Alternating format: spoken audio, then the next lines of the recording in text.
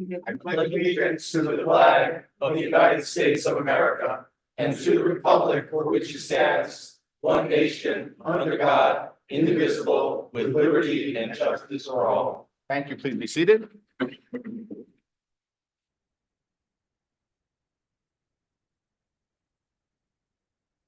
The next regular planning board meeting will be held November 6, 2024 at 7:30 PM via Zoom. Roll call, please, Yamilet. Mr. Albert, Here. Mr. Cardoza, Present. Ms. Gaffer. Here. Mr. Klein, Here. Mr. Morgan. Mr. Wilks, Here. Council President Rutherford, Here. Mayor McCartney. Present. Mr. Guarino, Here. Chairman Bago. Here. So we have minutes and resolutions. Resolution PB 24-12, Estate of Berman, a draft resolution. I make a motion, we adopt the resolution with conditions as written. Do I have a second? Second, Mr. Chairman. Are there any questions on the resolution?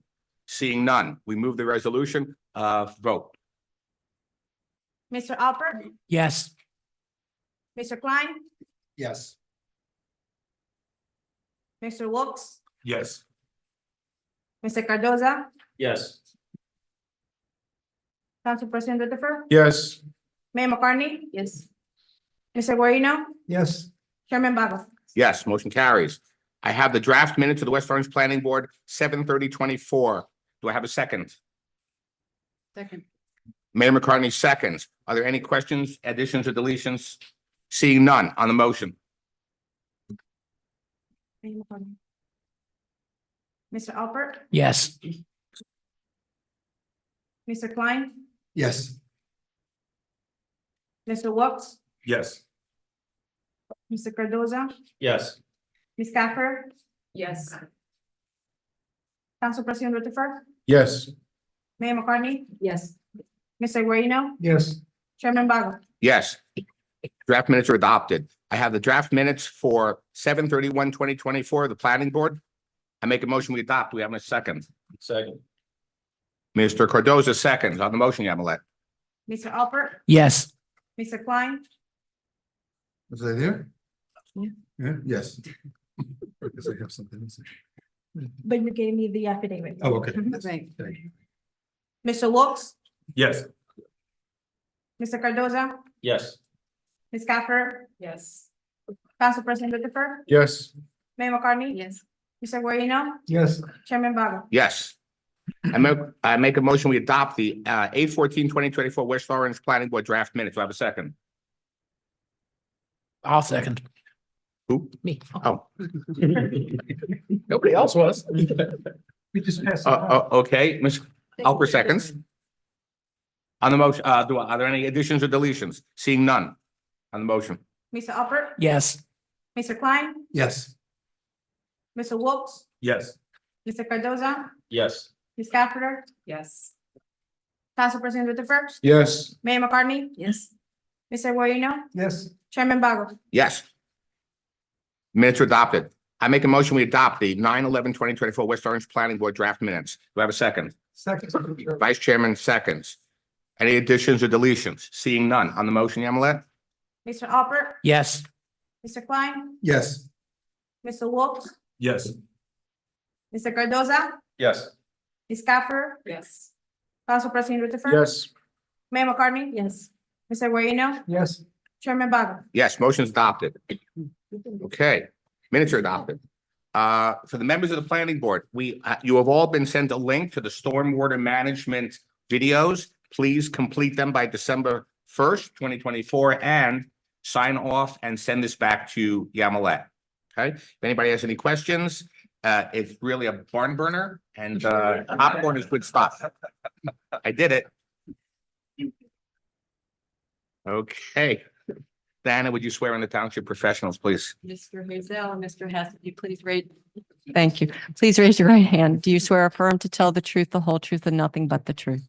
I do. Thank you.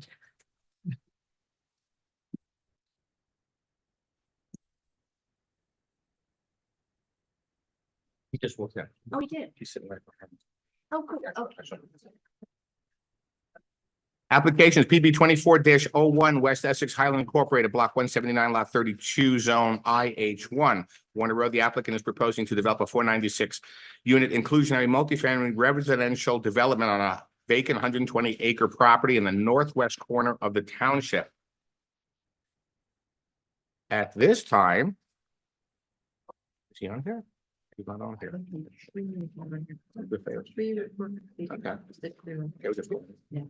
Okay. I'd like to call Mr. Wayne DeFeo for the tree report, complete file. You're gonna go there, or you gonna, I just want me to get up? You want me to go- Whatever it is. Whatever you I can sit prefer. here. Go there, so.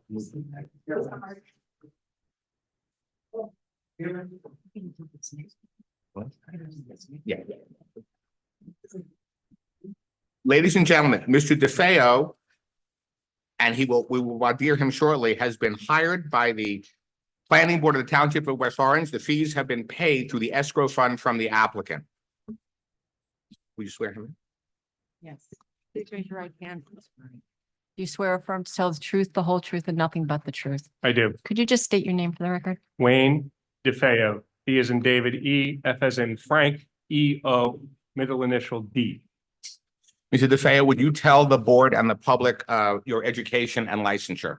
Yes, I have a bachelor's degree in biology from Montclair State. I don't say college or university because it's too confusing, and I don't want to admit my age. I have a master's degree from Montclair State as well in environmental studies. I have a teaching certification of science, K-12 from Montclair State, which is a lifetime certification because of the time it was received. I have taught at the New Jersey School of Conservation, where I received my master's degree. I have concentrations in study on environmental science, biology, botany, and ornithology, with focus on the entire environment as part of the master's program. For the past almost 4 decades, I have worked in the environmental field and currently work and have worked since 1995, running my own consulting firm, DeFeo Associates, which is an environmental consulting firm which focuses on sustainability, green building, and environmental sustainability in terms of development. I am a LEED accredited professional as well, with a concentration in building design. BD&C is called building design and construction. That means that concentration focuses on new construction in different areas. As part of a LEED accredited professional, excuse me, I will have worked on projects where we work on virgin sites and also sites that are existing with renovations to buildings from the sustainability standpoint. I have worked on buildings with regard to wellness, and I have worked on landscape designs and most recently volunteered, or was volunteered, I'm not certain which, working on the development of a rain garden for one of our local schools. I also serve as chairman of my environmental commission in my town, and I have also served as vice chairman of the Interstate Environmental Commission from 1992 to what I can't remember what year, which is a tri-state environmental commission authorized by Congress with jurisdiction in New York, New Jersey, and Connecticut. Are your licenses current in the state of New Jersey at this time? I am not per se licensed, but my LEED accreditation is, yes, Are you familiar with this site and the application? I am. And have you visited the site yourself? I have visited the site on numerous occasions since prior to the settlement agreement being signed to most recently in 2024. Okay, great. Mr. Plucker, after Mr. DeFeo presents, would you like to question him about about his report? Well, I guess it all depends on what he has to say, and I guess Okay. I should, for the record, Brian Okay. Blocker on behalf. of the And applicant. Mr. Efron, we reserve the, I'm sorry. Okay, would either you or Mr. Efron want to ask about his credentials? Well, I was going to raise that issue. Often boards do this and then later in cross, we raise that. So I'm happy to do it that way if that's the board's pleasure. That's fine. So during cross, Yes. we'll raise our Yep. our questions. Thank you. Good evening, Mr. DeFeo. Good evening. How are you this evening? Good, how are you? Good, thank you. Mr. DeFeo, Back up, I wanted to apologize for being late if I delayed. it's the okay, I was board. late too. Traffic, lovely. Okay, Mr. DeFeo, you have the floor.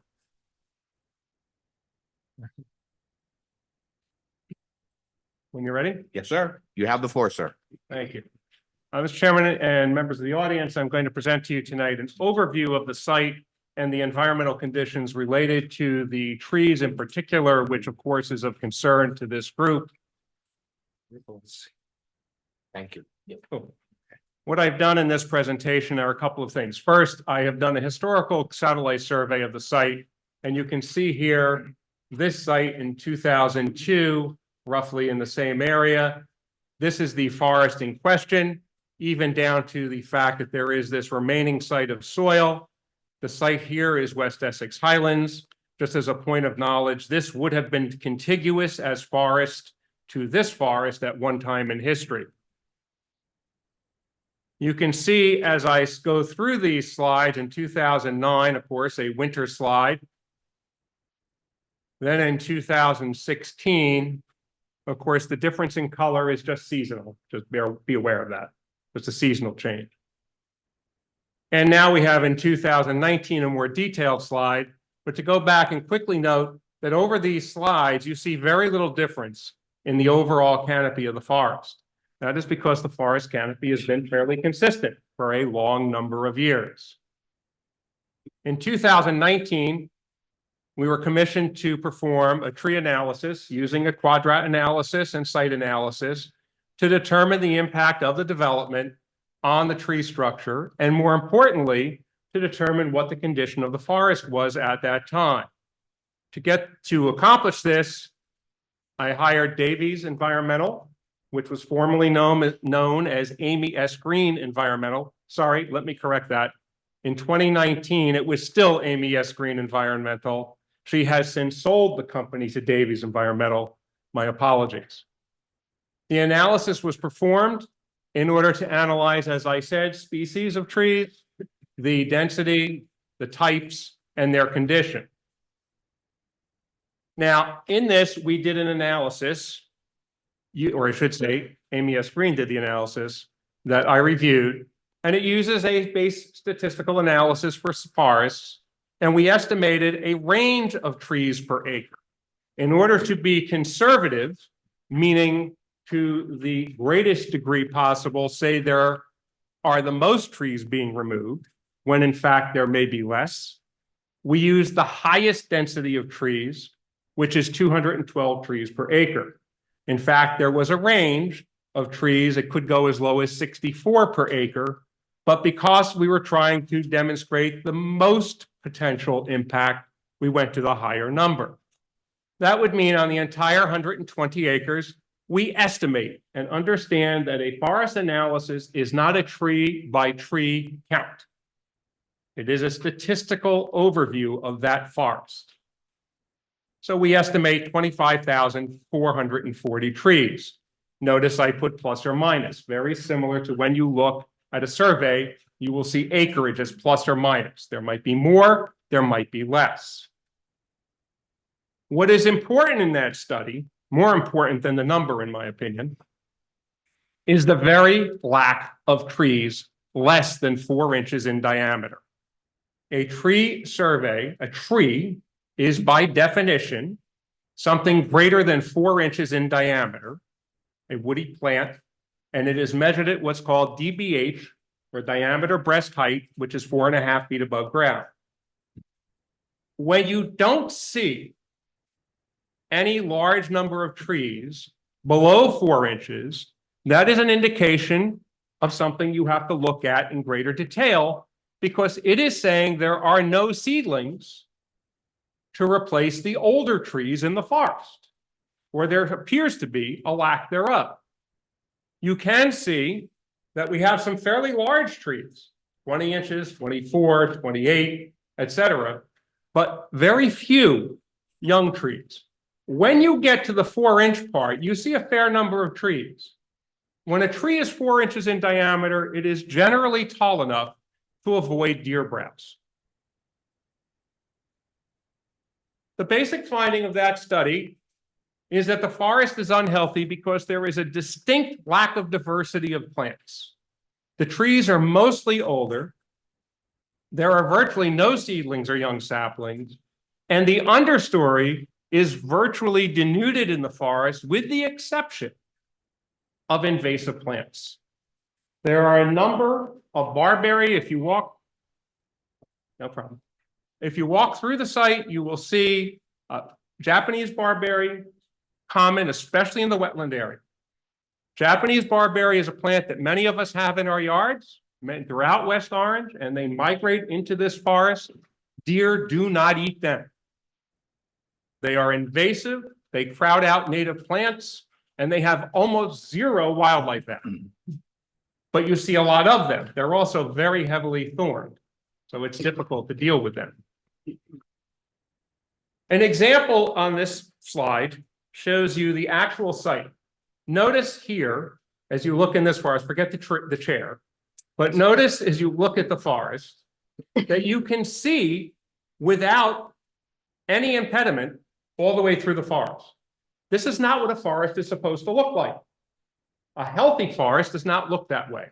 This is an example of a study done at another site. Again, same problem. I can see through the forest. Here, I've got some sunrise and sunshine, so I have some light undergrowth. You will see this also in this site, although I don't have images of it.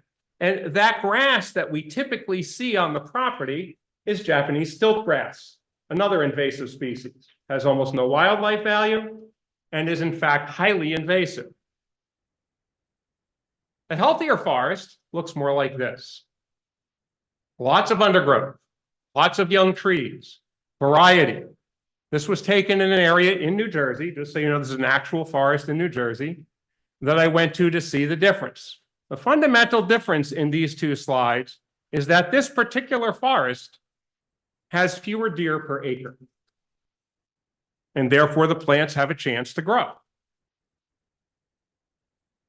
So what have we come across? Well, what we've done is we've suggested as part of this that we look at in the negotiations back in, I would say 2018, 2019 is my recollection. We made recommendation to say, how do we protect the greatest amount of forest? And how do we get the forest to regenerate? If we leave the forest as is, without any fencing, it will stay as it is today. Might these trees last another 100 years? They might. Although I will tell you in my last inspection, which was probably June or July, we did notice that we had beech leaf disease invading the large beech trees. This is a new disease coming into the Northeast that we don't know the cause of. We do know that within 5 to 10 years, it will kill every beech tree. And most of the trees that I observed were infected. You can tell the infection because it looks as though someone painted dark stripe, light stripe on every leaf as you look up into the canopy. Unfortunately, this is happening everywhere. I've walked through 3 or 4 forests since then, and it's not a good sign. Historically, as you know, the ash trees in this forest are doomed. Ash is a species that we don't know how much longer it will live in the Northeast. It is a native species.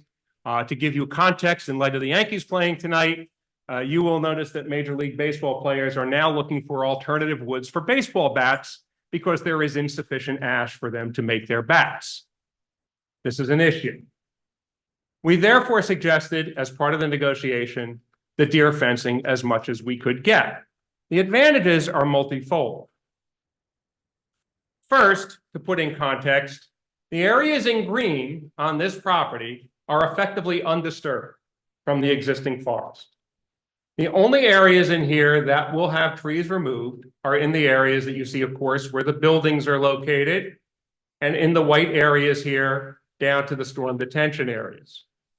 The areas in dark green, which are undisturbed but will be deer fenced, are designed to allow for regeneration of the forest.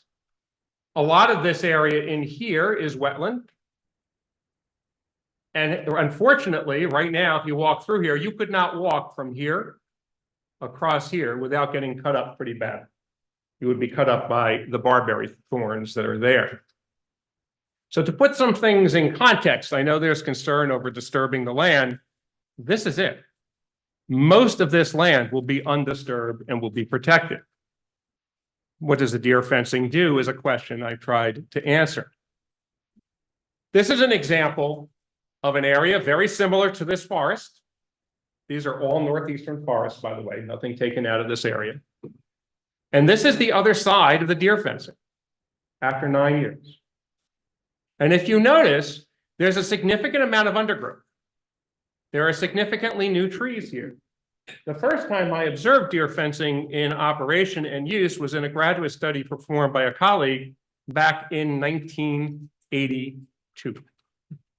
And I can tell you that forest is almost fully regenerated. Effective deer fencing design is critical. If you don't do it correctly, it doesn't work. In my report to the planning board, you will see a recommendation by the New Jersey Department of Agriculture for a specific design in deer fencing, which will be this design. This was taken at the largest deer fenced restoration area that I know of in New Jersey, a total of 640 acres, fully deer fenced. It's in Hillsborough at Duke Farms. The Duke Estate is a preserved 2,700 acre estate. They have fenced 1 square mile, which is 640 acres. And they are studying the impact of how effective deer fencing can be. Deer cannot get through this fencing, obviously. They will not jump it. Deer have a limit typically of 6 to 8 feet. And you will notice the large spacing here. Small animals will have no problem getting through deer fencing. That was a concern raised in several of the hearings before. Fox, try to keep a fox out of anything, and that's not going to be done if you've ever had chickens, or had chickens is the operative word. And other small game will have no issue. The issue of chipmunks, birds, they have no impact on deer fencing, and deer fencing has no impact on them. These images are all taken at Duke Farms. This is 3 years worth of growth in a protected zone. Now, I'm going to go backwards quickly and then come back. Notice, all right, what am I doing? Oh, there we go. I'm going too fast for the computer. Sorry. See here? Put that image in your mind. Put that image in your mind. Sorry. There we go. And put that image in your mind. That is a significant change in growth pattern. Within a couple of years, you really don't even know the deer fencing is there. Vines love deer fencing, by the way, as you might imagine. This is deer fencing, again, taken at Duke Farms because it is the largest that I know of and the oldest study that's been done in New Jersey in terms of continuous use. I don't see the deer fencing. I had a hard time seeing it, and I was standing next to it. The undergrowth will come into play and take over on that site. Another advantage of undergrowth is, of course, that the more growth I have, the more plants I have, the more water I will absorb if I'm the ground. The more undergrowth, the more water absorption. The more water absorption, the less runoff.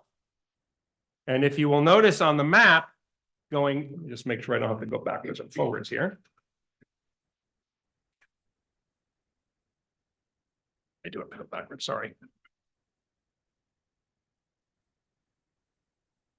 Come on. There. I speak in Italian. No one else speaks Italian here. There. If you'll notice here, a lot of the deer fencing. No, I'm sorry. You just know what screen it is because there's no page numbers. This is the schematic of the plan. Just use SP11. Would that be helpful? Yeah, that's Okay. If you notice on this drawing from SP11, a large section of deer fencing is on the steepest slopes. The undisturbed area is also in here, and on this side where it gets a little bit steep, not too bad, but this one in particular, as this area fills in with that new growth, there will essentially be sponges, for lack of a better term, and it's not a technical term, into the ground. In addition, from a visibility standpoint, as that growth becomes denser, seeing through this space will be harder and harder. So natural growth regeneration reduces visibility through the forest, which to some people is disturbing, but to others makes sense. and it will increase water absorption.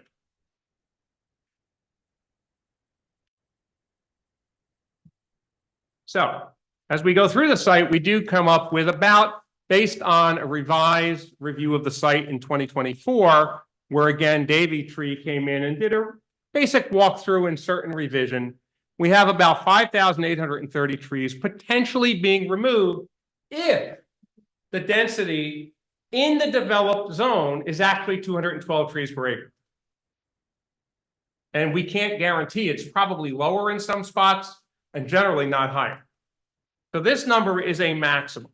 The number actually decreases because the applicant actually has reduced the acreage of disturbance from what was allowed in the settlement agreement. So therefore, there are fewer trees potentially, and that's a very important word, potentially impact. In this proposed site, should it be approved, you have 77% approximately of tree cover preserved in perpetuity. The negotiation called for, in this case, and actually not on 33 acres, but only for 30, the applicant increased by 3 acres the total deer fencing, 33 acres of deer fencing. The 8-foot height will prevent deer from entering that area. Now, another question had been raised in one of the earlier hearings. What happens to the deer in the fenced area? The deer will be herded out of the area before the fence is closed with a gate. Each deer fenced area will be gated. The applicant can use that land for trails or recreation if they so choose. That's up to them, of course. But the deer will be driven out of that particular area. In both of my visits to the area, I counted approximately 8 to 10 deer maximum on the property. Not saying there aren't, and I am not saying that there aren't more deer on that property, but I will tell you their health will be limited by browse. The nearest deer fencing project in New Jersey to this site would be South Mountain Reservation. South Mountain Reservation has certain areas that they want to protect in the park with deer fencing surrounding them. The second area here, we use the tree laws here. Now, this is per the plan. We are looking at, this says trees save 0. Understand that that's assuming that every tree has to be removed. And we don't know that today. But for worst case scenario, my report projects the most number of trees. If trees can be protected, we will work with the applicant on that. On that same path, understand that when this project starts, we will be out there with a representative from Davey Environmental, who I've retained for this process, to make certain that we do not leave the area of allowed disturbance.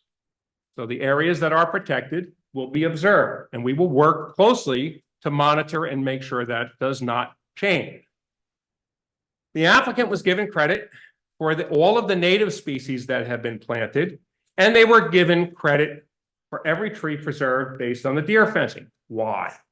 Well, as I would point out to you, most recently in the Association of New Jersey Environmental Commission's report for the fall, if you look in here, there's a large article on tree death in the Northeast and the Mid-Atlantic. There is an entire section of this report talks about using deer fencing as a way to preserve and protect forests to allow them to regenerate. Their one caveat on deer fencing is the cost. That it's expensive to put acres and acres of deer fencing in. In this case, the applicant, when we negotiated with the applicant, we gave credit for that deer fencing to encourage that expense, if you will, because it's a big expense. The best price I have that I've seen on deer fencing is about $20 per linear foot. Think 33 acres and how many linear feet that is. So the applicant was given credit for the deer fenced area to encourage more area to be deer fenced to encourage greater forest growth. In addition, the native trees, shrubs, and perennials, grasses and ground covers that the applicant has agreed, and by the way, these all, in terms of specific species, are subject to further discussion. Just as a point, we've already had discussion on one native species and substituting it for another, due unfortunately to climate change. We don't want to put a tree in that just can't survive. This is now your seed nursery. These shrubs will create seeds. Those seeds will be spread by wind. They will be spread by birds. They will be spread by animals. Well, if they land outside the deer fencing, they might live. But if they land inside the deer fencing, they have an infinitely better chance of growth. So we will try to encourage a greater amount of native growth into the forest. As I said to you, one of the sad parts of this forest is it's filled with invasive species, mostly from the backyards of neighboring properties, because they're planted there. It's no one's fault. We allowed them to be planted in New Jersey. It is what it is. This growth will be encourage two things. One, it encourages, as I said, the growth of new plants and absorption of water. And two, the new plants over time, in studies that have been done throughout the country, can start to crowd out invasive plants. One of the beauties of native plants is, given time and given the right conditions, they can compete against invasives. It's good news going forward. That means we will preserve more land. We will preserve a number of trees. Most importantly, we will be reseeding by nature and allowing the trees that are still left in that forest after the beech and ash die out, which we know will happen, for new trees to come in, which will be predominantly oak maple, but will be others as well. We will have native shrubs and native flowers able to grow in that area, which are having a hard time today. The applicant's design reduces the footprint. This was also part of the negotiation. How much more can you put under a building applicant to save more forest? The applicant agreed to 100% native plants.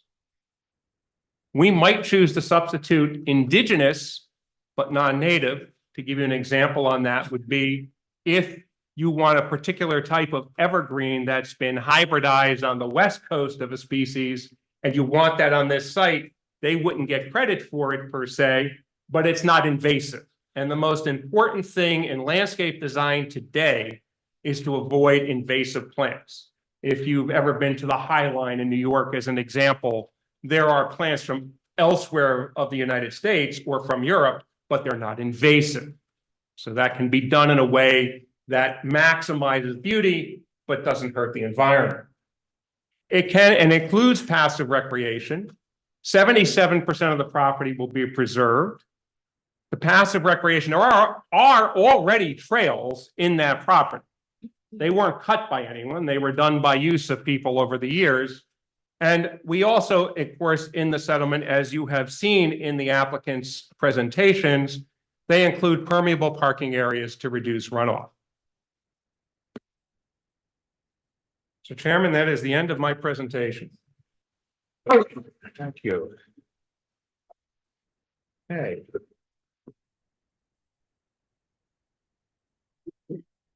Start off with the board. Do any members of the board have any questions for Mr. DeFeo? We're going to start off with Mayor McCartney. Thank you, Chairman.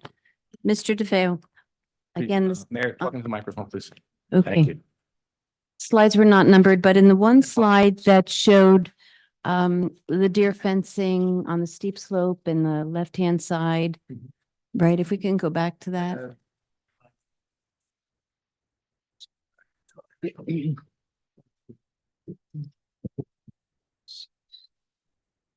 It's slide 8. Yeah, it showed the development. I just saw it was like 3 or 4. Go back. Oh, I'll do it. It'd be faster if I do You it. know,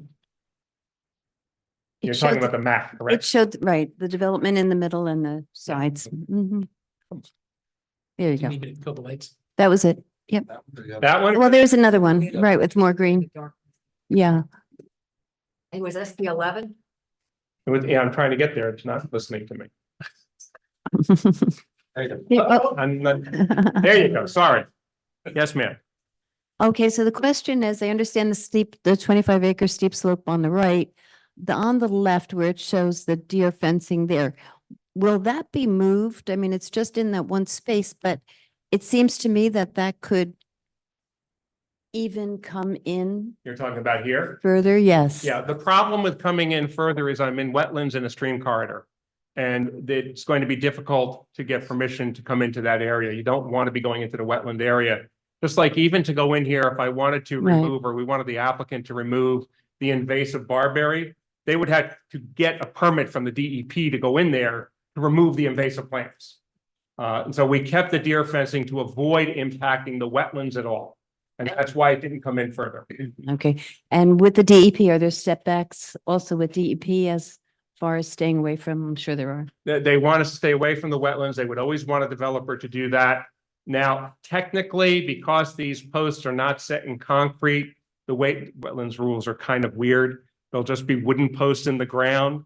In theory, they could be where they are, which is very close to the wetland, Mhm. but the department still has very big problems with you digging holes in wetlands. So really, this is about as far out as it could go. Okay.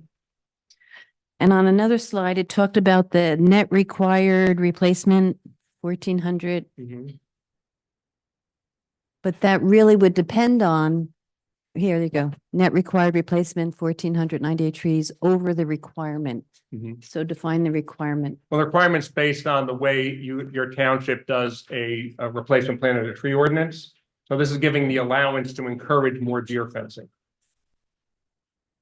Could the mayor just speak up a little bit? I'm sorry.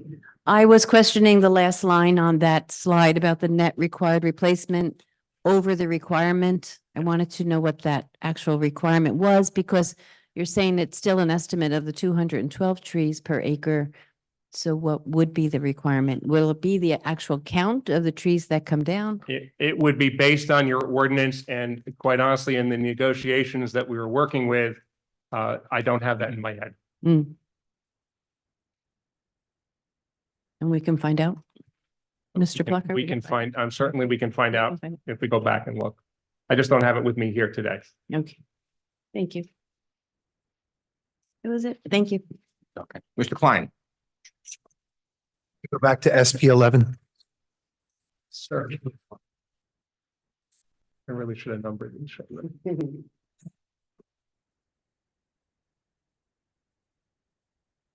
Or even that one. It doesn't Yeah, like. that's good. for That's some good. reason. Yeah. So by putting the deer fence and sort of, I don't know, blocking their path, how will that change the migration, the Mhm. traveling patterns of the deer? You know, that's a good question. Deer fencing does tend to impact migration. The important thing here is that deer are moving, no matter how you look at this, if there's no fencing here, the deer are moving freely like this. Randomly. It's a total random movement. There are deer paths that you will see in here where deer have traditionally walked, let's say this line. That's very common in a woodland. You'll see where they've walked through. It's hard to see in this forest because we don't really have enough undergrowth for them to collapse when they walk through, but they will walk everywhere. It's a little harder to judge them. You can see it. You just have to look carefully. The deer will have to do this, or they'll do this way. Those that are in here, there may be some that will stay. The rest will move around as they do today because the forage isn't very good in here. There is forage, but it's not great. So they're moving around today. They will just take a longer path. Will it affect, how will it affect the neighbors? In other words, the neighbors to the east, it looks like the deer will be blocked. The neighbors to the north, it looks like they might be funneled towards the north. Well, not towards them so much, but they'll come around this way. This is still vacant land right now. Here, there are no houses right here as of yet. Will the deer move to other yards? Probably it's what they're doing today. Where there's no forage, they're moving around. Will it impact those yards? Well, there are three things that define what deer impact will be. What have the neighbors planted in their yard? If they planted hosta and a deer walks through there today, they're probably going to eat it anyway. If you plant something in your yard that a deer likes, the fence is irrelevant. They're finding a way to get there. If you plant things that are, and I want to use the word deer resistant, because there is no such thing as deer proof, except apparently for barberry. Because deer, when they are hungry, like anything, will eat. So the answer to your question is, will deer move? Yes. Will they go to anywhere else to eat? Yes. But of the 77% of this land, let's see, it's 33 acres of deer fencing, 20, let's say 30, just for math's sake, that's 66 acres. There's still 60 acres of open space here. The deer can walk around it. It's not like the whole site is being closed off. Right. You also said that the fenced-in deer areas, the undisturbed areas, they could be used as trails? Well, this area has a number of what I would call, it's not my judgment to say, but I would call them, since I haven't walked it that often, probably, for lack of a better term, illegal trails, people using the property. But those trails could be historic and going back 50 years for all I know. There are human trails that have been cut through here by use. I've seen occasional deer paths through here, but that was because I went off trail and looked for where the deer were going. So I was essentially tracking. Right. But I mean, you said that it's going to be fenced in. There'll be some gates, I guess, to be able to get in there to maintain, to be able to open the gate. Yes, Doesn't that kind of there will defeat- be 2 sets of gates in here at least, so that, and it's up to the applicant, although the applicant has said to me, they expressed an interest not so much on this side here, the east side because of the steepness, yeah. but over here to potentially make this a walking recreation area for the people in the complex, so they could walk through the woods. But then the deer will be able to get in there The too. the gate would have to be locked behind you. All right. This is not uncommon. Normally, when you want to use a deer fenced area, we use what's called a double gate. You've been to a dog park? Oh, okay. The same concept as a dog park. You lock the outer gate, then open the inner gate. Okay. Could people make mistakes? I can't attest for human behavior, but that will be a management company issue, or they could, of course, say, I'm gonna lock it up and that's it, and we just go in for maintenance. As part of the settlement agreement, you should be aware, this fencing must be maintained in perpetuity. By the applicant. This is not municipal land. Right. This is all going to be private property. That's it for me. Thank you.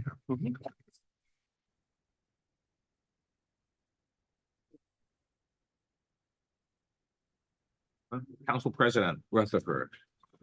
Thank you, Mr. Chair. Thank you, Mr. DeFeo. I have a few questions.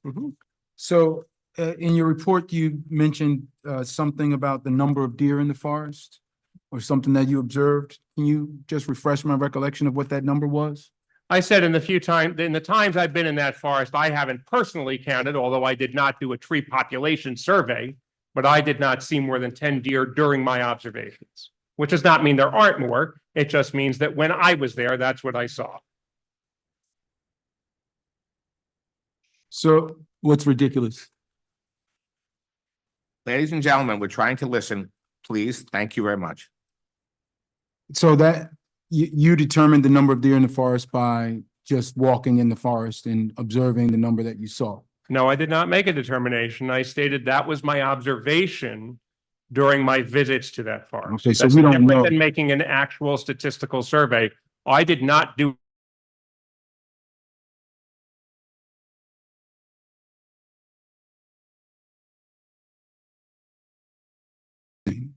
You mentioned that this is designed to encourage more area to be fenced in, or you made some testimony about that. Can you refresh my recollection on that? The statement was during negotiations, the question was, how can I get and work with the township to maximize preservation of the forest and encourage regrowth of that forest, having seen its health status in the first time I went through it? The best way, as I know, to go to regenerate a forest is deer fencing. But as I stated, deer fencing on a linear footage basis is very expensive to install, and it is often considered the last thing you want to put in because of cost, not because it doesn't work, but because people don't want to spend the money, especially for this style of deer fencing. This isn't like what you put in a backyard. Thus, to encourage the applicant to fence more area, in the negotiations, a recommendation was made and accepted to give more credit for more acreage of deer fencing.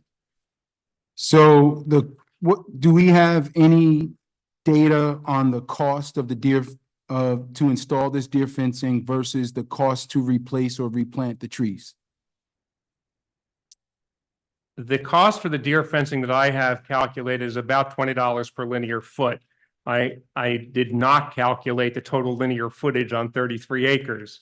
But the cost to replant the forest, I will tell you, most likely would be less on the initial planting, depending on the saplings and seedlings you plant.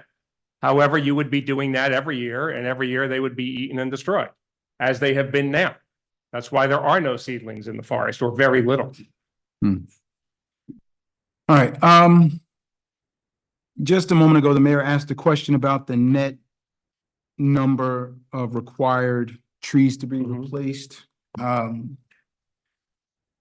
It's one of your slides. The top of the slide, it says tree preservation restoration plan. This one? It says at the bottom, net required replacement is 1,498 trees over the requirement. Correct. I didn't understand that answer. The answer was, I don't have your, it was based on your tree ordinance. I just don't have what the required calculation is based on that ordinance at the time of the negotiation, which is how this came about. I don't have that baseline in front of me, but that's what it is based on. So it was based, the net number, and I'm a layman, so you gotta help me understand this. The net number of required trees to be replaced is almost 1,500 more than what the ordinance would have required at that time. No, it would be less. We're giving credit for 279 native trees. They're getting a credit of 7,123 trees for the deer fencing based on the density of trees and the acreage that's being deer fenced. That is 1,500 trees more than they would have been required to replant. So this number would be 1,500 less, is the point. We're giving the credit given to deer fencing is designed to maximize the forest. Oh, sorry. I just want to confirm, when you're talking about the ordinance, are you talking about the ordinance for this zone, or are you talking about the tree ordinance? The tree ordinance. That was in general for the whole. In general town for the whole town at the that time. time. So that, what the chairman just handed you is a copy of the ordinance for this zone. So No, that's that- different. Okay, so that's not clear. No. So what is the formula? I don't have the formula in front of me for the ordinance. But no, what is Done the this. formula used to determine the credit for the deer fencing? 212 trees per acre times 30 acres. So. Yeah, I mean, you can't use 212 trees per acre to calculate the number of trees removed without giving the same credit to put them in. So it's an equivalent value either way.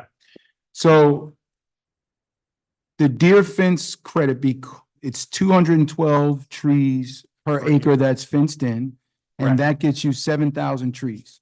Correct. So by not planting a single tree or shrub or anything else, this applicant gets a credit for over 7,000 trees planted. That's correct. Okay. I just want to understand, because that doesn't seem logical to me. Well, you have to understand the condition of the forest. Right now, you have a forest that effectively, for practical purposes, is in decline. If you want to regenerate and bring that forest back, you must do something. So you can do any number of things. There are lots of plans and lots of programs that are used to regenerate forests. Many are unpopular. And for example, in the South Mountain Reservation, I'm sure you've all heard of deer hunts. I don't think that would be highly popular, but it certainly would help if you were in a pure mathematical perspective.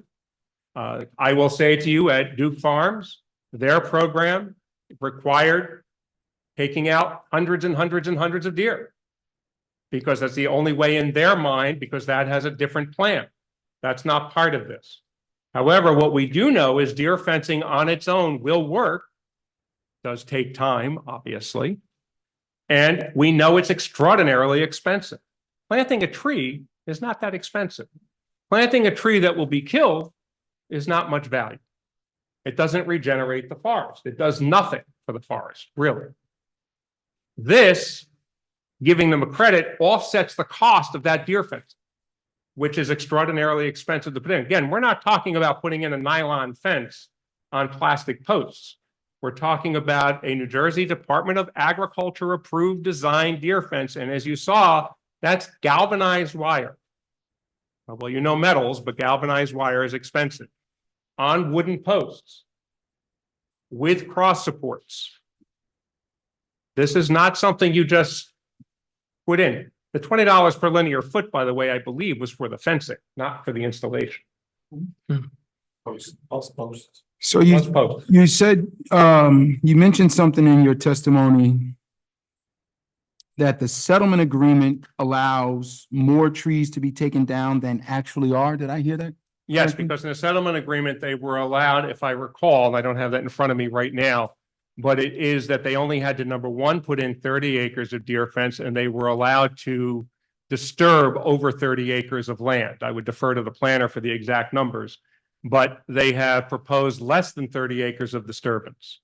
So therefore, there is less tree damage. And more fence. And more fence. They proposed 3.6 acres more of deer fence. And I want to say 2.3 acres less of disturbance, plus or minus. So equivalently, that's like saying 6 acres less of any disturbance, which is significant acreage. Mr. Chair, or perhaps to our board attorney, we've heard this settlement agreement be referenced multiple times in the testimony by various people, including Mr.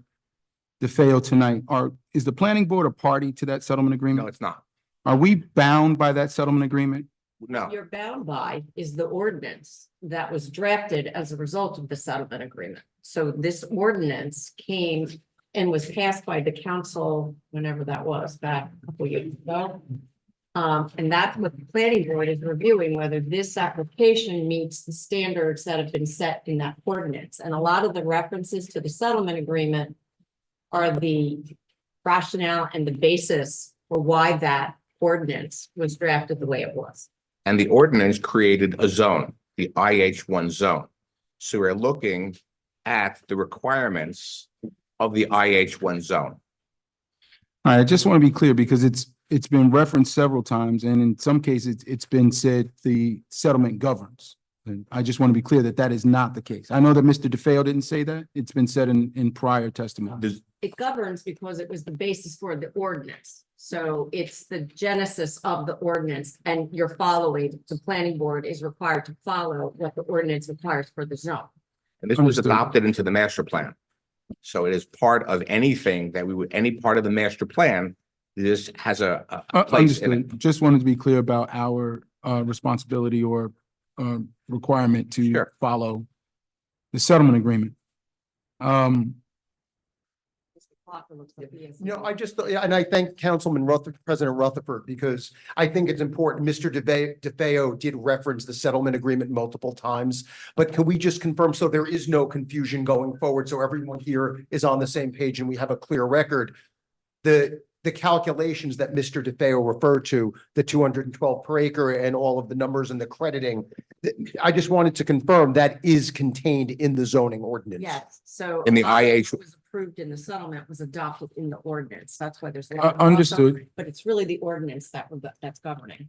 Mr. Efron, Yeah, I think Council President Rutherford's question goes to the issue of, is the settlement agreement itself deemed binding as a separate entity from the ordinance? And I'm not sure, Ms. McGovern, your answer, with due respect, necessarily explains this.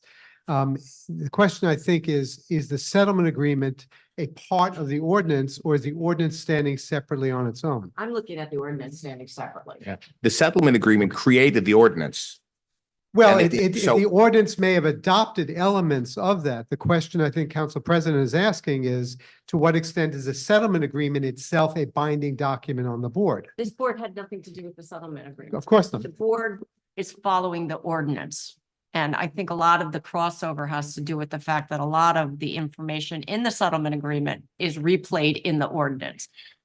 Well, it would be helpful for me if instead of all of these references to the settlement agreement, which all of us have now heard for months, that we would then reference the ordinance instead of the settlement agreement, especially when there may be some confusion or there may be an element that's in the settlement agreement that is not in the ordinance. That's a very good point. We will continue to do that. Mr. Yeah, Plucker. and one thing I can represent is that the ordinance was, a draft of it was attached as an exhibit to the settlement agreement, and the town council adopted that ordinance in that form.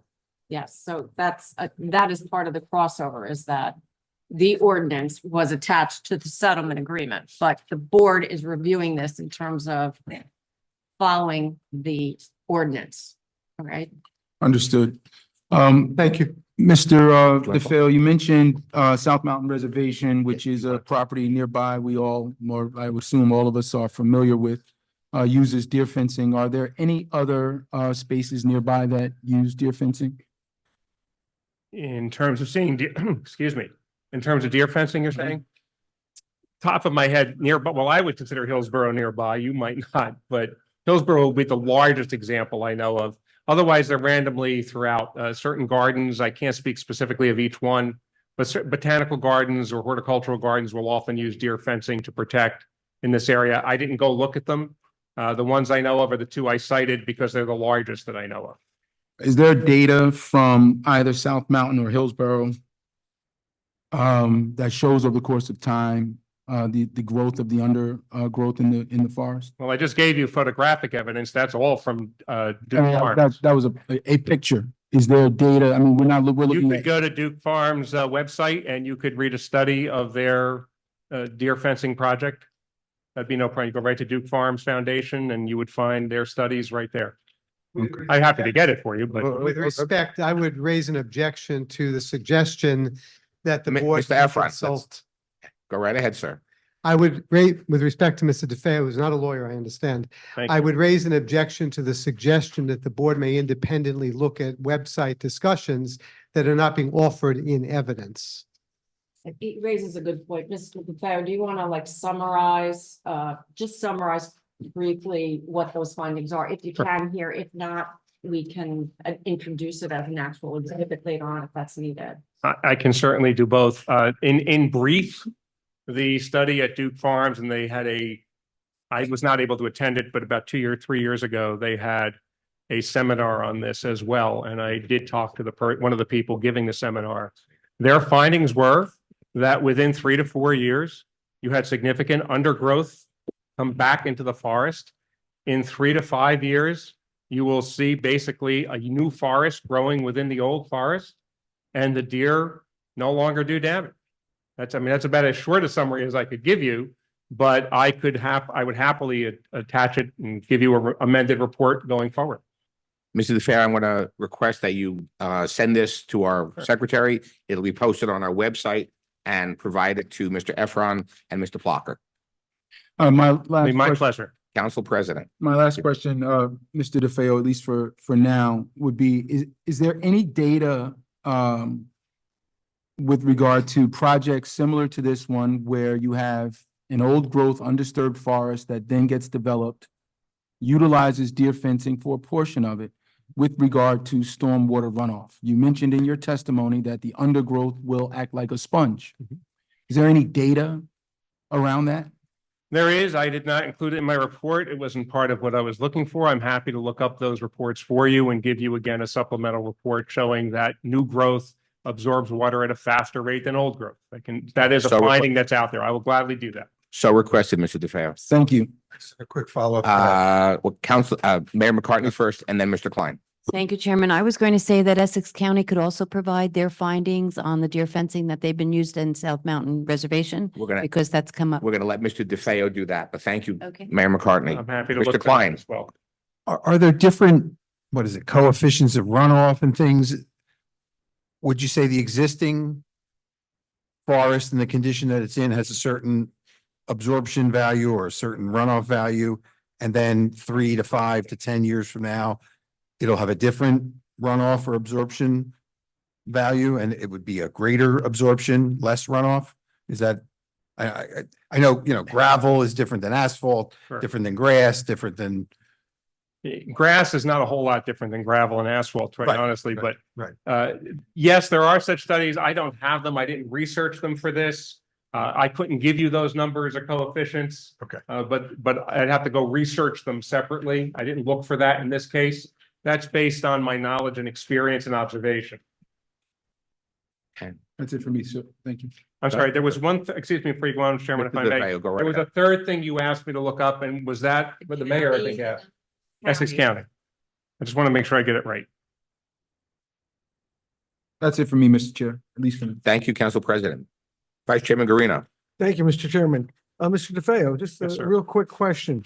Just with, environmental issues right now, the current invasion of non-native to North American pests, i.e. spotted lanternflies and Juro spiders coming into the area, and the effect with the forecast and current moisture and rain distribution, what kind of effect did that have, or did you take into consideration in your forecast for reforestation and regeneration? Well, I don't know of anyone that's done a particular study on this level of drought in New Jersey and impact. Clearly, you're not going to have seed germination at this time of year as a rule anyway. We're going into the end of the growth seasons. Secondly, in this kind of a drought, obviously seeds cannot germinate. That's basic science 101. As far as the change in climate going forward in the invasive species, certain invasive species, of course, are hosts to spotted lanternfly. The good news is this year, believe it or not, we haven't been stomping as many spotted lanternflies as we have over the past few years. We don't quite know why, but we are finding that to be good news. We have found that some native spiders and native insects are eating spotted lanternfly, as are some bird species. They're, I guess, acquiring a taste. We will have a new spider coming in soon that also has a taste for them. You probably have heard about. It's a very large spider, harmless, but likes them, which is good. As far as the impact of regeneration of the forest, it clearly would slow it down. And that's just common sense. It is basic science. Can I say what will happen as we go forward? And if we have droughts of this duration in perpetuity, well, it wouldn't make much difference if there was deer fencing or not, because nothing's going to grow anywhere. We have to hope, truthfully, you have to hope for some rain. That's the best we can hope for. Clearly, it'll slow it down. Invasive species, clearly emerald ash borer, wiping out our ash trees. Spotted lanternfly doesn't per se wipe out a particular species. The key is to get rid of invasives like Ailanthus, which is a host species. We'd like to make sure that doesn't occur. I did not see much Ailanthus in that forest, which is good. But getting rid of invasive species helps because invasive species are often hosts for invasive insects. And that's something that we would like to reduce. Thank you, Mr. DeFeo. Thank you, Mr. Chairman. Mr. DeFeo, is there any federal or state organization that the applicant can be supplied with seedlings to replant in the forest to help move things along? There are programs run by the Department of Environmental Protection each year and the Department of Agriculture to give out seedlings. I'm not certain a commercial developer or a professional developer would be eligible for them for free. But there are programs federally and on a state level for that. I haven't looked into the specifics. They're typically designed for homeowners and towns looking to do local parkland. Could you look into that and see Sure. if the developer and or the town could find that out and start replanting as part of this project? Mr. Alper, thank you. Mr. Alper. Thank you. Mr. DeFeo, I'm going to apologize. I'm going to jump around because I've got things from your testimony, things from your written report, and a lot spurred by questions Council President Rutherford had. First, the idea of a tree credit for the fenced area, is that common in projects like this? It's a very good question. Projects like this are not common. Mm. I have not seen, and I have spoken to environmental chairs from multiple towns and planners from multiple towns and counties that I work with or know over years. And I said, has anyone ever had this type of ordinance? I won't use the word settlement agreement again. This type of an ordinance with environmental safeguards of this type, with this type of mandate done before? Because when I started these negotiations, the first step I made was to contact colleagues and say, hey, I've been asked to do this negotiation. I've never seen this literature. Have you? No. To tell you how much no one has seen it is, I'm going to use the word settlement agreement again because I don't have the ordinance, but the negotiated pages from the environmental settlement element, the one section that says environmental, I have been emailing around the state to other colleagues who have asked for it. And in fact, even in my own town, we now use it as a handout for developers as a guideline. So the short answer is no. So it's a unique idea. So there's I nothing, don't to know, com- I there's don't nothing to take credit for compare it it as a to. unique idea, but I give your town credit for pushing for the question and saying, make environmental concessions part of this somehow. Is there any chance that DEP would deny, if they even can deny, the ability to put in the fence, especially on the wetland side because of the proximity? Well, we're not going into the wetlands, so we're fine there. Even if we were in the the zone where we have the buffer zone to a wetland, we would still technically be fine under the Wetlands Act. If I put a wooden post into the buffer zone, I'm okay. Huh, If I okay, put a wooden post in concrete in the buffer zone, I'm in trouble. It's gotcha. a So there's no strange chance little- they can tell us we can't do it at some point. Correct. Okay. Nothing permanent is the answer to your question. Gotcha. On the deer, would it be reasonable to expect that the displaced deer, could become problem deer, not just in the yards, but in terms of traffic and cars, collisions, that sort of thing? You know, I would suggest to you that the deer are already a problem for traffic in neighboring yards. We're not talking about, again, there's 60 acres for them to roam in and eat on that property and continue to eat. I don't have a density of deer per acre, but I know if you look at South Mountain Reservation's density of deer per acre, it's way too high. They will move. There is no doubt about it. Will they be a greater traffic problem than they are today? I couldn't answer your question. If it were desired to get a deer population survey, how would that take place?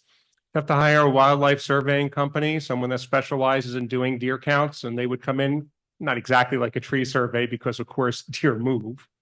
But you would do that kind of a count and come up with a density per acre. You could read, well, I get it for you, but if you look at South Mountain Reservation, they've done a deer density survey there. Duke Farms, anyone that has deer problems does a deer density survey. Any survey I have read for anywhere in Essex County says we have too many deer per acre. Would you recommend that one be done as part of this project? Is it important to know the actual number or an actual, to have an actual estimate of the number, the density? In my opinion, no. I'd be happy to research it further. I don't see that this has enough impact on the deer population. The deer population is impacted by many factors. Sure. And one of them is just general development, you know.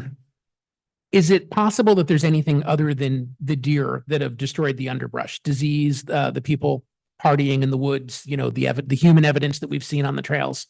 I'm sorry, could you repeat that? Is it possible that something other than the deer is contributing to the loss of underbrush? So that in which case maybe putting in deer fencing wouldn't restore the underbrush because it's a disease like with the trees or it's human activity trampling? The human activity that I observed over the last 4 years, plus or minus, tends to be very confined to very specific sites.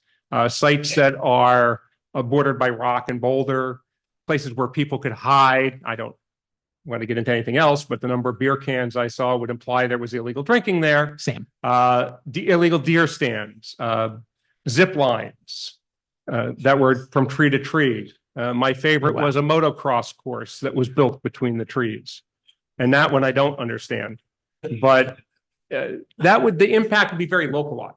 The impact of lack of undergrowth is throughout the forest. And humans aren't going at that level throughout the whole forest. Okay, that makes sense. How much maintenance does large scale deer fencing need? It really all depends on the weather. Galvanized deer fencing is going to last a long time. Galvanizing is an old process and it tends not to rot out. If something falls on it, i.e. a tree falls, that needs maintenance. The posts, I did check at Duke Farms, their wooden posts have been in the ground in some cases over a decade without any rot.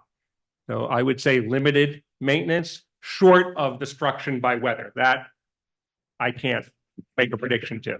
Is it feasible to make a maintenance manual for that? Sort of like you have to have maintenance manuals for the stormwater systems? In the report that I submitted to the planning board, you will see the New Jersey Department of Agriculture requirements for the deer fencing, and that will reference what needs to be done. Okay. I think you were asked a variant of this. Any idea how long it would take the undergrowth in the fenced areas as it starts to regenerate?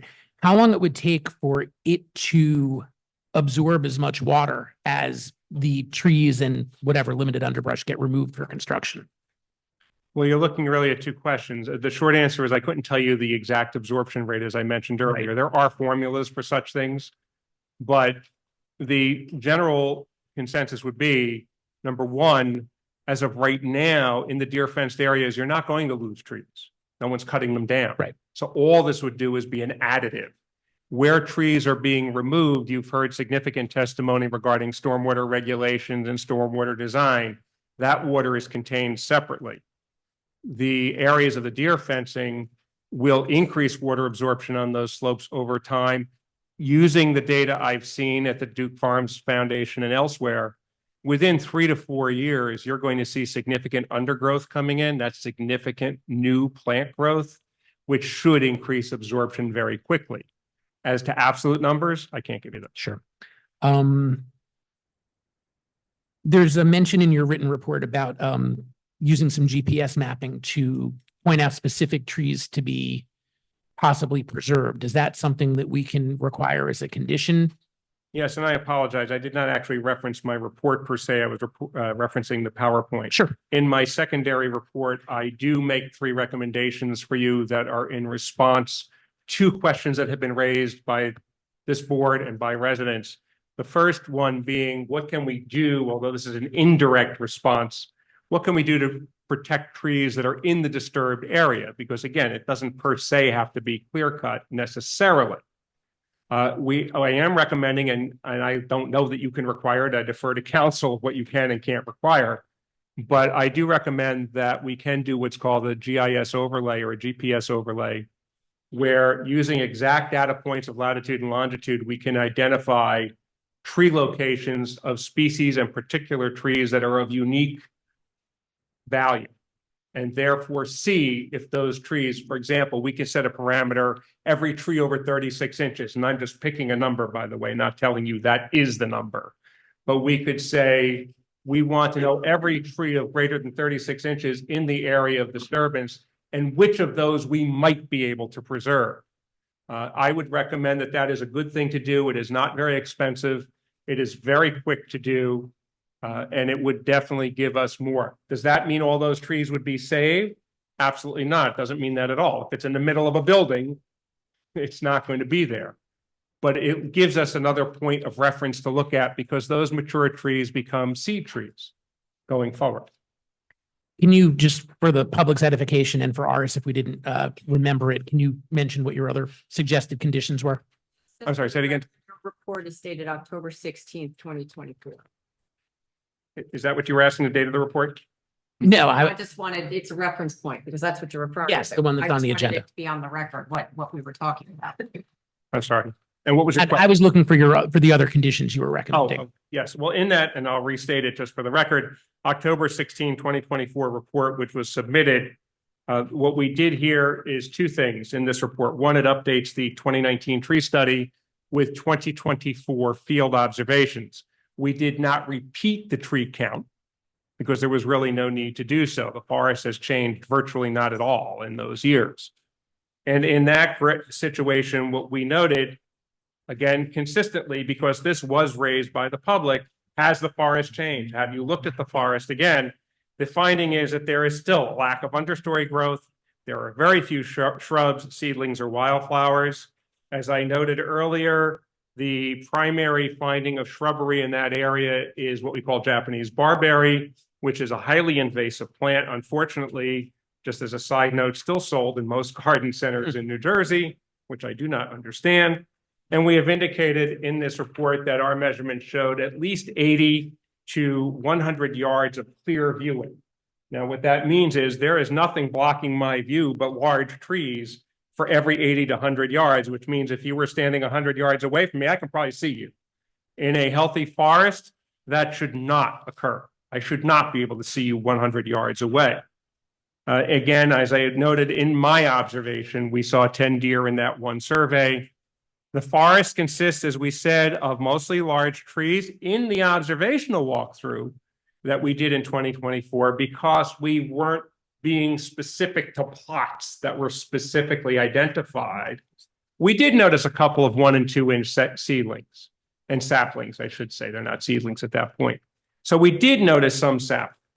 We also, because again, the question was raised, we did a little more identification of some of the tree species. I will not go through the Latin names at all that are in the report, but you can look them up. Numerous species of oak. That makes sense. This is an oak mixed hardwood forest, which is common to this part of New Jersey. We noticed multiple maples, hickories. We also noted, I want to know pleasantly and surprisingly, some flowering dogwoods as an understory tree. They were fairly large, which means they survived the deer. Unfortunately, also, I would point out to you, sadly, that flowering dogwood is subject to a disease called anthracnose, which is a fungus. And unfortunately, we're losing a lot of native flowering dogwoods as well. They have a shot at survival. It's not something, it's native, it's a native disease. We think they'll survive. We did also notice American beech, which I did mention to you as being a tree that I do not expect to see there within a decade or two at most, because of beech leaf disease.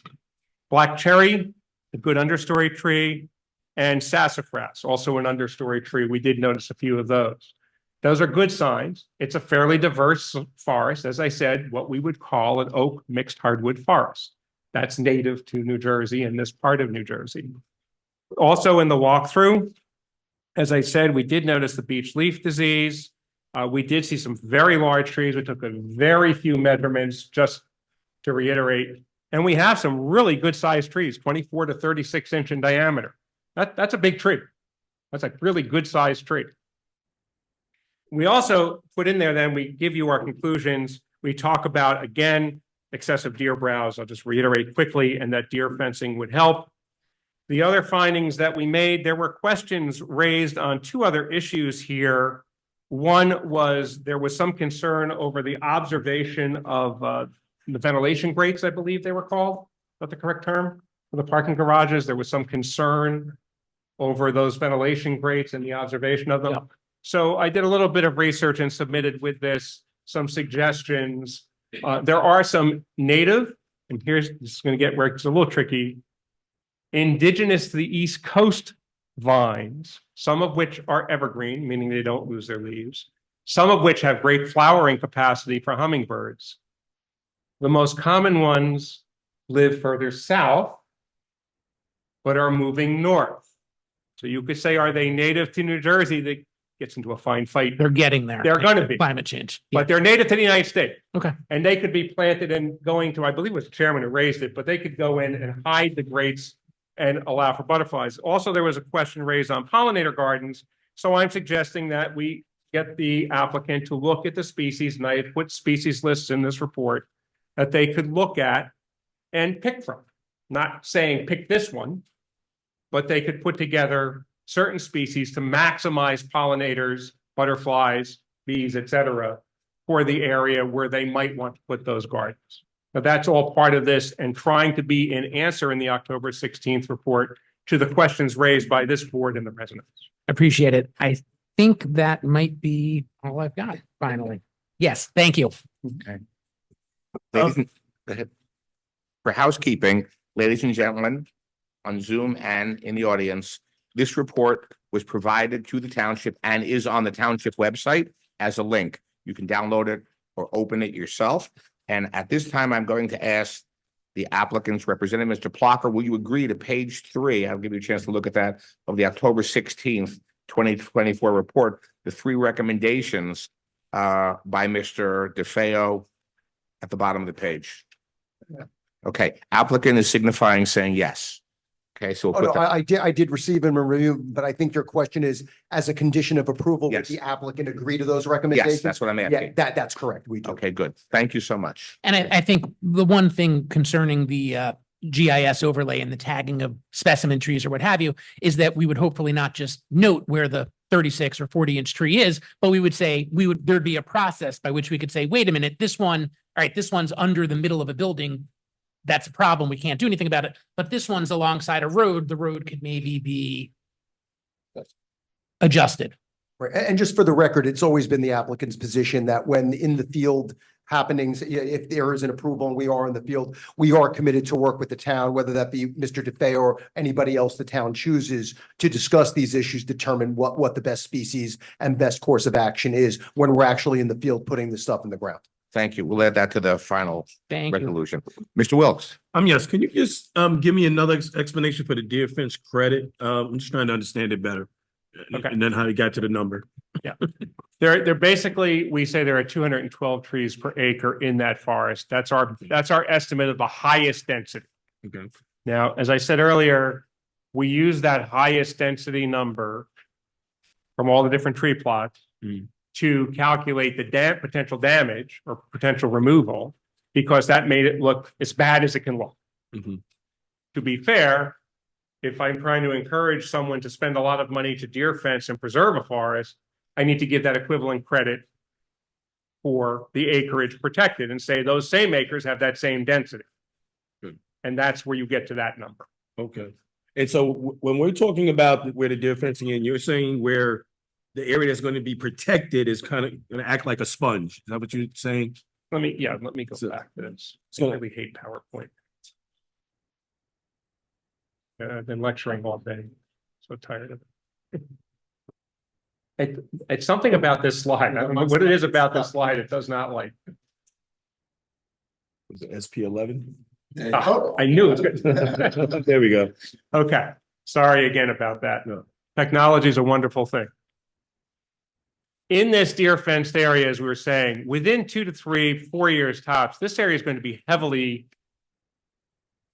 regrown with light growth underneath, understory growth. Right. Perhaps tree seedlings, shrubbery, flowers, etc. Remember, this area here that's being disturbed is being re-landscaped with all native species of trees, shrubs, and native grasses and wildflowers. As they mature, and by the way, going back to, just to reiterate, going back to an earlier question, I believe by Mr. Morgan, you know, yes, we have drought, but these areas I suspect will be irrigated, which will give what's planted a good chance of survival. As the seeds start to grow in here and fill in this space with seedlings, you will have more absorption of water because you have more plants. This is not a mathematical question. Right. It is more plants mean more water absorption if it's on a steep slope. This area is less sloped, of course. That's the basis of the formula. The credit, as I said, based on trees per acre, excuse me, goes back to the cost of this deer fencing. This is not an inexpensive agreement for the applicant. And as I stated earlier to Mr. Alper, I know of no other ordinance that incorporates anything like this. I'm not saying they don't exist. I just don't know of any. And I have asked all over the state. Okay. Does that answer your question? Yeah, Mr. Wilk? somewhat. Somewhat. Okay. Now, like, because I'm really asking a question that really doesn't have much of an answer, because like I said, it's nobody else has done this before. So it's not much to go on. But what I am a little concerned about is that I think Mr. Alpert asked a question about what is your recommendation? Are they going to be able to do enough for the other areas? So if those areas are really acting as a sponge, are we just looking at the rest of the area? It's deteriorating. We're not really doing much to help it. What is the applicant required? What would you recommend the applicant to do? It was, maybe I'm piggybacking on what you asked as well. What are your plans? Exactly. What do you really recommend for them to do? Are you talking about in this light green area where we're Yeah, not putting deer yes, fencing? Yes. Okay. On the other side of the deer fence. That area is going to remain the way it is today. You know, perhaps somewhere down the road, working with the management, I can't say it's going to happen. You know, all sorts of things can be done, but it will grow the way it's growing today. The trees that are in here, short of the species that I've already identified, such as American beech and ash, those trees are healthy in this area. And in some cases, some of the oaks in this area probably have another 100 years of life. Okay. You know, there's most of them, other than the ones that are infected, as I've talked about, could live anywhere from 100 to 150 years. I'm not certain. I'm reasonably certain I won't be here in 150 years to see what happens to it, but I can't tell you what'll happen that far down the road. What I can say is deterioration shouldn't shouldn't. Again, there's no absolute number to this. Shouldn't be any worse than it is today. In fact, it might get better It might. because you have so many new plants going in to reseed. It's conceivable, with no promises, Right. that enough new plants will grow in a similar fashion to my seeing some young saplings in there, that enough might start to survive because of everything else going on. And by sheer number, I might have a healthier forest. Okay. Well, I have a chance. Let me put it that way. Well, really going based on what you had mentioned in your testimony earlier, that if you don't do anything, yet it's going to get worse. So that's why I want to be able to have something in place to protect that. Well, that's why we have the deer fencing here, because that gives us a base of a seed bank. Okay. You know, that's a starting point. Now, I have heard people say seeds won't get from A to B. Well, those barberry didn't get them by themselves. Right. You know, Okay. seedlings can travel several hundred yards on the wind, up to miles in some cases for certain seeds. Wildlife moves. The deer will move. They will carry seeds.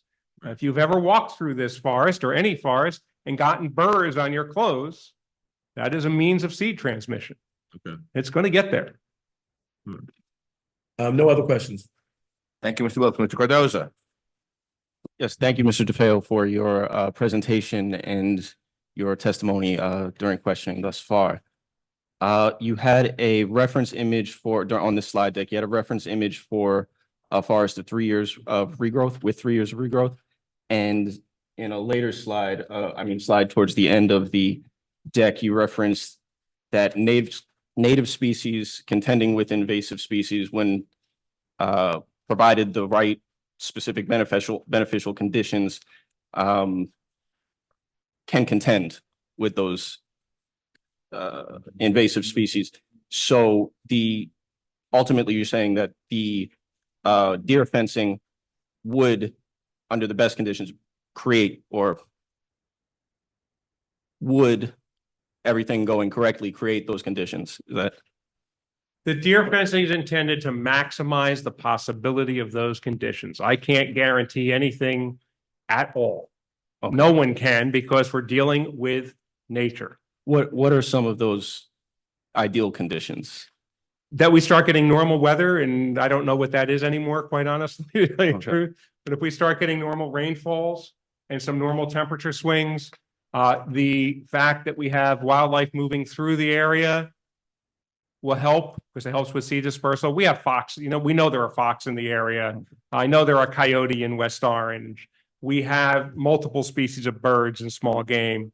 All of those animals act as dispersal agents for the forest. Okay. With the deer fencing, what that does is allow where they have dispersed, those seedlings have a better chance of growth. And what you will get is what we call more normal forest succession, where the forest ages, young things grow, old ones die. And as they get replaced, so as a large tree, to give you an illustration, if we have a storm and a large tree is thrown down in that deer fenced area, it's not going to be cut up. It will remain undisturbed. That tree that comes down acts as a nursery for new tree seedlings. As the tree rots, it creates a growth environment that's wonderful for new trees.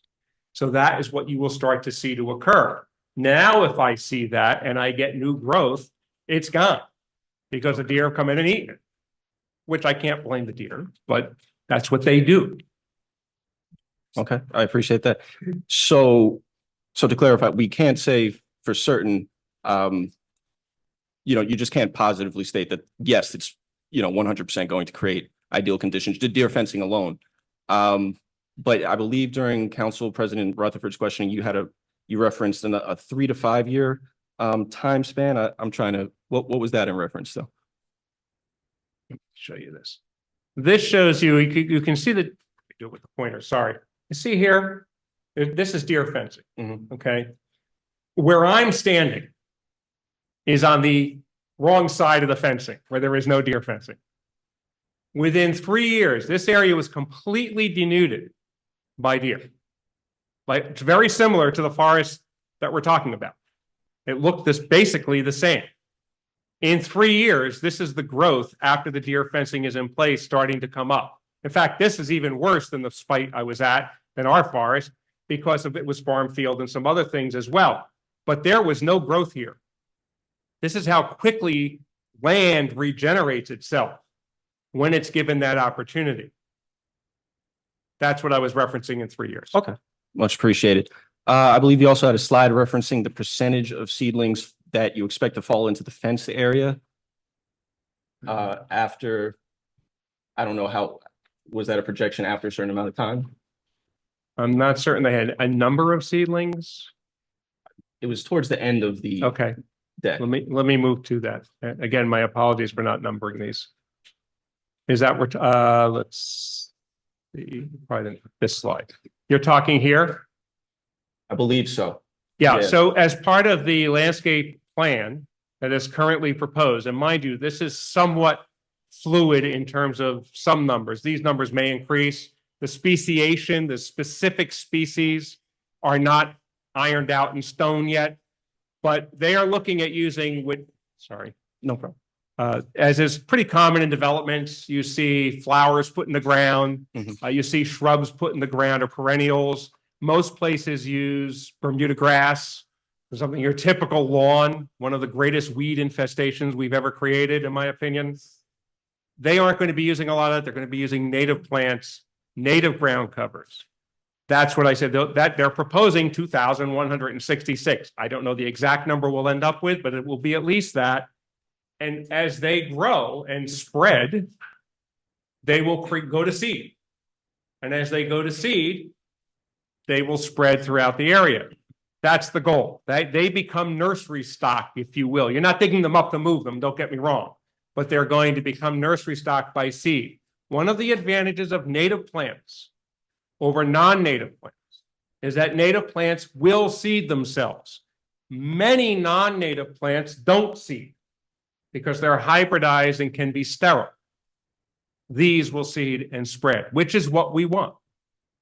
Okay. So then with these native plant additions, maybe piggybacking a little bit off of Mr. Wilkes' line of questioning, is there a way to project how much we can expect seedlings to fall within the undisturbed area versus the fenced area, or, you know, outside of the development? There's no way to, you know. It'll depend on the judge direction of the and wind, the patterns and- strength of the okay. wind, and where the animals choose to go. The proposed deer fencing, how far would it extend into the ground? The posts, Yeah, I would have to look at the spec sheet. Okay. That is attached. I Yeah. just don't have it in my head. and the fencing itself? The fencing itself doesn't go underground, it goes to the Okay. ground. All right, perfect. So then, as you mentioned before, it wouldn't interfere with animals that dig and burrow. Now, burrowing animals, I mean, chipmunks are gonna walk through it. Yeah. Fox, woodchucks, they're gonna burrow under it. It's not designed to stop them. Deer don't burrow that way. They will push. But this fencing is stiff galvanized with cross members, and they're not going to get under that. That's why it's used. Other animals, they're not, small animals are going to have no problem transferring through this area. Okay. Terrific. And then, in reference to the deer or I should say, you referenced I believe only one alternative to deer fencing, which was deer hunts. Hold on. Someone's got the game on. Okay, critical information. Not my fault. No, not at all. You mentioned one alternative deer fencing, which would be deer hunts, which is obviously less humane. Any other alternatives that the board should, or the general public should be aware of, and how did you come to the determination that this is the best option? It's not the best option. The best option to control deer purely on a control basis, not a recommendation for this application. Mhm. The best option to control deer is a combination of hunting, which reduces population, deer fencing if you want to regenerate the forest, and potential deer relocation, which is extraordinarily expensive, very stressful on the animal, and not all that successful in my experience of reading. However, this is the best option that I could come up with, professionally speaking, for this site with all of the limitations that go with it. Housing density nearby, neighbors, trying to anticipate the, shall we say, disaffection with the deer hunts in South Mountain Reservation. I've never seen that be a very popular option. When it's on large private property, that's different. But this is the best option I could come up with in the time of negotiation. Thank you, Mr. Feo. Much appreciated. That is all my questions, Mr. Thank you, Chairman. Mr. Cardoza. Ms. Capfer. Thank you, Mr. Chairman, and thank you, Mr. DeFeo. I have a couple questions about the beginning of your presentation, kind of about the study that you had done. One, I think you show a couple pictures of the tree canopy. Yeah. I'll Over get there in a second. time. Yeah. That? Yes. Could you describe, I mean, if I understood you correctly, you said that, you know, these photos over time, because it shows little change, that's not a positive thing. So what would, if we were to look at a mature forest that it would be positive, what would it look like? Like how would that change be different? I'm sorry. Yeah. What I say is this over, and this, by the way, I didn't put every image I looked at into this show, the slideshow. I have looked back at images back to 1985. That's as far back as I can get a satellite image for this site. So to give you context, one change is this was wooded. Right? It's this woodland. What I would expect to see in here is, and this is a winter image, admittedly, but I would expect to see open areas. I would expect to see areas that are being cleared because of nature, trees falling, dying, et cetera, but with new growth coming in, which I won't see in the winter image, of course. But as I start to look again at this other winter image, what I'm seeing is literally no change. This is not meant to be definitive. This is just illustrative of these forests being very consistent over time. Since 2002 to today, these trees have simply gotten bigger. Okay. Which is a good thing. Yeah, that's what I was going to say. Yeah. You know, I don't have a problem with that. Mhm. I do have a problem with the fact that on the ground, looking at this forest, I don't see any change even over 5 years with any understory growth. I see some growth, which I saw last time. Does that answer your question? Yeah, I think that helps some. Then moving a bit further into your presentation, I think you had a chart that was, I think you said it was a histogram. Oh, yes. Yeah. So when someone went out to measure the trees, you know, were there measurements done on trees that were less than 4 inches? You don't do measurements in a tree survey that's- on anything under 4 inches. You observe they're there, Mhm. but you don't take physical measurements of them. Right. So how would that show up then? Like, how would that be characterized on this chart? You would see it by observation. We would just count them. They just didn't appear in the, let me go back and be clear on this. These types of studies and histograms are not absolute. This is a statistical survey, Mhm. right? And which I'm sure you understand. But this means in these circled areas, we did not find any of those trees. On my second, and when we did a walkthrough in 2024, as noted earlier, we did see some saplings under 4 inches. But I would say to you, although we did not do a statistical measurement, they weren't statistically significant. And the basis of that is purely anecdotal and by response. Oh my goodness, there's a sapling.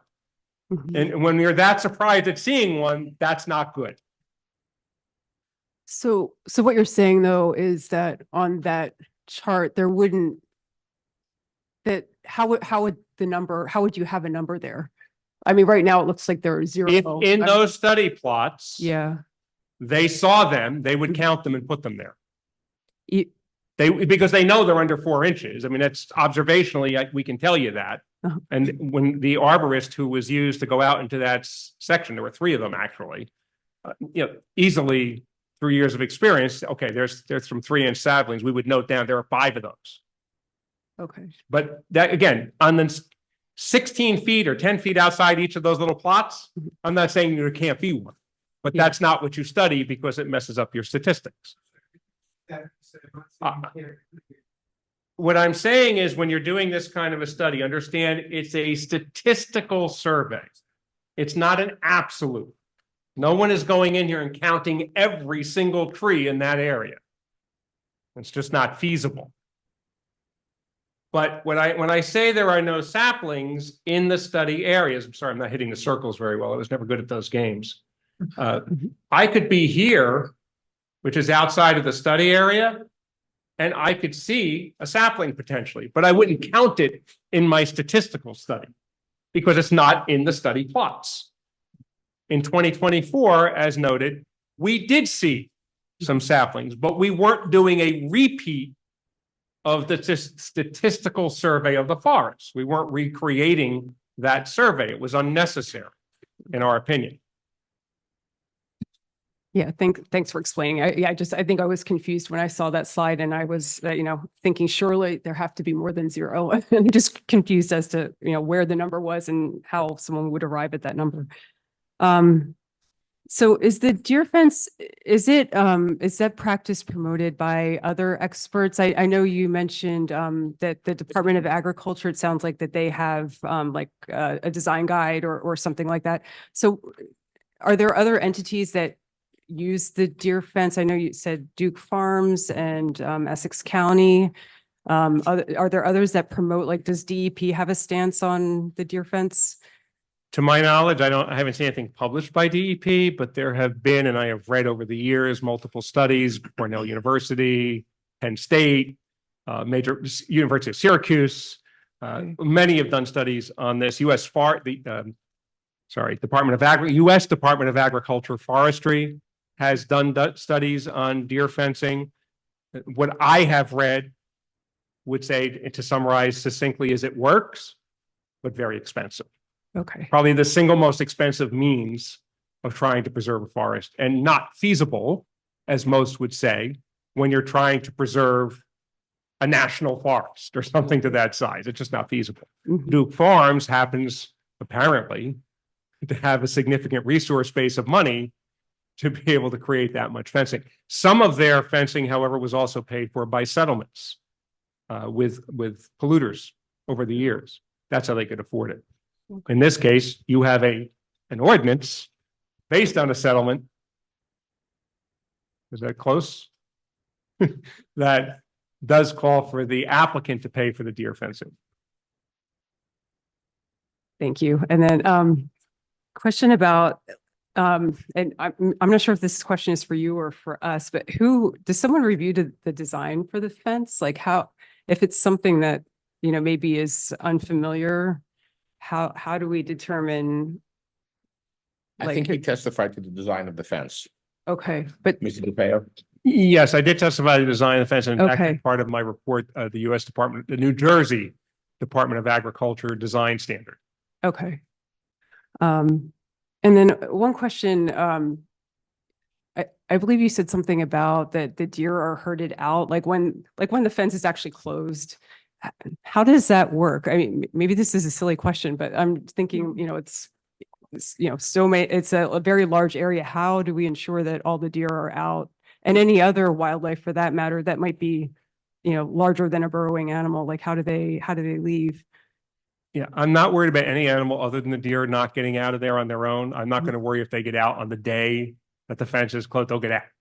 The deer, not much different than herding out any other animal. You're going to have to, I don't have the exact methodology in front of me, but what you would have to do, because it will be determined at that time. But essentially you do a sweep. You start at the farthest points from the gate, and you make, and it's going to sound rather arcane, but similar to driving game. When hunters do that, they drive game by having people move game in a specific direction. If we go to let me go back and show, let me do that. It's probably easiest.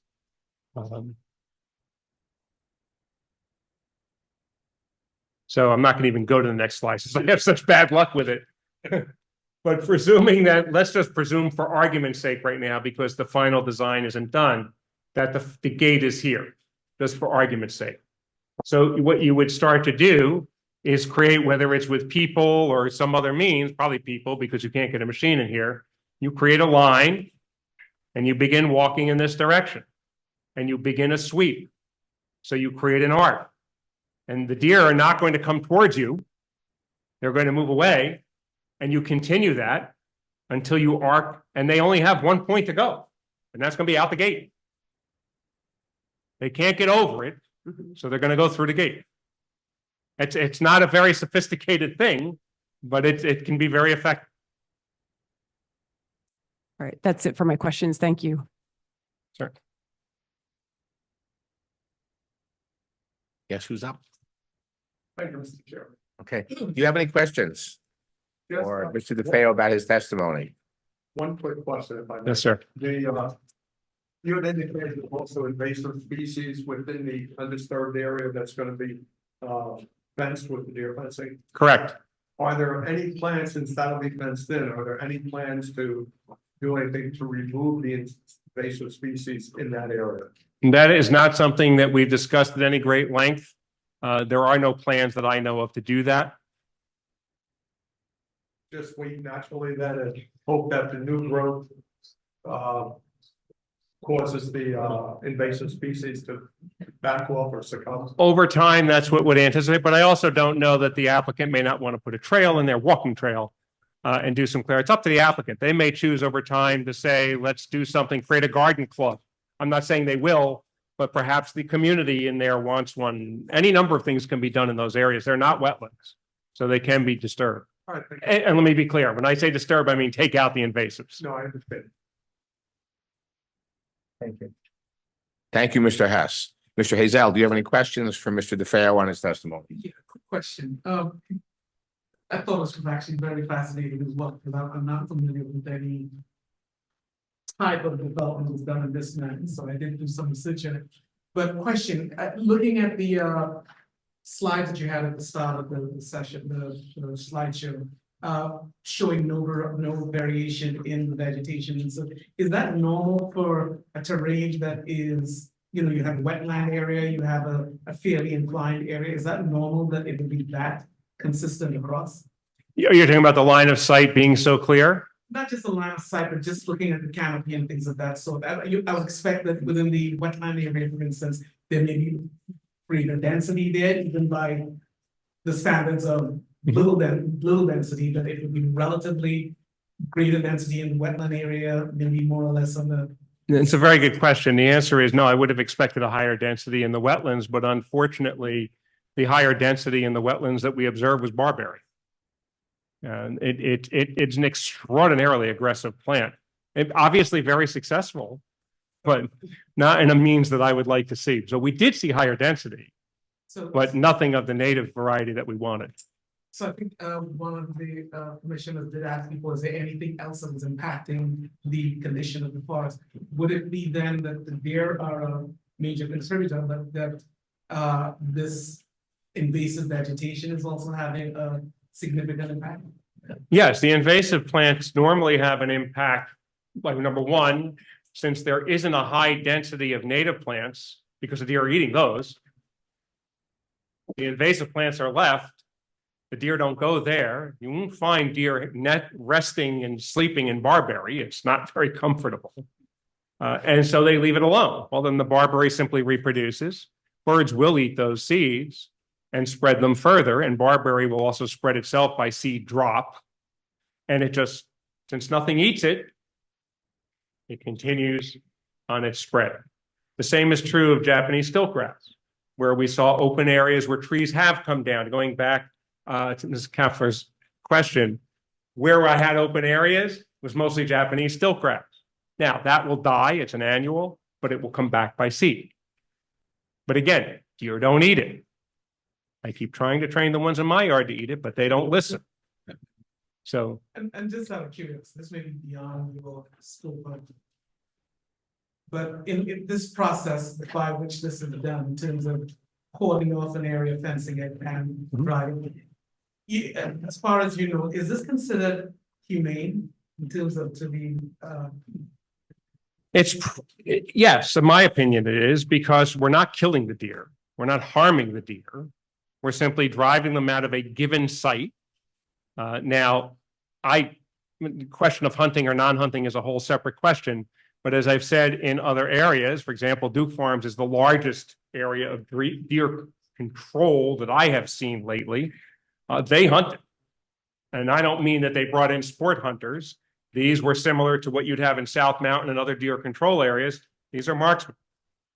They're not there hunting for sport.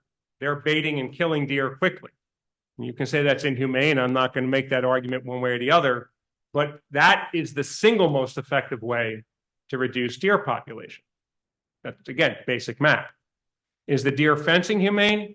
We're not hurting the deer. We're not doing anything. They're going to be scared that one day when they're driven out, but deer aren't really afraid. I mean, I've walked through there a few times. The deer were looking at me. They weren't really afraid of me. You know, they just kind of looked at me and I looked at them. Thank you. Thank you. Mr. Plucker. Very briefly, thank you, Mr. DeFeo. I just wanted to confirm for the record that the IH1 zoning ordinance, which applies to this application, there is a section called tree removal and replacement. Are you familiar with that? I didn't read the ordinance lately. But is it fair to say that the calculations that you discussed and the 212 trees per acre are contained in the ordinance? Yes, because that's was part of what I negotiated for settlement. Okay, and does the application based upon your review comply with the tree removal and replacement section of the IH1 zoning ordinance? In my opinion, based on what I have read, it does.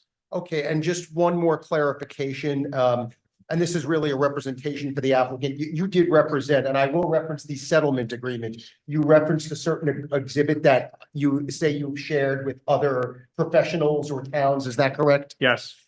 I just want to confirm, is that exhibit C to the settlement agreement entitled Design Terms and Conditions? May I see it for a second? It's part of You have the, your copy, because I have my copy. I have a copy here. And just for the record, this is part of the application materials that is part of the website and the agenda and you submitted. Council, do you want me to look at this one? Yeah, you can look, if it's the exhibit WO-2, which was part of the. Can I identify? I don't have it numbered. Okay, well, yes, go ahead and look at it. Well, why don't you read what it says on the top of the page? It says Exhibit C, Design Terms and Condition, WEHI shall implement. Perfect, go for it. Okay.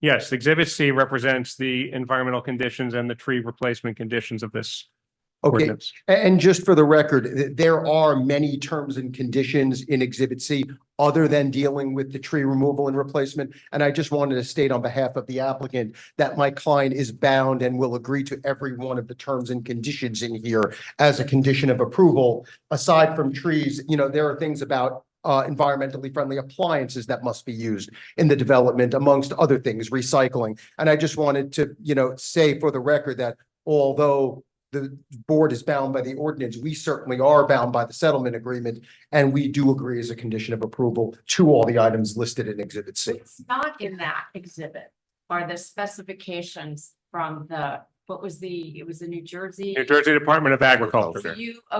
You agree to the condition that the fence will meet those specifications? Absolutely. Okay. And Mr. DeFeo, you'll provide us with those specifications, please. I believe I have already, but I'd be happy to resubmit them if you haven't gotten them at some Okay, point. we'll just make sure we have it. Yeah, I just wanted to make sure, because that was, there's a reference in the ordinance and the settlement agreement in the design specifications to prevent, but not the specifications themselves. And so now we have that on record. Thank you. Mr. Efron, do you have any questions, sir? I'm actually gonna have about 2 hours of questions, and that's gonna prevent the public from going this evening.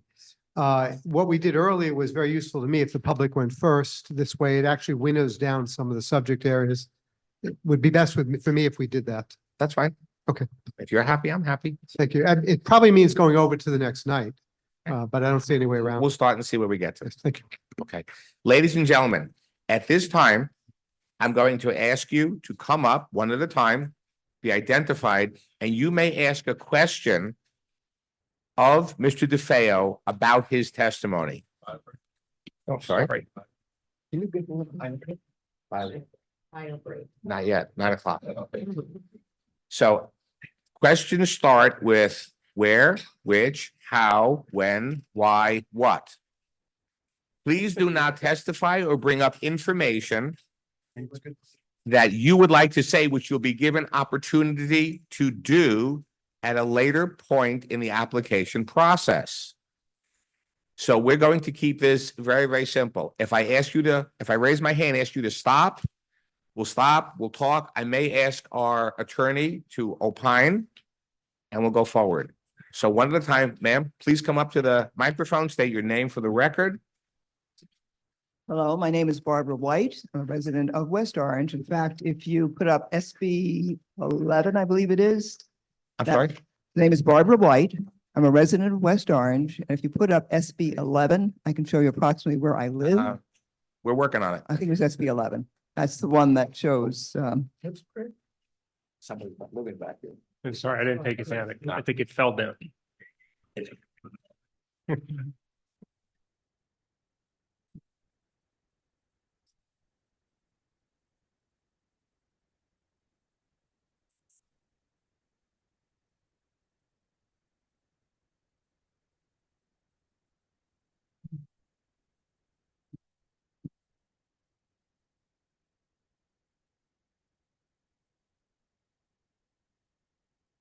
All right. I love technology. Next time I want it over. You know, there's never been a team that has won 3 games out. No, I know. Never. I know, I thought long enough. 2-1. 2. It's outrageous. Oh, I needed that. Thank you so much. My daughter. My son-in-law. Is it the system or the machine? Okay, I'm gonna tell you what, ladies and gentlemen, we're gonna have a 10-minute bio break while we have this going on. Technical repair system. Thank you. okay. Am I speaking at a pace that's okay? If I can slow down.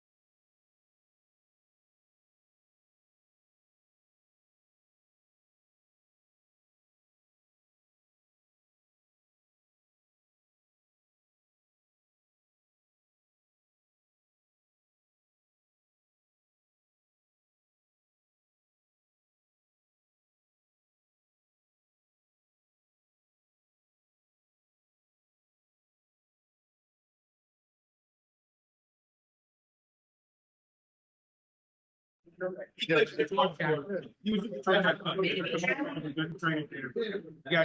got signed to a contract on a, for a reserves contract.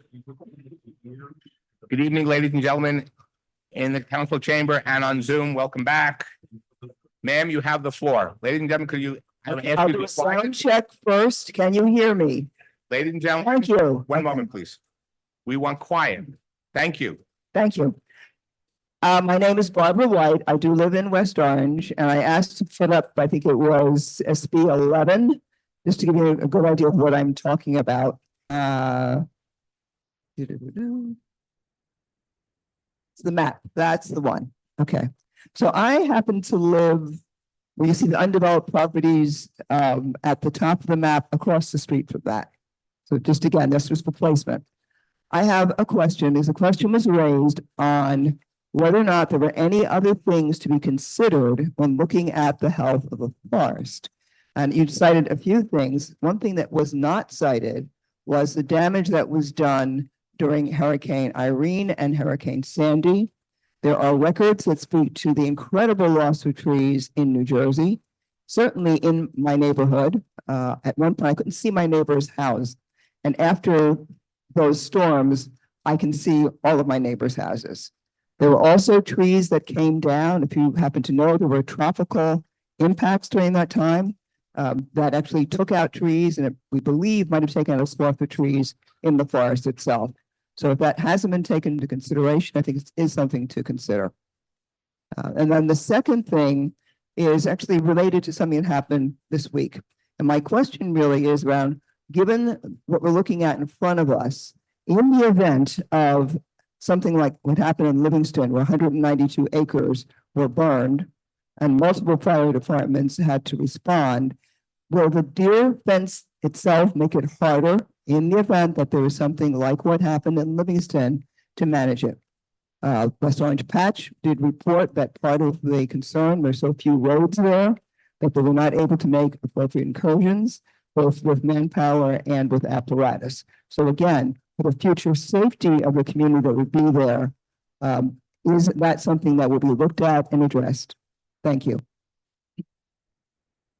To make sure I understand your question, you're asking me a question related to if there is a fire, a forest fire, in this area, does the deer fencing impede the fire department from putting out the fire? Absolutely. Am I understanding that correctly? That is essentially the question.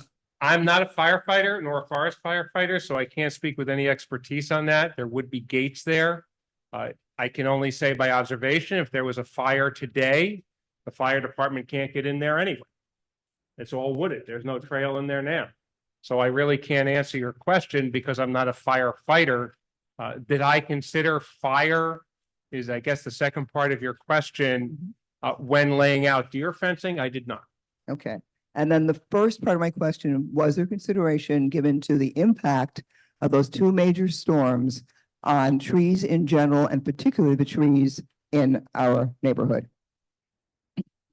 The short answer is no, because I can't do a projection of major storms. Excuse me, I'm asking about the storms that happened, Irene and Sandy. There are accounts for the number of trees that were taken down or impacted by those storms in New Jersey.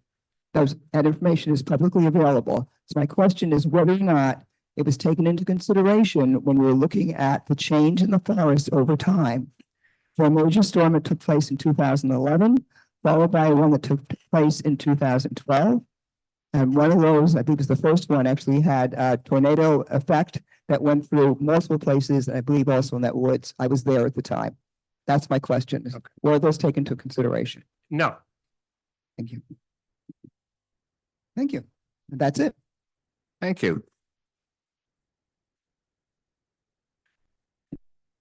Good evening. State your name for the record, please. Is this thing on? Yes, yes, ma'am. Speak, come a little closer. I'm not gonna do that.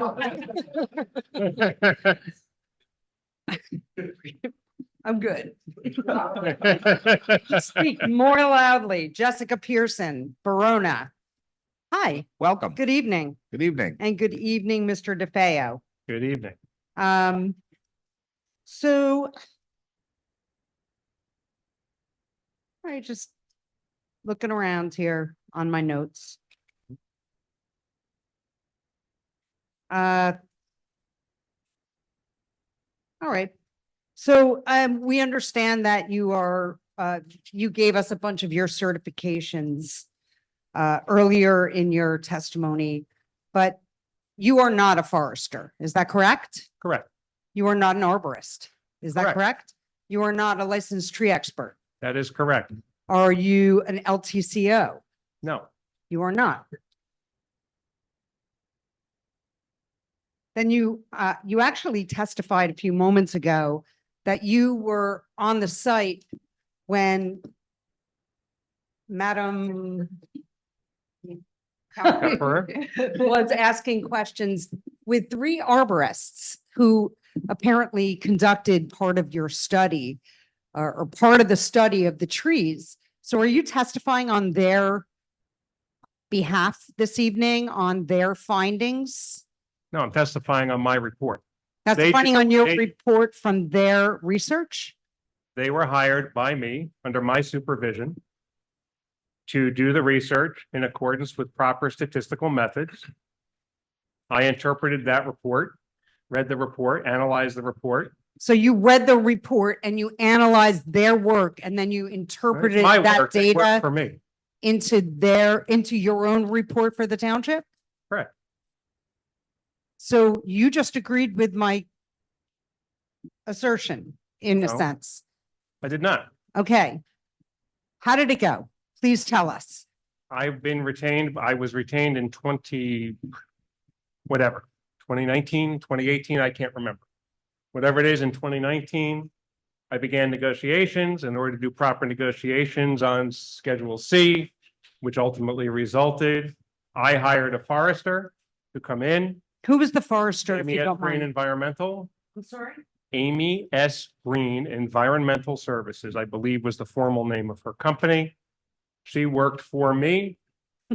Her firm sent me 3 foresters, which was my request. You said arbiters I'm Foresters sorry, and you said arborists. arborists, They have both certifications. right? But they're two Which different was- things. They are different things, and arborists to understand the difference, since there seems to be some confusion. Can we talk about that? Why don't you elucidate for everybody here what a forester does versus what an arborist does? Sure. So that I don't have to have my eyes rolled at me by one of your board members, by one of the board members. So could you please do that and let us I'm know? happy to do that. An Thank you. arborist is a person who has been certified by the state of New Jersey to take care of trees. An arborist, for lack of a better term, is a tree doctor. They also are used and trained to help identify health of trees, and they are often hired by municipalities. In fact, I have an arborist on my own personal retainer from my property to come inspect my trees and make sure that they do not have disease. They often send someone who they have trained, who could be a tree expert, which is someone who might know about the trees, a certified tree expert. It is a state certification. And they would go in and take care of the trees. My trees, for example, are infected by various fungi. They come and they will do an integrated pest management program. So an arborist, let me answer your question. An arborist looks at trees. A forester is someone who is trained, typically, especially at a forestry school, Mhm. to manage forests. Many foresters work for the U.S. Department of Agriculture in our national forests. Many foresters work for towns. Many foresters work for private tree companies. Foresters look at forest management. Typical forest management training, forester training to be exact, is designed around maximizing output of forests for harvest with maximum health to the forest. Old style forester training would create monocultures of forest because trees grow faster. They go in, they cut accordingly, clear cut, selective cut, etc. So a forester is looking to see that a forest can have maximum throughput or maximum output and can in fact create a healthy forest. In other words, a forester has a bigger role than an arborist. An arborist is more concerned to individual trees. This does not mean they don't know anything about a forest. It just means they're trained more to look at specific trees. So the fundamental difference between an arborist and a forester is scope. That'd be the easiest way I could explain it. I would agree with your assessment of Thank you. who does what and what jobs they are basically charged with. So thank you for that. So you said in your testimony earlier that you had 3 arborists on the site. And foresters, they have multiple certifications. So, They are experts in environmental assessment of trees. and so you talked Word. you kind of gave us a rough overview of how you tackled this. Mhm. Apparently you went in August of this year to do a quick reassessment, if you will, of this forest and the health of the forest. So exactly what did that entail? This year, we were asked by the board and by residents in town who raised the question, specifically, have we looked at the forest since the initial study that was done in 2019? I have been there since, but I did bring my foresters back out. This is no longer Amy S. Green. It's now called Davy Environmental. Amy has retired and Amy has sold her company to Davy Environmental. They sent out one of their folks and we went through, he's an arborist, a certified tree expert, I believe, and he's also a forester. And we walked the property. And we walked it for 2 reasons. One, I would walk it because I have to see it and I oversee this. 2, I'm a trained environmental scientist, so I look at a forest completely differently from a forester. I look at it in a more holistic standpoint. And we walked together through there. Now, the forester et al. Would certainly be faster at things like tree identification than I would be at this point, although I can still do it. He was faster. You do it every day, you're faster at it. And I went through to look at the health of the forest from my environmental background standpoint. In other words, I see the forest through the trees. A forester sees the trees. I look at every element, from listening to the birds, to looking at the plants, to looking at the ground, to looking at the geology. That's the difference in an environmental scientist looking at a forest or an ecologist, which I'm also trained in. We did our assessment and we You stated. walked all 120 acres. You walked Yes, the entire 120 acres is not that big a property to walk in a day. Okay. We walked the 120 acres. Did we look at every square inch? No. We walked the perimeter. We walked the property across. We looked. I said it hadn't changed in 4 years. No, that's it. Is that why you 6 didn't years, take any 5 pic- years? Is that why you didn't take any pictures? You see some of the pictures there that I I've saw taken. pictures of a different site and I saw one picture of, The forest hasn't changed. I could take pictures there tomorrow to look just like my pictures at any. why time. didn't you took no pictures of the 100-yard? Yeah, you just saw that visibility? picture. Here, You- I'll show you. Hang One- on. Okay. I'd like to see. There. it. Which one, sir? That's the actual site, right? You see the tree? Really? When was With the that chair in taken? it? When was that taken? This was taken in this might have been taken 2024. I might have used a new one. Really? But I looked at the same- 24? The leaves aren't even Would you down off let the me trees answer yet. your Ma'am, question? ma'am, let him finish his statement. You asked the question. Courtesy, let him finish his statement, then you can He ask said another. 2024, sir, and I rebuffed. Unless you have proof in hand, Can I? he's the expert, ma'am. There are rules here. I hear you. Good. Let him finish and then I you, heard you, sir. I So, understand good, the first time. good. All right, Thank I'll you. answer your question. Looking back at this, I knew I took pictures in 2024, but this is not a 2024 image. I could tell by the chair, because I think the chair has been removed. This is a fall picture, and if I went there today, it will look identical. Well, the only difference is the trees all the way up here would have green leaves on them, more in line with this photo. This is not that site, although I wouldn't expect anyone to necessarily know the difference in the 2 forests. So, Fact is, it has not changed. so there were no of this entire site walk. You chose not to capture any photographs No. of the site. 0. I didn't find a need for it. Nothing has changed.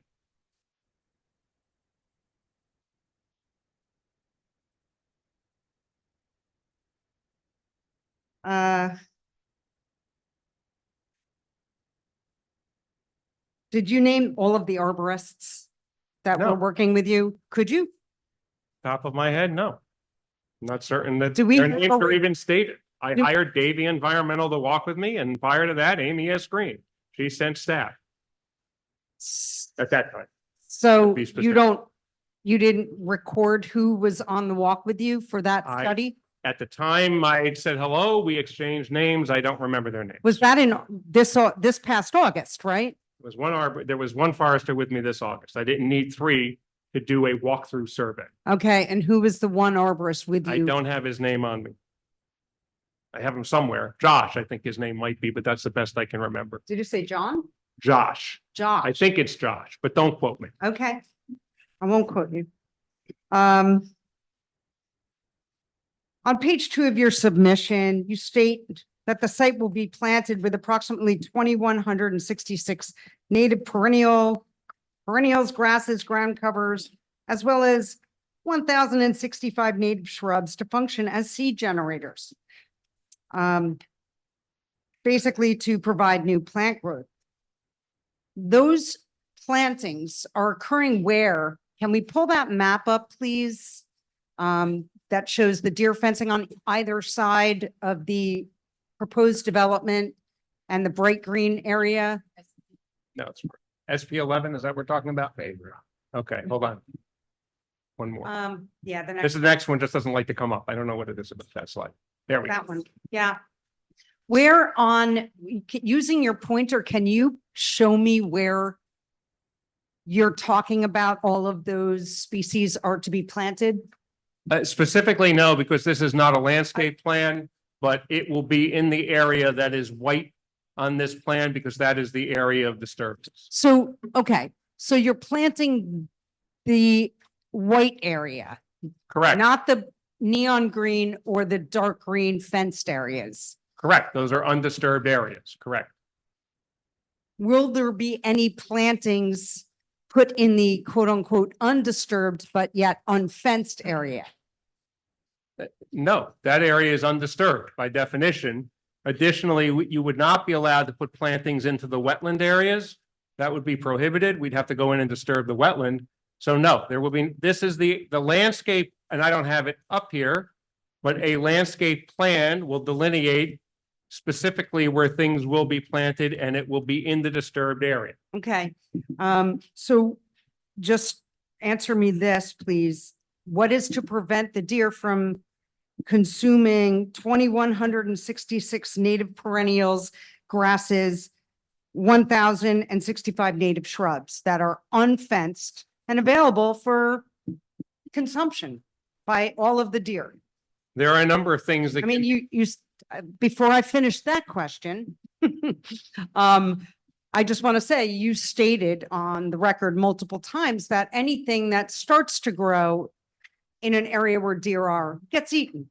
So what's to prevent them from eating all of this stuff? Well, I have not looked at a landscape plan or made recommendations as to deer protection that they could utilize within that site. For individual trees, for example, young trees that are planted, there is another deer protection method which you use for very young trees. It's essentially a plastic sleeve that protects the tree from deer. Now, of course, they won't be planting trees like this, but you could protect the trunk. As far as plants such as shrubs, flowers, perennial grasses, and so forth, they have not proposed anything, nor have I asked for anything because it's not my purview of design. There are a number of methodologies that can be used to help prevent deer browse, one of which is a non-toxic spray that deer find to be unpalatable. They are far from perfect, but they have been used successfully throughout properties in New Jersey. From my own study, which is my own property, I have it sprayed monthly, and my deer browse is non-destructive. I still have deer browse, but it doesn't tend to kill what I'm growing. So there are those methods that could be done. I'm not saying they are going to be done. That's not something that's part of my report. So with that suggestion of protecting the plantings, why wouldn't you propose to plant some trees in a protected area. Why would you completely leave reforestation out of a game plan for the area that you are protecting with deer fencing, when you're making a case right now to plant things without deer fencing that are completely available to the deer? The fundamental difference in what you're describing is, as the chairman asked earlier in testimony, are there programs where we could buy seedlings for that fenced area or get free seedlings, I think was the term of art used. And there are such programs for that, and the owner may choose to do that. But it will take, if you notice, within 3 years, I'll have growth in there. So I'd rather spend the money on the deer fencing of larger acreage than spend the money. 3 years, I will have undergrowth in that area of deer fencing natively, as you saw from other sites that I've studied. And there would really be no need. Now, on the other side of that same coin, I'm not going to suggest to the applicant that you take 12-foot or 14-foot trees. First of all, to get them into the undisturbed area would be difficult because it's not something you simply carry. Secondly, nor can you excavate with a shovel easily to install them. I would do, in essence, more damage planting those trees in that area than I would gain as benefit. In which area? The fenced area? The fenced area or even the undisturbed area. By definition, undisturbed means I don't take heavy equipment into it. And to plant larger trees, I must do that. To plant shrubs, etc., I would need heavier equipment to do so. And I would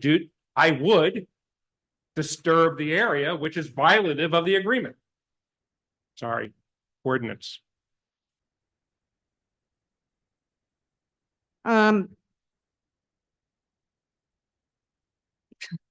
So you mentioned a couple of things about 4-inch DPM trees.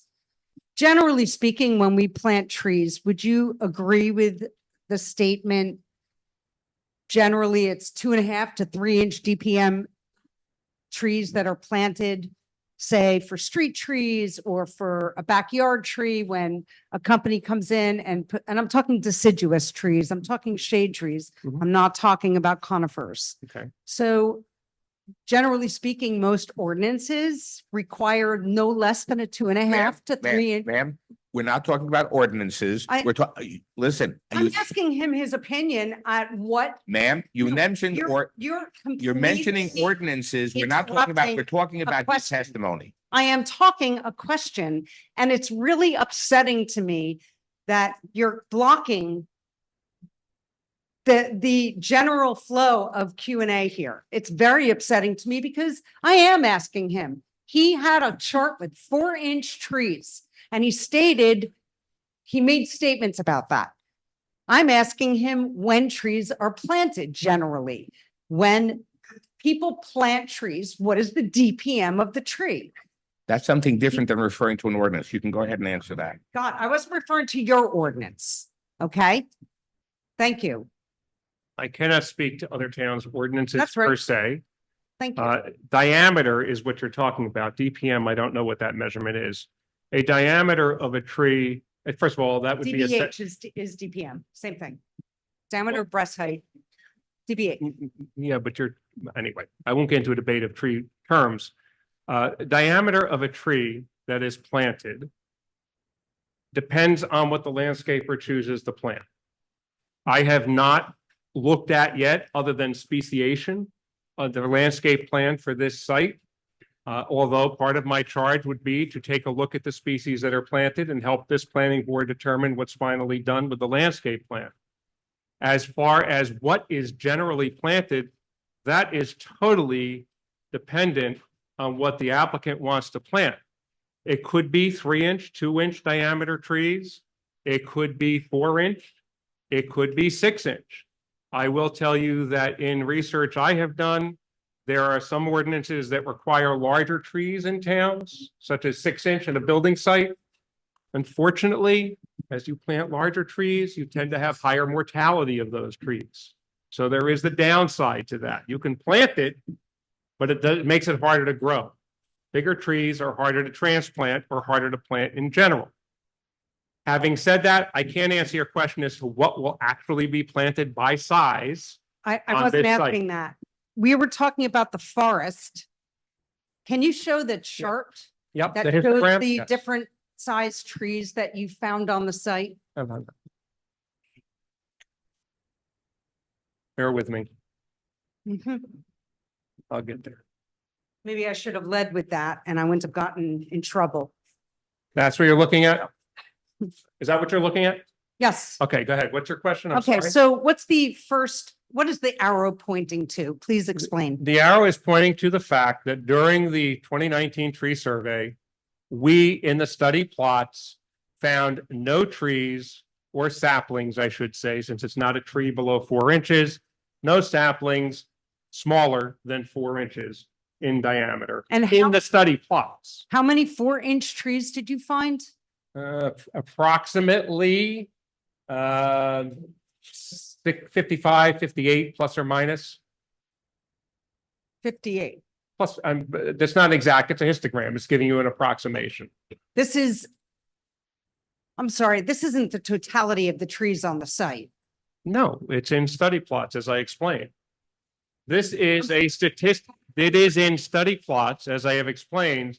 This is a statistical study, not an absolute. You don't go into a forest and count every single tree on 120 acres.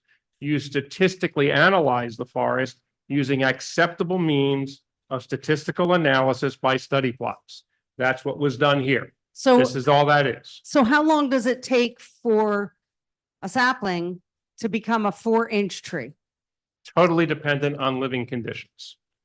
Species, depends on species, depends on living talk an conditions, oak. depends on Let's- weather. I'll ask you about an oak, because you know oaks, everyone knows oaks.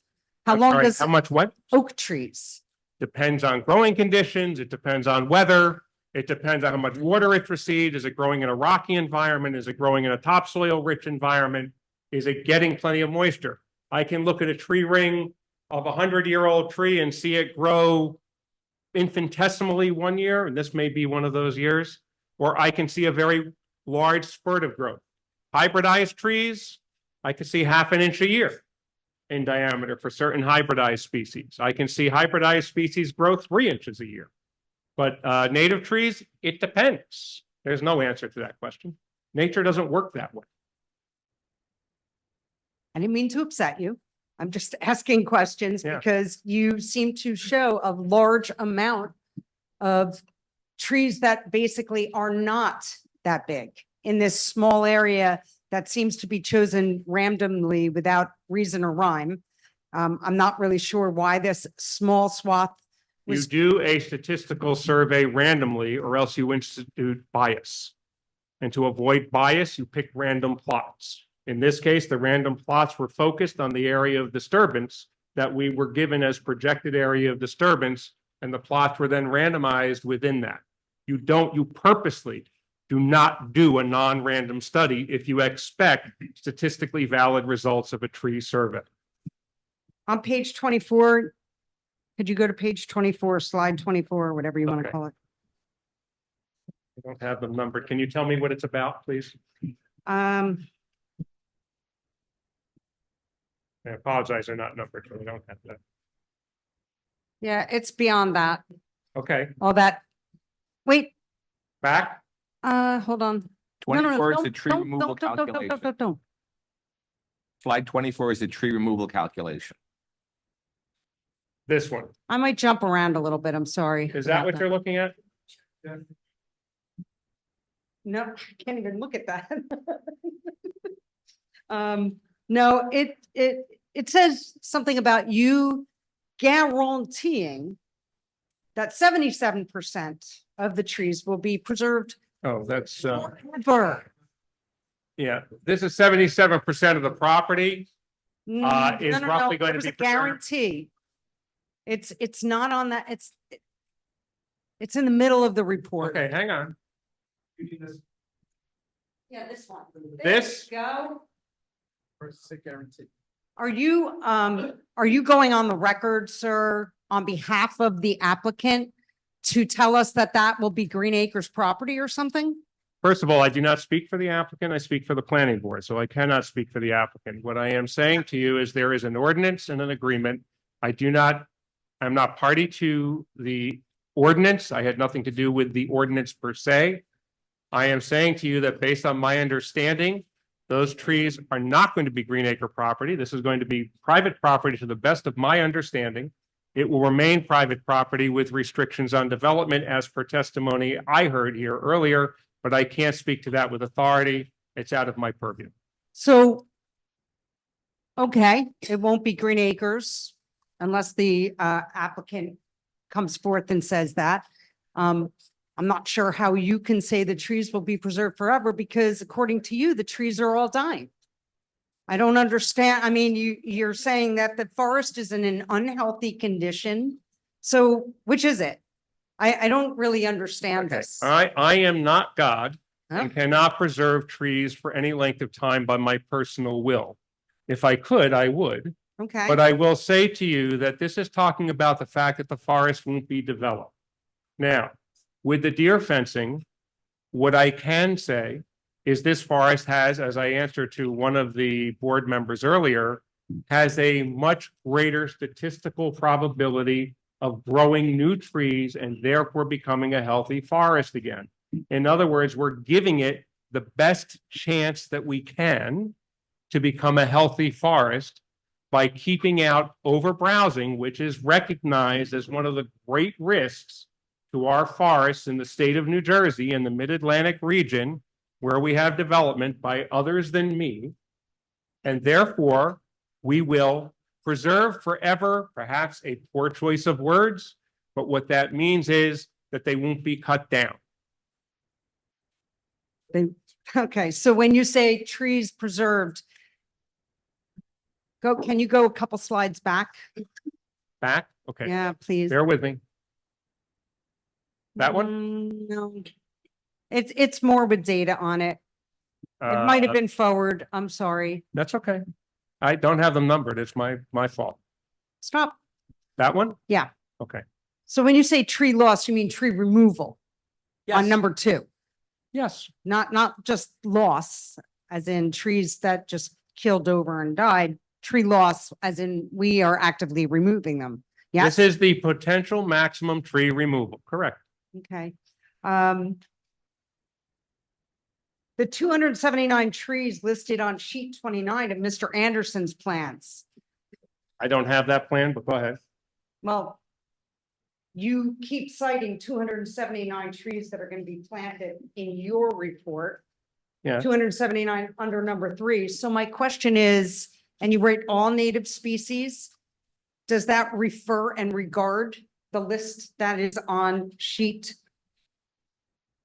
What did I just say? 29 of Mr. Anderson's That number, engineering plans? that comes from my review of the landscape plan that I last observed. And yes, this is Mr. Anderson's plan. I don't have that with me is what I'm saying in front of me. Did you supply those species to the applicant as suggestive measures? However you want to state it. I mean, as native species? Well, I'm not, well, they were all native species. That's not what I'm I don't questioning. understand your question. My question is, was it your suggestion as to the species No. that appear on that list? No, the applicant provided those species to me to review. Okay. And the list at the end of your report, the 3rd page from last,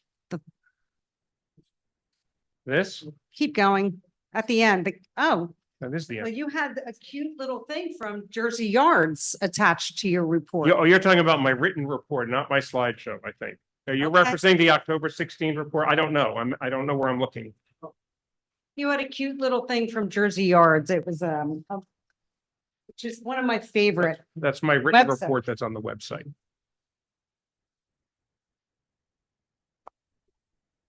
These lists of You're species. talking to let me make sure I understand. You were referencing my October 16th, 2024 report, which is on the website. Isn't that what we're discussing right now? I'm not questioning you. I just want to make sure I'm looking at the right document. Yes. Go I ahead. am. Yeah, you have a list here. It says small trees, shrubs and vines. Yes, I gave this as a A place to start for discussion, yes. So this is not, this really has nothing to do with what may or may not be included in the applicant's planting list. This is just your suggestion for native plantings. Is that correct? This is a suggestion for a point of departure for review if they wish to review and see more native plants that they could pick from. It's not meant to be an exhaustive list. Okay, I mean, because on this list of small trees, there are only 2 trees on this whole list. I'm just saying, not many trees, and it seems that trees are at, Again, this is just meant to be a point of discussion, not meant to be the species that would be selected for that site per se. It's meant to give the applicant more information to pick from.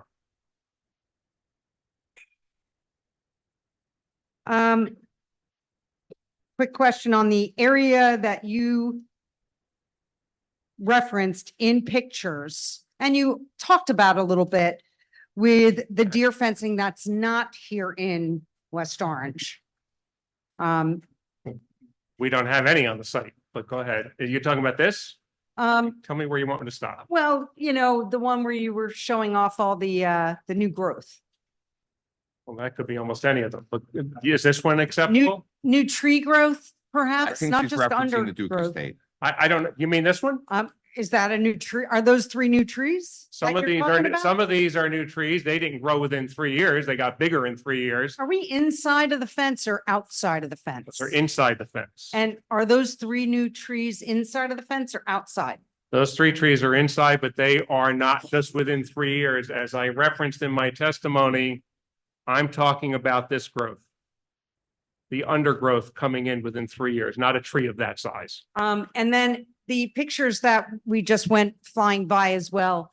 How do you know, or do you know for a fact that no seedlings were planted as well as the utilization of deer fencing In these, in those particular parks? yes, in those particular images, yes. No.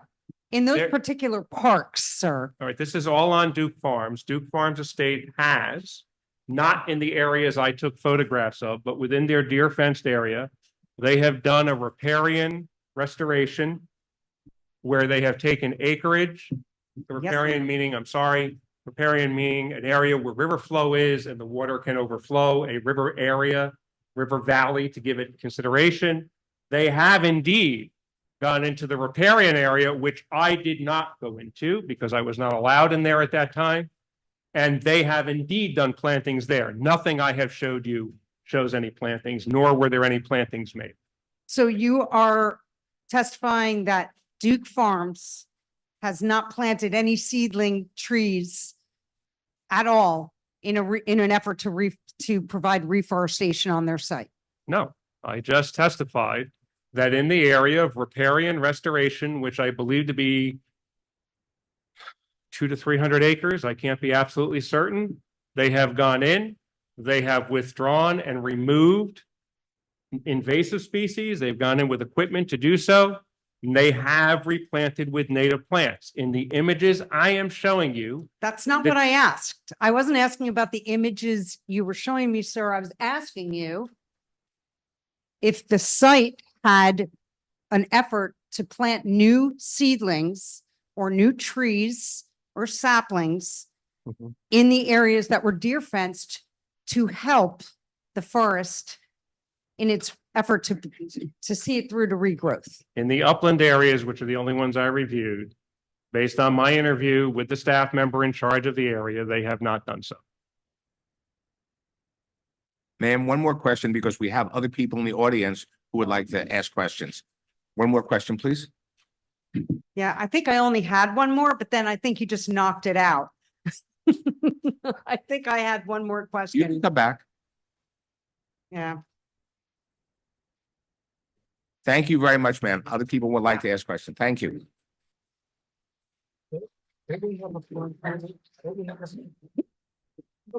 Hello. Can you hear me? Welcome. Say your name for the record, sir. Kevin Mailman. I live at I'm sorry.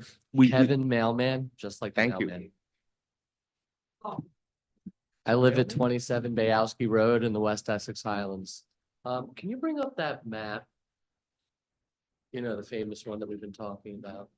Okay, I don't know which one you're looking at, but The tell one me what that in the has red line. deer fencing in the dark. Okay, okay. Yeah. I'm trying.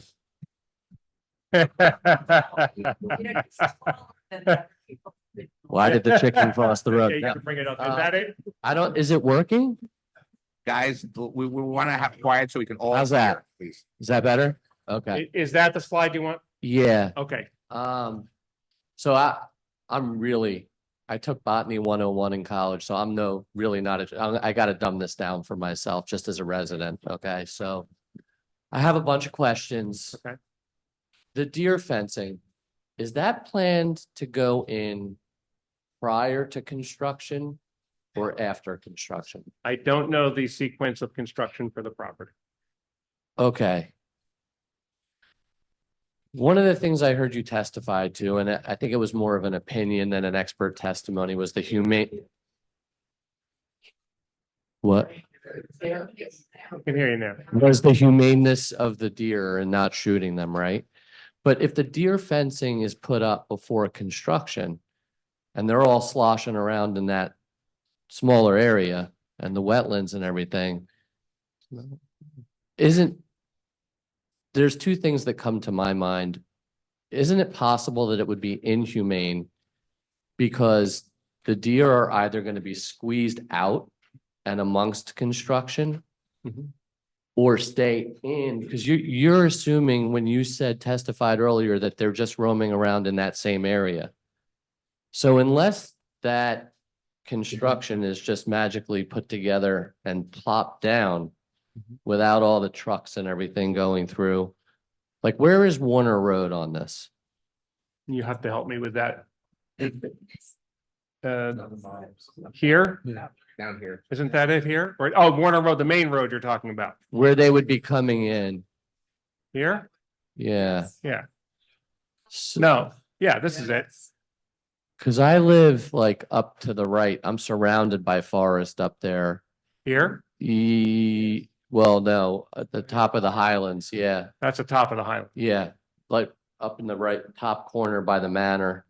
So I have a hard time understanding where the deer are going to go. Because they're already, well, all right, I get that. Because they're already coming down into our neighborhood and they don't just come along the side of my house. And there's two families of more than 8 to 10. And I know you're just saying what you observed while you were there. There's a lot more, a lot. And I like the deer, but the thing is they also come into the roads in our neighborhood. And I feel like regardless of when the deer fencing comes up, it's going to squeeze them out or in and amongst the construction. You see what I'm saying? Again, I can't answer your question as to when the deer fencing will be installed because I'm not in control of the schedule of construction. No, but in some ways just can't answer it. But it doesn't matter when it goes up, really, because either way, the construction is going to affect the deer, right? And the trees and everything. And there's going to be less area for them to go. And you assume they're just going to stay in that area. But I guess my question is, isn't that somehow incorrect? Because aren't they going to be squeezed out of that area? Well, first, let me clearly state that I did not say they would stay in the area. I I said that they would move in all directions as they do today. Okay, I thought you meant, sorry. I thought you meant, so maybe I misunderstood. No, yeah, well, I may Within not the have been clear. neon green area, yeah. Be clear. Yeah, during construction, deer obviously aren't going to stick around with a backhoe sitting there. I can't say they will, unless maybe they will. I don't know. Okay. But sure, any kind of construction activity disturbs wildlife. That's not anything anyone can argue with. Okay, fair enough. You said that the areas outside, in between the deer fencing would just grow as normal. Here. And as is, yeah, in the neon green, right? Yeah. Sorry for the color. My question about that is, wouldn't that have to assume that the concrete and the buildings and the construction aren't disturbing any of the root systems or anything that are there now? Well, I'm not certain of your question, but if you're thinking construction here is going to affect the root system here, the answer is no, it won't. Might it affect root systems immediately adjacent to an area of disturbance? It's possible, certainly. There is a point at which we can't control that. So you're saying it would be limited to just the areas right around it? Yeah, we're not in here with, if they're not in here with heavy equipment, there's nothing to disturb, thus the term undisturbed. You know, along this area, if, for example, let's just hypothetically say, to answer your question, try to answer your question correctly. Let's say, for hypothetical argument, there's a tree literally right up against what might be a curb line. I assume there's a curb line in there. And I excavate here to cut that curb line and road, and that tree is right there, and I disturb those roots. There's a good chance that tree is going to die right up adjacent to it. Sure. Okay, great. So my question is this, is that then you're saying that little strip of white going up, that's the only place that the construction equipment is going to be to build that bigger area of where the buildings are? As I understand it, and I don't know for certain how they're coming in, but it's got to come in on a road. I mean, that's the only limitation I can give it. You can't move construction equipment off a road. So I don't know the answer to your question. I would defer to the applicant. I presume they build an access road first and then they start construction. I presume that's how it's done. But I don't know that. I can't testify to that. Yeah, it's just hard for me to visualize. Like I think about how all our decks were just done and our siding. And on a micro level, the area that they were actually building or replacing, it was impacted to a much larger degree on the outside area. So I just have a hard time thinking that none of that other area will be disturbed by the construction equipment. You know, when you're looking, all I can tell you from my own experience, having done a lot of the same thing you're talking about, you know, you're looking at a very small piece of property. And when I work on even my own yard, it's the same thing. Right. I often have to park off when I'm doing. This is a fairly large piece. There is, as you may recall, you know, there'll be staging areas. I can't attest to what the applicant's going to do for staging areas. I don't know. I can't answer your question, but I know that this is the maximum area of disturbance. Okay. So let's keep it to where your area of testimony and expertise is. I have a question about the wetlands area. Okay. So it's not just that strip though, isn't it? No, down there's some in below? here. Right. And And there's a then little we're bit in down here below as well. that, the Highlands, right? There's here, here. Right, and then we're down at the and there's bottom. even a tiny little bit up in there. So the deer fencing and the absorption that you talk about in the runoff. Isn't the absorption going to stay on the right and the left? In other words, I'm confused because somehow you're saying that the absorption is going to be better, but it's fenced off. The new undergrowth and everything you're talking about is actually away from what I can tell, unless I'm misreading the map, away from where the runoff is actually happening. No, there's runoff on a lot of directions, first of all, on this property. Okay. I'd love if you could explain. I'll do my best. This is a contour map. And when you see these lines here, and let's go to this one because they're easier to see. The closer together these lines appear, the steeper the slope. Oh, the little faded? Yeah, you see how it goes like this? Yeah. Okay, now I don't have the number in front of me, but being on the site enough, this is downhill. That I can tell you. Down towards where the Highlands is. Down here. No, this is the Highlands here, right? Right. So this is also downhill, to answer your question. Right. Any stormwater runoff, it has tested, you know, in here, they already talked about, and I'm not going to testify to that, but I know there's been testimony. There is a plan pending to deal with that stormwater runoff. What I talked about, and all I can testify to, is that in the deer fenced area, as undergrowth continues to grow, because it can, what will happen is you will have more plants in this area total than there are there today.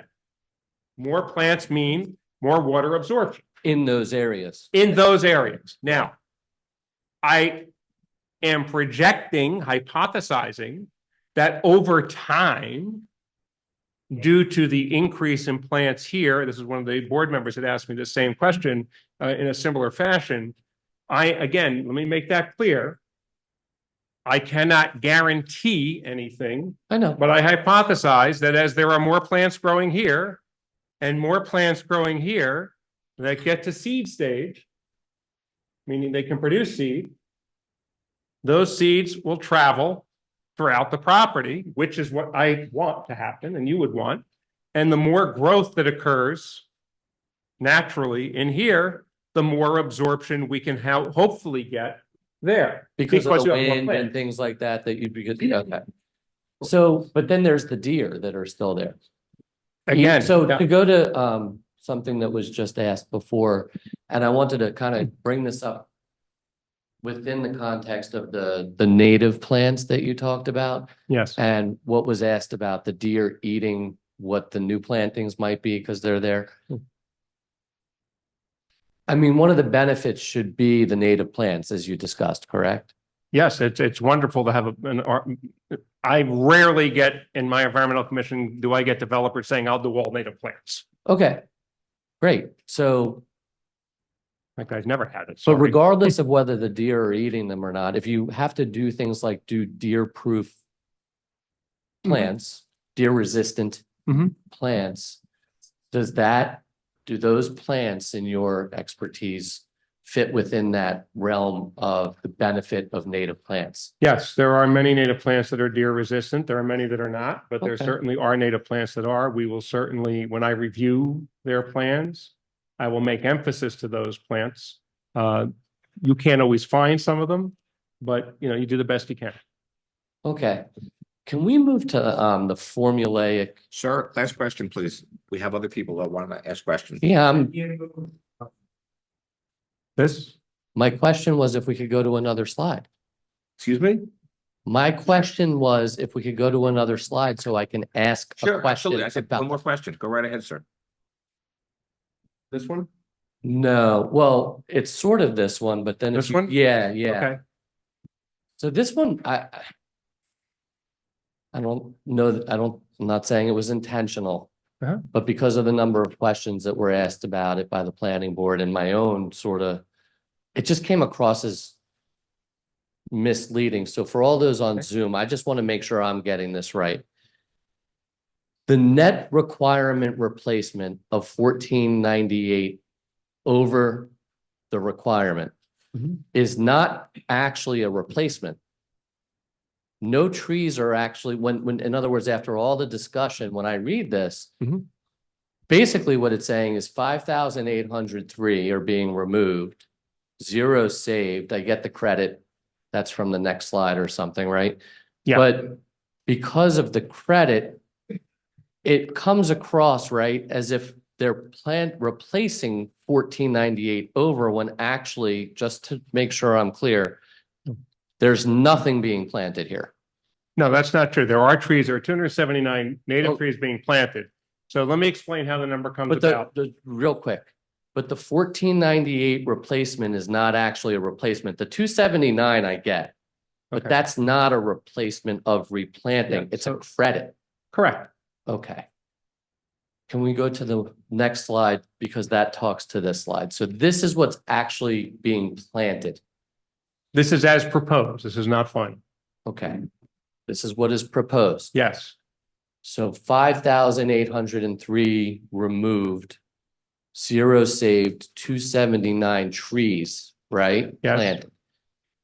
My question is, I see that there's a lot of shrubs and things like that, but the shrubs and the perennials and things, those seedlings aren't going to create more trees.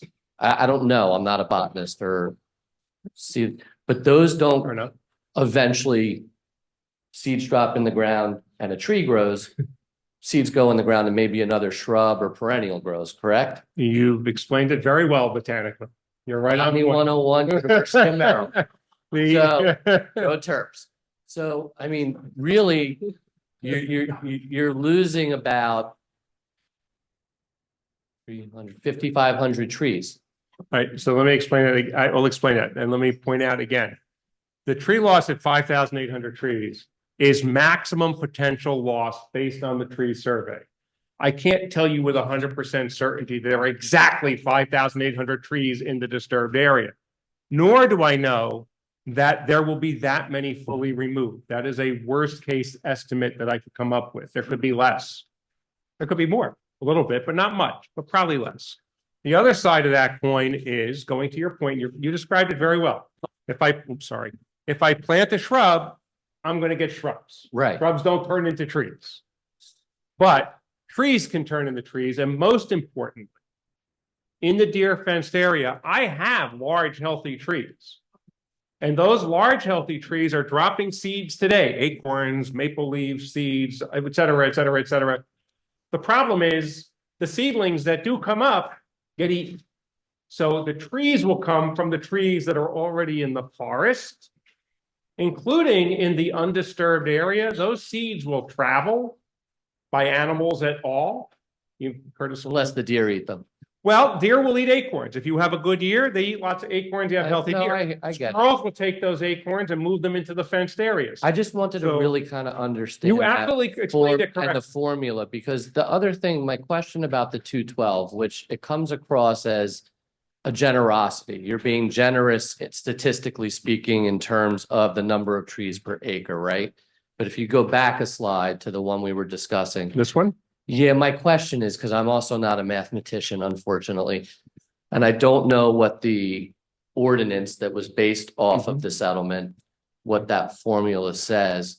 But by using the 212, does that somehow give you, because you're using a maximum, that net required replacement credit over the requirement? By using a bigger numerator, let's say, doesn't that give you a bigger credit as well?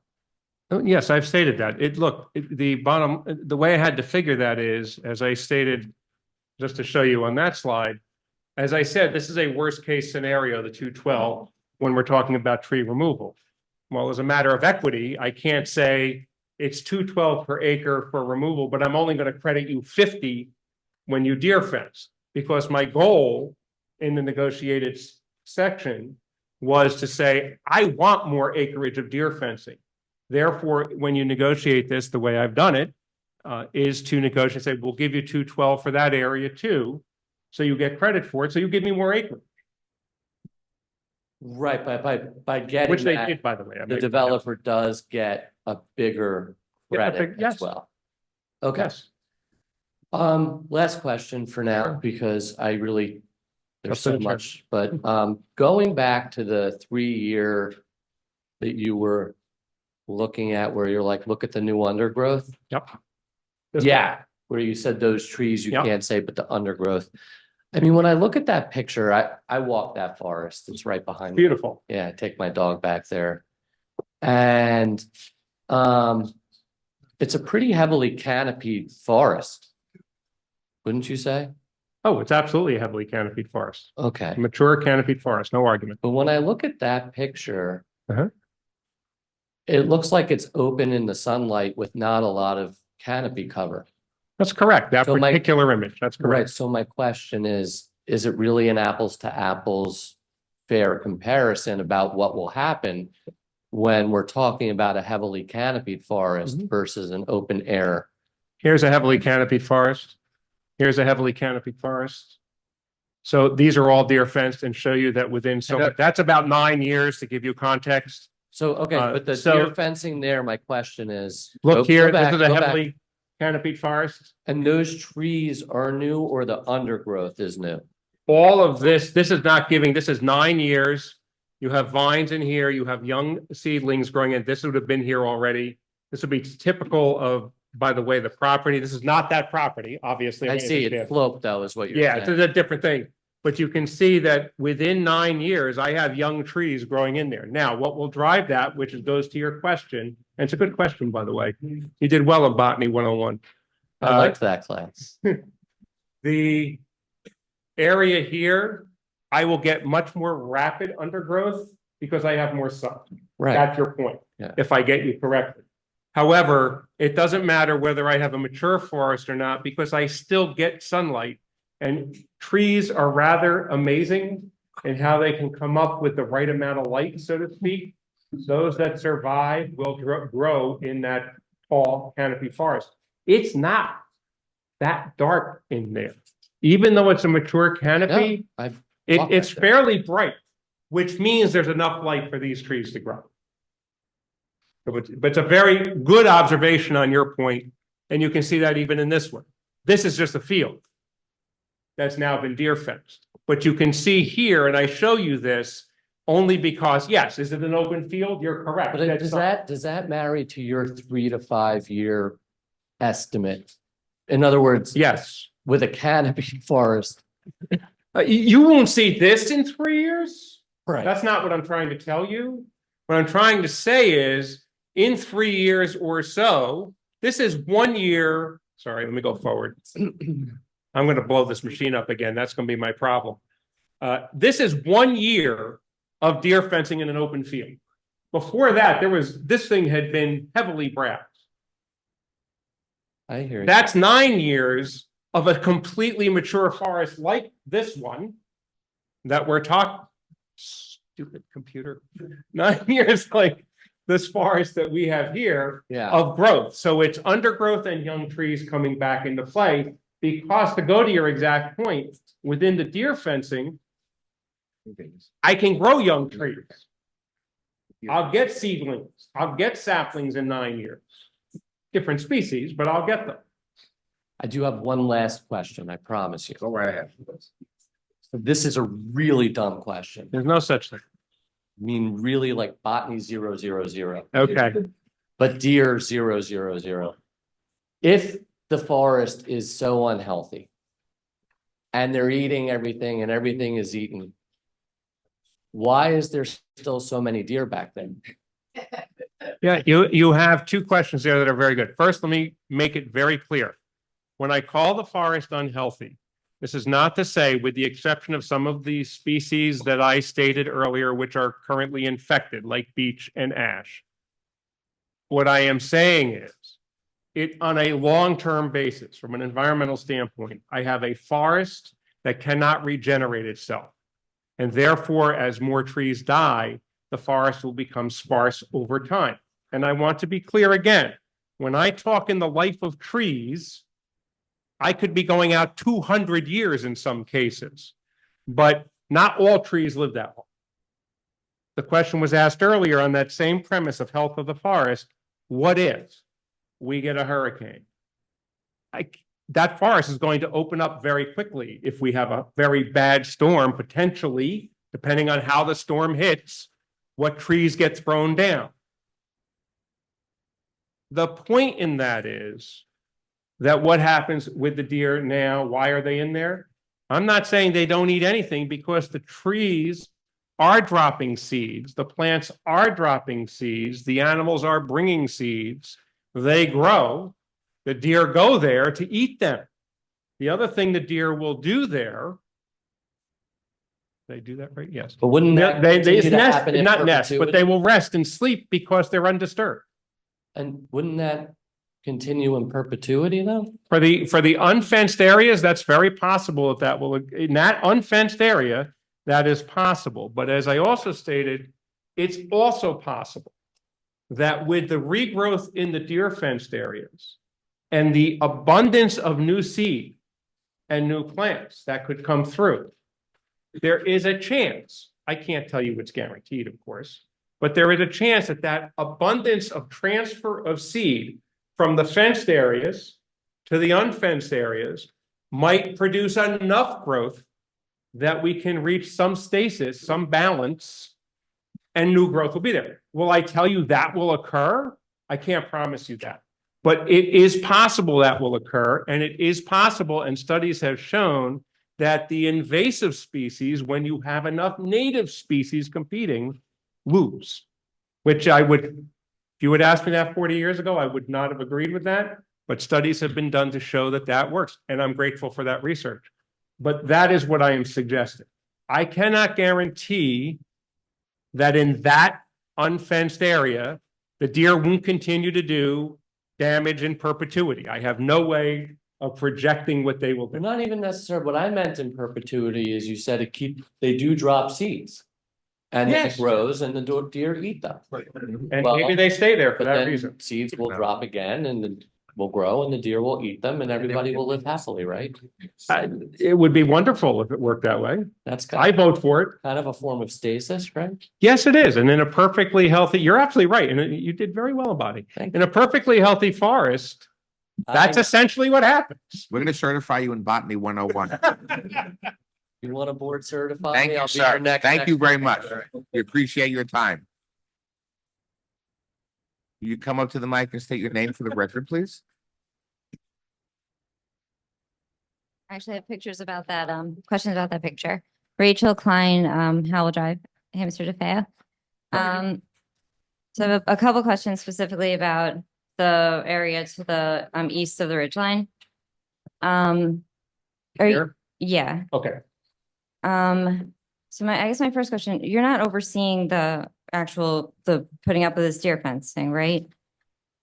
That will depend on when that gets done and whether I'm still in the retainer, but the plan is to have someone oversee the deer fencing going in, yes. How many gates do they plan on putting in there? How many? Gates. That hasn't been finalized yet, but generally I would expect one or maybe two and they would be up here. That would be the plan. If they want people in this area, I haven't discussed this with them. This is pretty I steep. mean, no, the gates, there's a sewer line that goes through. Yeah, There's the a- sewer that line is right reads- here. Yeah. So the sewer line's under investigation right now by the county and the state. So you can't block it.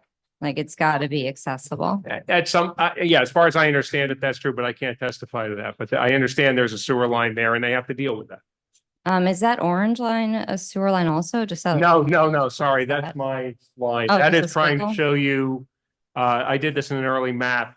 This is the limit of the ridge Oh, here, so it's just trying to show that this is the the, deer fence. and believe me, this is not to scale. Bear with me on No, this. I I'm can't- not an I architect. can tell it might, I see. it Yeah, from it's a my little backyard. squiggly. My hand's not that firm.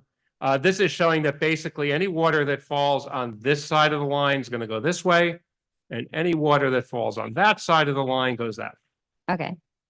Sorry, Think of it as there's a continental. lot, I wrote my questions down and then like 2 hours passed. So I just need a minute. So you said you walked the property, but you're not that familiar with the east. So there's vernal water, in the east. In here. Yeah. Yeah, there's some, yes. And you're not gonna put any of the fencing into it, right? Because it goes pretty much down to Mayfair Drive, which the fencing looks like it goes to. You know, again, this is a conceptual layout. I have not done the Conceptual. exact layout with So it. it may not be that big. It may be vernal ponds. I have to look at the regulations. I would have to defer to the planner for that. Because I'm not going to quote on that, but typically if they, again, the posts don't have to be perfect in alignment. So you might be on either side of that and they'll have to work on that. Yeah. The goal is Vernal not to water, disturb it's a things. pretty nice space.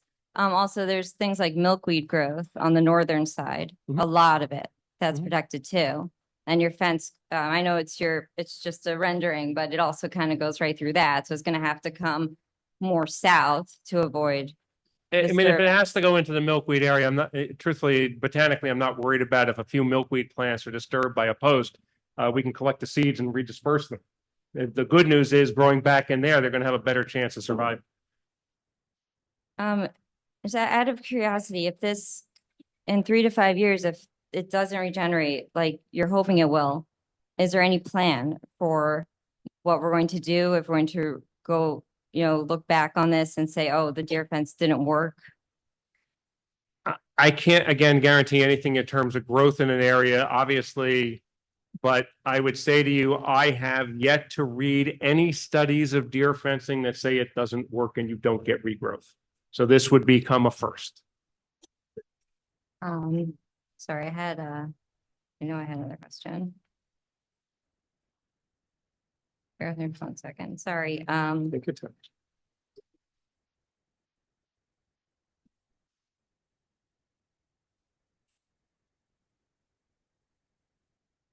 I lost my question. Sorry, if I think of it, I'll come back. Oh, sorry. Yeah, no, if I find my question, I'll come back. Sorry. Thank you. Come right up and state your name for the record, sir. Patrick Laterza, Laterza. I live in Verona. So I know we've gone over this a lot, but I'm going to go back to it. The math on the 212 tree credit. So per acre credit. So how are you getting to the credit of 212 trees in the deer fenced area? Are we saying you're going to expect twice as many trees to grow in that area? No. The tree credit is based on the original tree survey, which statistically showed density of tree growth per acre in the area in a range. What I did was pick the highest density of tree growth per acre, especially when first looking at it, looking at the disturbed area to show the maximum potential loss of trees. However, as a matter of equity, I had to use then that same calculation, which is what I did, when calculating the credit per acre of area fenced. And the reason that I did that, as I've stated, is to enhance and encourage more acreage being deer fenced to encourage greater forest growth. Because there is a cost factor to each acre of that deer fencing going in. And that I don't have an exact cost because there is no exact estimate in front of us from a fence company, so we don't know the cost. But I know it to be expensive. So the idea was, hey, I want to encourage you to do more deer fencing to allow more forest growth. I am pleased, especially in the steep slope area, for a lot of reasons. One, more plants, as I stated, absorb more water. Therefore, I use the 212 for that as well. Okay, so I'll come back to part of that, but wouldn't that then be the assumption that all the other trees are going to die? No. Well, if you're giving credit for the exact number of trees that are there already, right? You're saying, and I understand it's statistical. I get that. Okay. Let's just use that as every acre has 212 just for ease of understanding. So you're saying that you're just giving them credit for the exact trees that are there. Yes. Yeah, I'm giving So that credit would for the be- trees that currently exist. Yes. Yeah, so then the other assumption would be that every other tree is going to die. So instead of saying that they're getting a credit for, I don't understand. I'm sorry. I don't understand what you mean by that well, assumption. so if you only get credit for trees that exist in the deer fence, that would mean that all the other trees are going to die. No. This is an. Well, you're giving them credit for that. Okay. You're giving them extra credit for trees that are already there. I think I see the question, and I think I see the cross here. Correct. I'll try to answer it best I Please, can. yeah. Using the credit for trees in the fenced area is to say, I'm giving you the equivalent as if you planted. In this area that is in the white or disturbed area, we're saying, again, using 212 trees per acre, that there's a good likelihood that all these trees that currently exist in there are going to come out. We don't know they all will yet, but I'm going to say they are for purposes of saying the highest number of trees that can be removed. That does not mean that these trees in this ugly green that I selected are going to die. It simply means I'm not giving them credit for it, which in theory I could have in the negotiation, but I don't. I only give them credit for the area here. I'm not saying these trees are going to die. These trees have as good a likelihood as living as any other tree in town.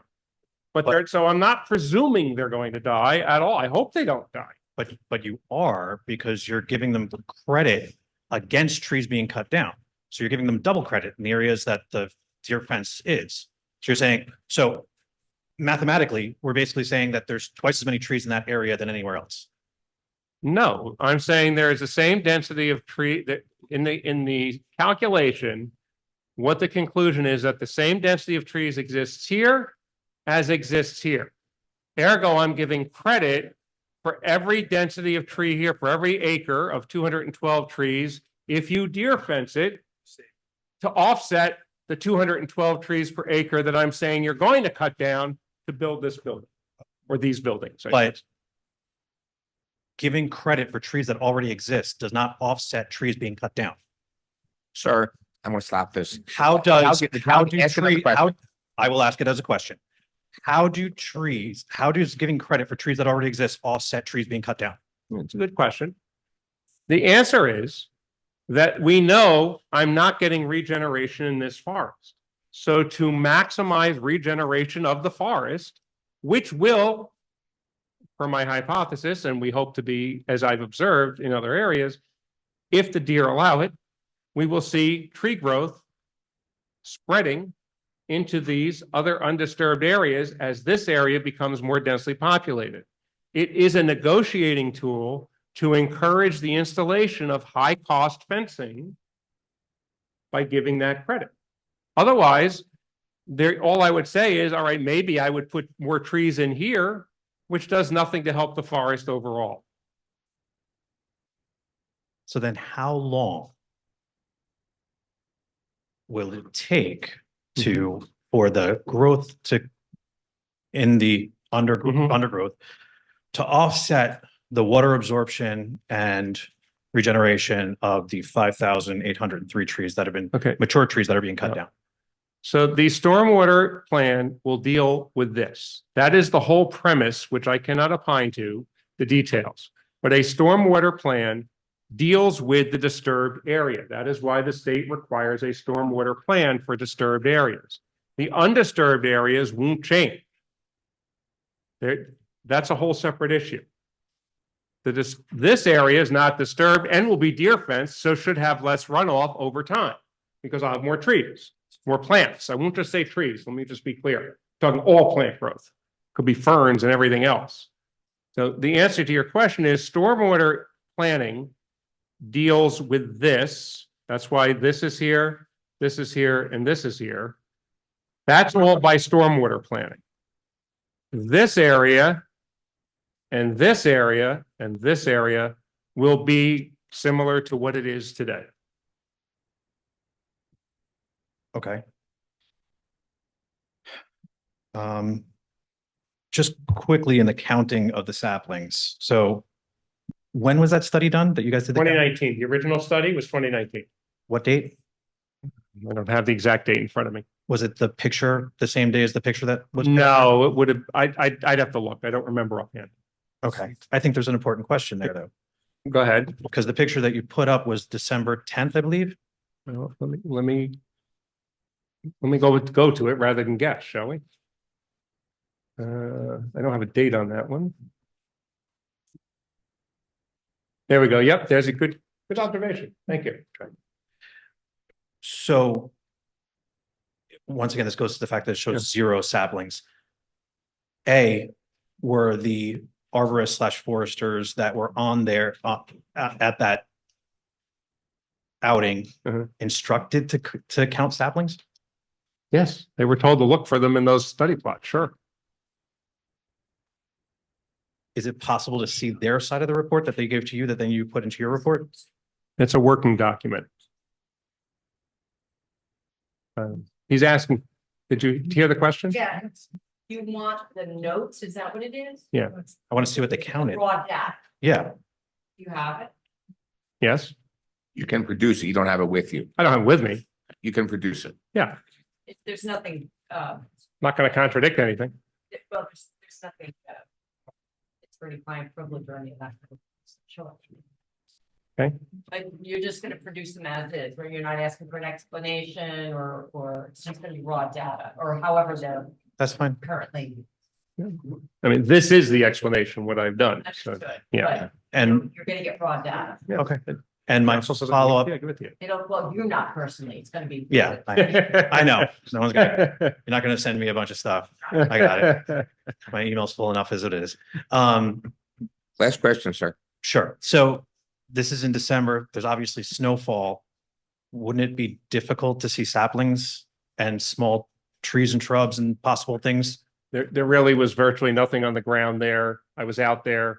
The short answer is, at least in that area, no, it would not be difficult. No, and in fact, it'd be easier because I wouldn't have any interference from leaves or anything else around. So no.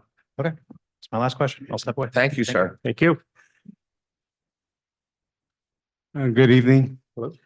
Good evening, Seth Weissletter, Weisleder, West Orange.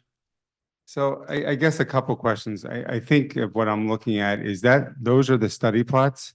Yes, from the study, yes. Okay, you mentioned, and this just came as we were talking, that the study plots were very random through the entire forest, but they look pretty condensed to each other. If they were random, they would be kind of all over. I mean, if I put a blindfold on right now and shot screens at that, shot darts at the screen, sorry, it's late, they wouldn't be condensed. So how is this not biased? It's on the footprint of the construction property that Correct. you're evaluating. It's randomized within the area of disturbance was my testimony. The area of disturbance. We focused on the area of disturbance. But the plots within the area of disturbance are randomized. Right, but why wouldn't we focus on the plots that are most vulnerable, like the slopes and the areas that we're discussing to understand the density? I'm just not understanding. Well, Sorry. because there is no area of disturbance here. There is no disturbance here. We're focused on what is the worst case scenario that can occur. This is obviously, if you look at it carefully, not exact. At the time, this is the best rough outline that we had. So we focused on that area to determine the worst case scenario. Oh, of tree removal. There you Okay, go. fine. I'm sorry. Fine. No, it's okay. Okay, because I thought the study plots were used to determine the health and the statisticals of the trees and stuff. So maybe It was the tree density we were looking for. The health came, the health you have to do observationally.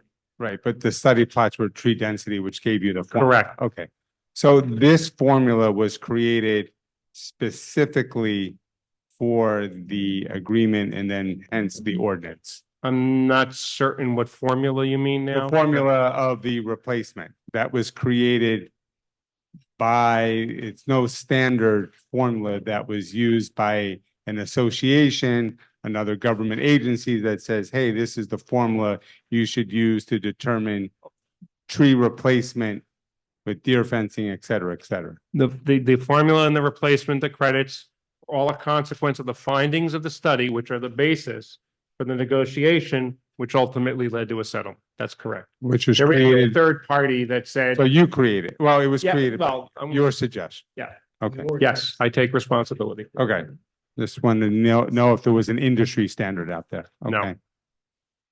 So I just want to make sure I'm understanding. Can you explain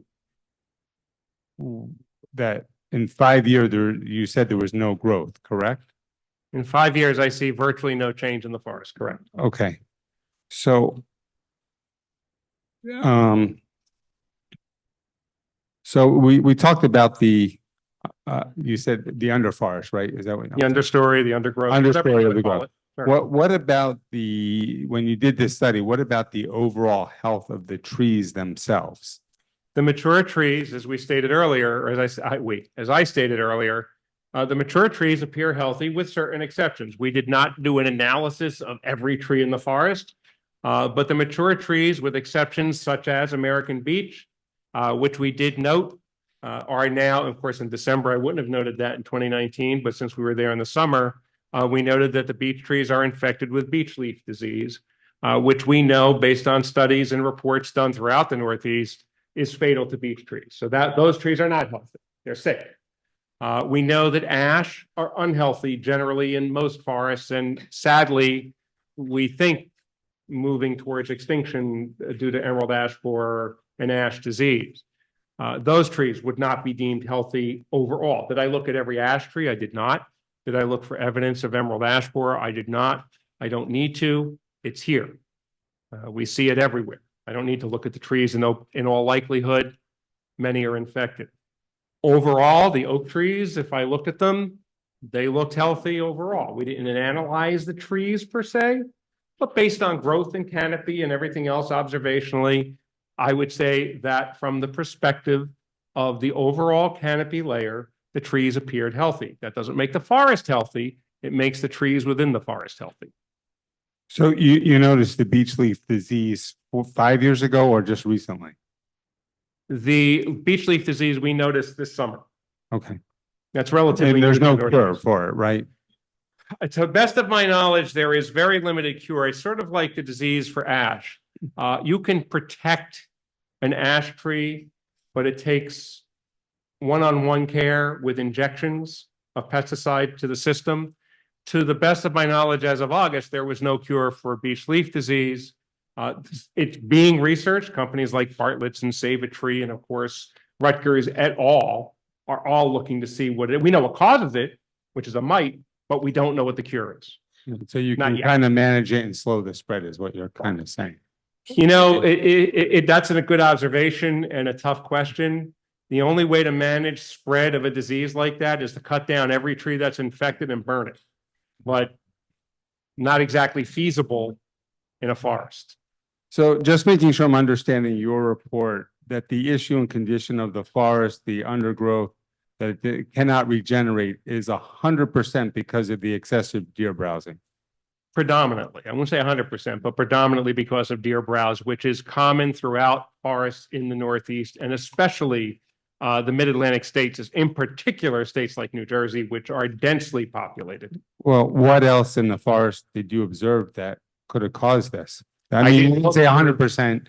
That this seems the discussion of it seems to be 100% that the deer is our issue, but you're not saying 100%. So what else did you observe in that when you walked through the forest several times, a couple times, 120 acres? Yep. What else did you observe? The other issue that's in there that is helping to deter good growth is invasive species invasion.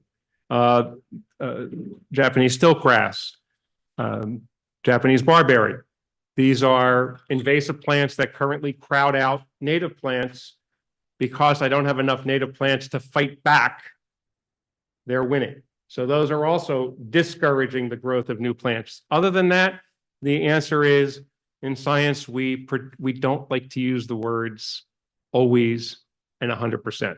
Predominantly and probably is the best I could give you, short of literally going in there and counting every single tree and doing hundreds and hundreds of soil plots, which would tell me no more than I probably just told you, except with mathematical certainty. So it's all, well, let's just say from what you just said, and then it's 100% of nature that has caused this forest to not be healthy and good.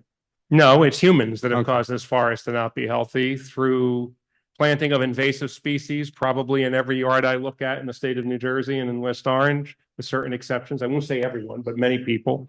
Right. With the plantings, with the movement of plantings across state lines. People, for example, have taken emerald ash borer and transplanted it across state lines by taking firewood illegally out of other states. But So it's human activity that would probably be the cause. So did you observe any bonfire pits in this 120 acres? Yes. Motorized bike trails? Yes.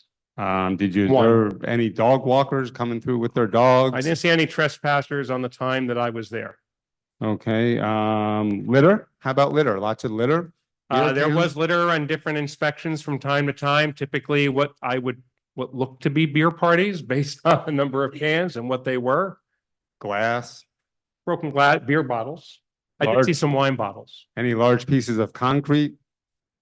No, Other I'll say construction large debris? concrete. There was a squatter shack at one time on the property that we found with an easy chair in the middle. I don't know how they got it in there. I give them a lot of credit for perseverance.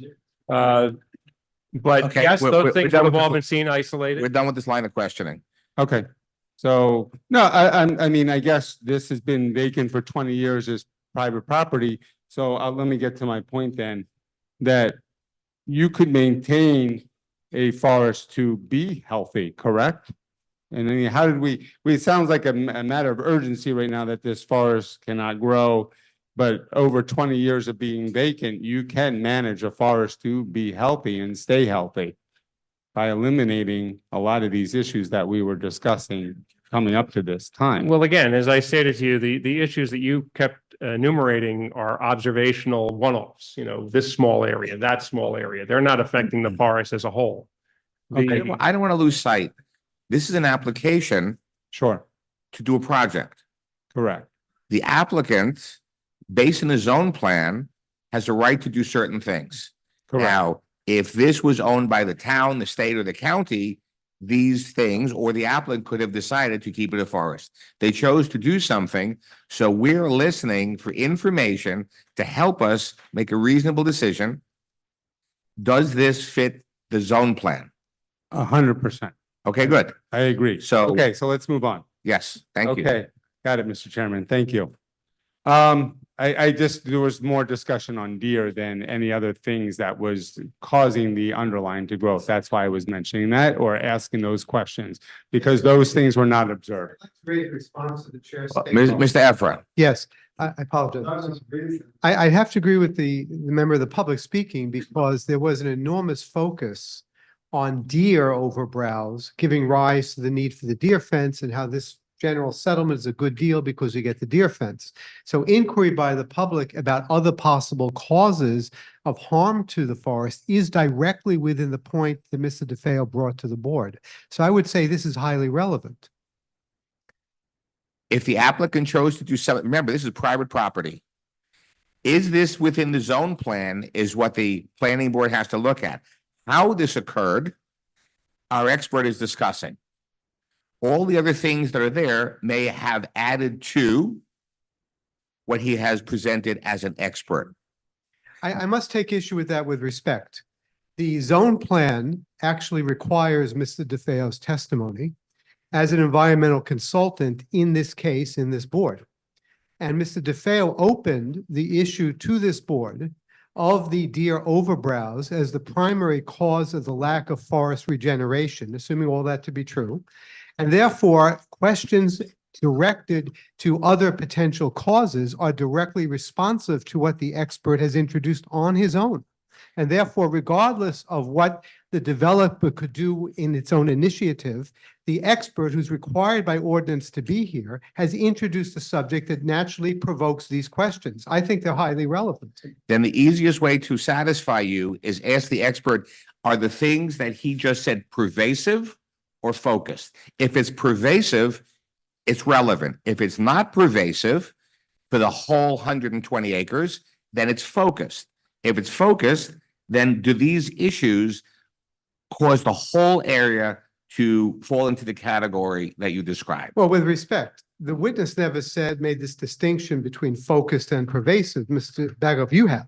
Now, I understand you may have an idea that you think works, but that's not the witness's testimony. And regardless of that concept that may be sought as valuable by some, including yourself, the public has a right to test the question by their own questions, not directed or cabined by the chair. And the public has had the right. Right, and I'm saying in response to your response to this member of the public, it is relevant for him to be asking about other causes of the alleged forest degeneration. But at the That's end all of I'm saying. the end of the day, the applicant takes that information and decides what they want to do with it. Well, this board has a duty to hear the expert and the ordinance says so. We don't assume that's meaningless verbiage in the ordinance.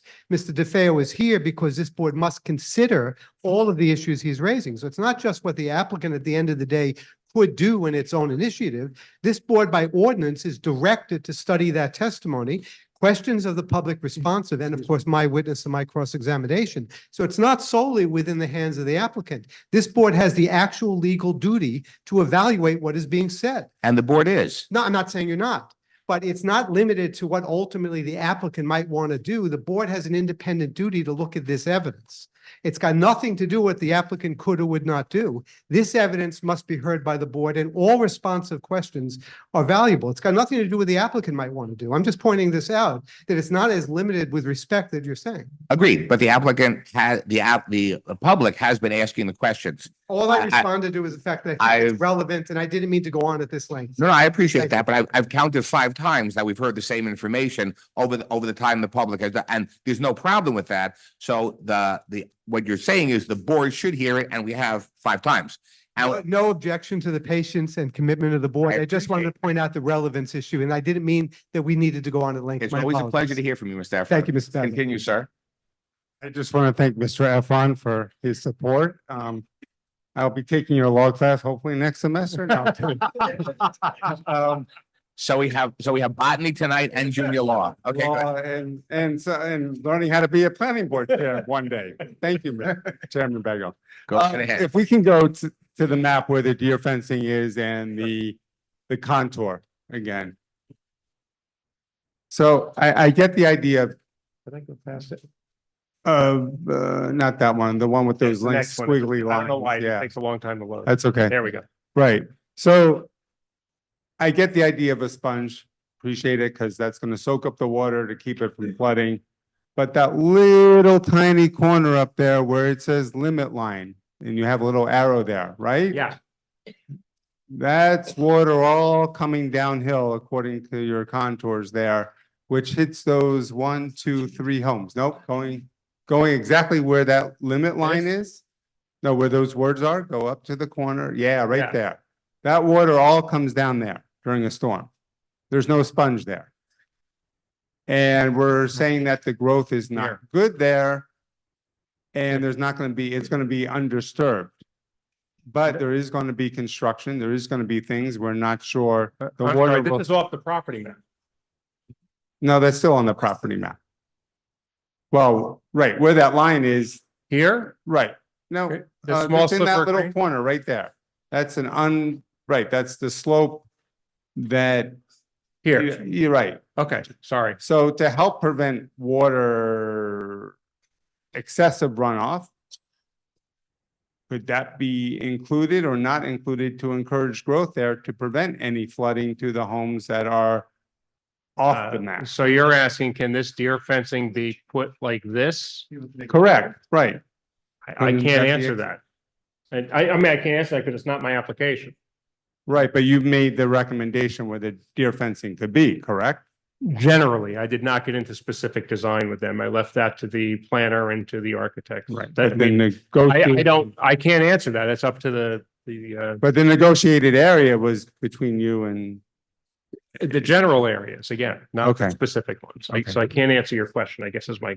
okay, well, that's a high concern, of the locations of the deer fencing. I know that those are the two least areas.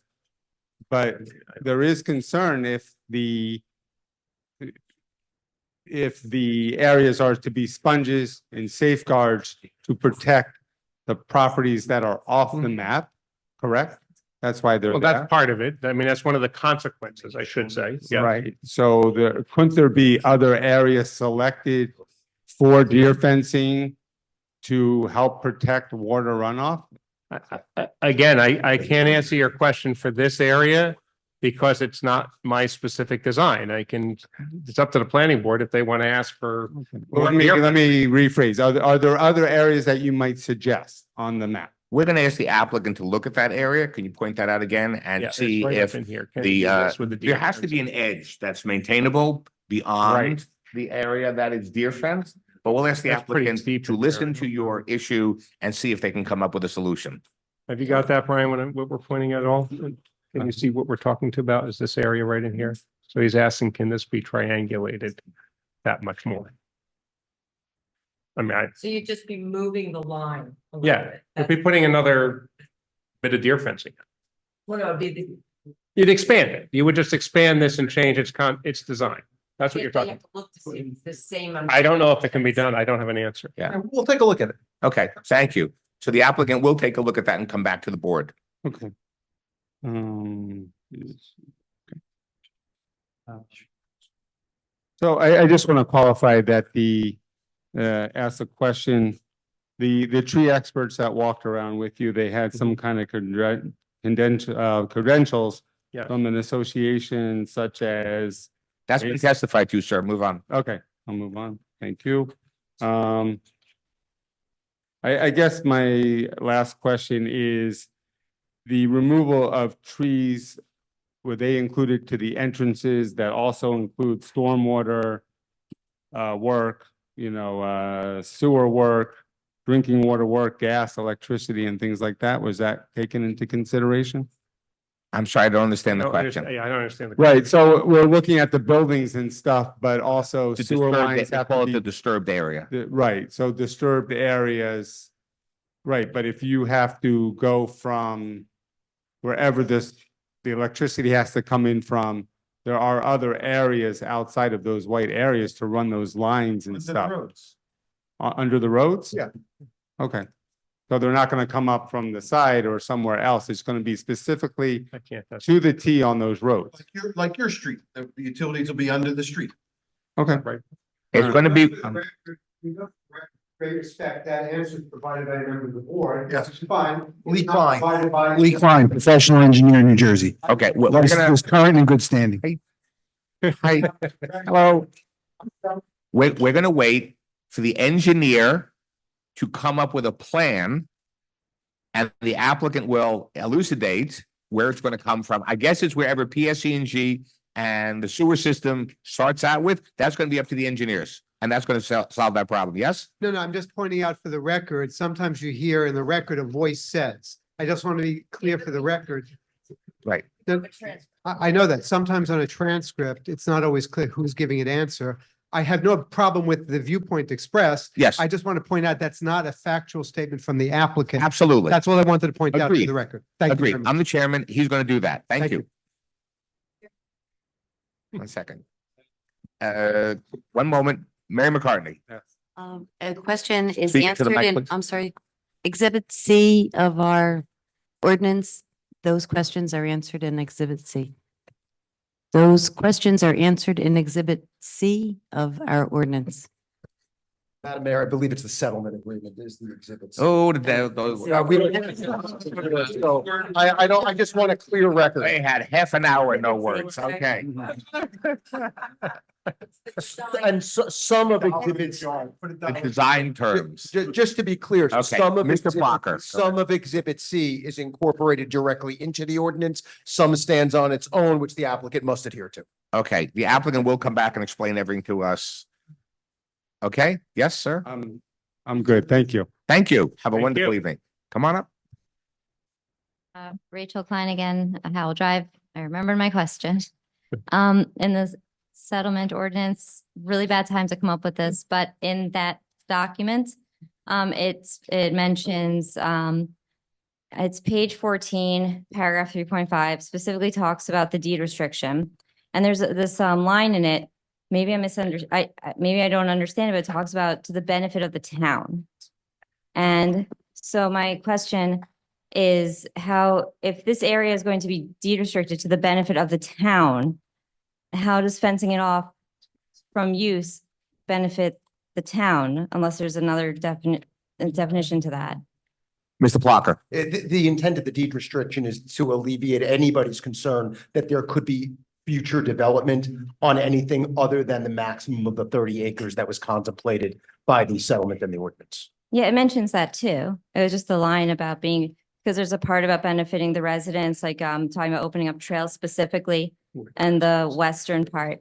And then it just mentioned that, just, questioning why it would be in there if it's clearly not to the benefit of the town.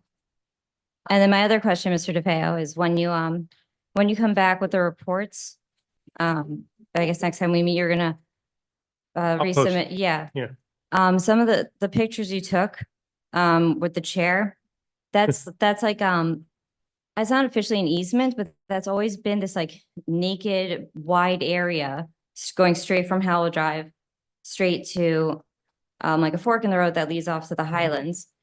So it always looks pretty empty of trees. So if you have pictures of other areas, specifically the eastern part of the ridgeline and other areas of the forest, that might help people understand what you mean about the undergrowth. Well, in answer to your question is that's just a representative photo. It wasn't meant to be a photo survey, but I can tell you that that is, in my opinion, what the whole forest looks like. Now, I did not do a photo survey of the entire property, but that is what it looks like. But yes, would more photos show the same thing? They would, and in our walkthrough finding in my secondary report of 2024, we state 80 to 100 yards is the visibility throughout that forest. So it wouldn't change where I was in the forest necessarily. There might be small pockets where the wetlands are. Sorry, I'm pointing like you can see that far. Where the wetlands are, where there are a lot of barberry growing, I can't see through the barberry. But that doesn't indicate a healthy forest. Thank you. Thank you. Come right up, sir. State your name for the record, please. Hi, how are you? Justin Goldsman, 14 Moran Road, West Orange. Goldsman, Goldsman. I just want to say I'm not opining on this project in any way. I just have questions just for my Sure, own go right ahead, edification. sir. So I keep hearing the word offset and I keep hearing the word about stormwater and flooding. And I guess my first question is, how do we compare impacted zones to non-impacted zones? Based on this project, what would you define as something that is impacted versus not impacted by this project? I'm not sure I understand the question. Can you define the word? Yeah, what do you mean by that? Impacted? I know what impacted means, but how does it relate to what I've testified to? I just don't I'm understand. not trying to be, no, literally, I don't understand your question back to me. Um, Okay, so. describe, can you give me more description? Is there how do you define what zone areas have an environmental impact based on the construction or development of this project? Are you using the word impacted instead of? Are you using the word impacted instead of disturbed and undisturbed area? Sure. Okay. Is there an environmentally disturbed area Okay, versus got it. undisturbed? Okay, area? now I understand your question. Understood. Thank you. The area that is not shaded in either the ugly green, as it's been called correctly, or the dark green. No, I asked, how do you define, not what do you define? How do you define it? What's disturbed? Oh, What's- disturb would mean that this area is going to have tree removal, it's going to have construction activity, buildings, roads, utilities, et cetera. Okay, how would you? Storm collection system, sorry. How would you remedy situations based on your word, Disturbed. disturbed or undisturbed area? In terms of what you would see as mitigating those situations? What would you do in a disturbed versus undisturbed area in this project? For planting? For planting, for stormwater runoff, or anything like that? Okay, he's only here for the environmental, he's only here to testify about the environmental impact in the green areas. Okay, so in those areas, there's obviously going to be disturbed areas, correct? Right? No, So- only in this area. Only the white areas. Okay, well, you'll have stormwater runoff and all the other facets of that, correct? Yes? That's all part of the disturb, yeah, Right. that's been testified to by experts on that area. Understood entirely. Right. Given that, those areas will obviously see flood insurance increases, most likely disturbances in their cost of life, their daily activity. How are we doing this in a justice model that compensates those people for said insurance increases, flood insurance increases? I mean, if you live in the Woodlands where I live, I guarantee you our flood insurance is gonna skyrocket. Right. How are we? Sir, this is beyond his expertise. Yeah, I'm an yeah, insurance that's- agent and we can't determine that. Can I post it to the zoning board? That we're not the zoning board, we're the planning board. Planning board? But in any case, this is beyond the scope Okay. of what we look at for an application. It's a good question, not our purview, so. Okay. Sir. So I would just like to then pose the question to the members here. Nope. No, it has nothing to do with planning. This is the planning board. So I want to keep this focused on the application, the information, and what we're supposed to hear, please. Understood. Thank you. So subsequent questions as a member of the Environmental Commission, also a board.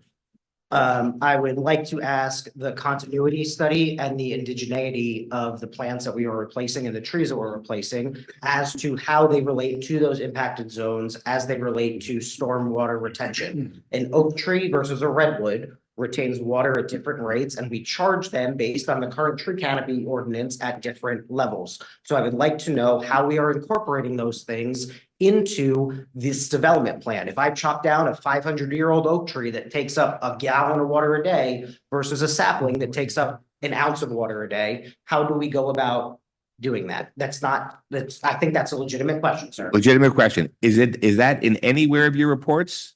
No, Is it something that you can bring to the board easily? I think the stormwater plan of a planner is where that gets addressed. Okay, I'm going to ask our engineer and our planner, is that something in your purview? Okay. We got two May I notes. ask whose purview it may be in? Excuse me? May I ask whose purview that may be in? I'm, Right? if I'm mistaken, and Mr. Plucker, you have the area that they're building on where there was an engineer who testified about the stormwater management. Yes, ma'am. So there's that one aspect. Yes. And then you have the area with the forest, but we don't have calculations. If that's what you're asking for, Mr. DeFeo I'm is not asking, offering that type of test. I am asking if we're cutting, and Mr. DeFeo, if it's not for you, I'm asking who it is to. If we're cutting down 50 redwood trees and replacing them with 50 saplings of Okay, oak, is but- that the same stormwater But protection? they're not cutting down any trees in those Right. unrestricted, in Okay, that. shrubs, They're not vines, cutting yes. anything, they're not disturbing anything in those areas. The disturbed area, the engineer provided a stormwater management plan that is on record. understood. That will be approved, sent to and approved by the DEP. So that is out of our purview, much higher authority that will make sure that is consistent with the law. I appreciate the consistency. I do. Thank you very much. I You're appreciate very it. welcome. Thank you. Thank you. Hi, everyone. Good evening. My name is Claire Benya, West Orange resident. Hi, Is that- go right ahead. Hi, Mr. DeFeo. Benyo. All good. All right. So, Mr. DeFeo, so just for my understanding, your firm was hired as an independent consultant on this project, correct? Yeah. Are you the owner of that company? Yes. What other clients do you have? Not germane, sorry. What other industries do you support? Can you answer that? Other industries? I mean, I work in the solid waste recycling. I work on environmental design. I work on green building. I've done work on energy conservation. I've done work on landscape design projects with landscape architects to try to maximize regrowth. I've done work on solar field, work with engineers, education. I teach at Rutgers. I mean. Yeah, but that I meant help? specifically your firm being hired for environmental consultative services. All of those areas are Townships, other townships you're hired by. all of those areas are within, I've done work for environmental work. I've done for different areas. Nutley, Middletown. Other towns are not germane. We're talking about West Orange. And what other jobs have the township of West Orange hired you for? I have done work for West Orange on different things since 2005. I'm the environmental compliance officer for the township for the recycling facility on Route 10. I call it Route 10. That's correct. I make sure that is in compliance with environmental conditions. I get consulted by the township from time to time on environmental matters. Most recently on a couple of stormwater matters where there have been issues of forest destruction. Improper forest destruction. I've done some work with the township on consultation for bid specifications for your solid waste collection. I don't know if there's anything else specifically I've been retained for. Okay, and when were your services retained for this project specifically? There are two levels of that. The initial work was in negotiating, not the ordinance, was negotiating for the settlement. And then that was by the township, and I don't have the date of my retention by the planning board, which is separate. I just don't know the exact date. And can you expand on your involvement in the negotiations that you were hired for?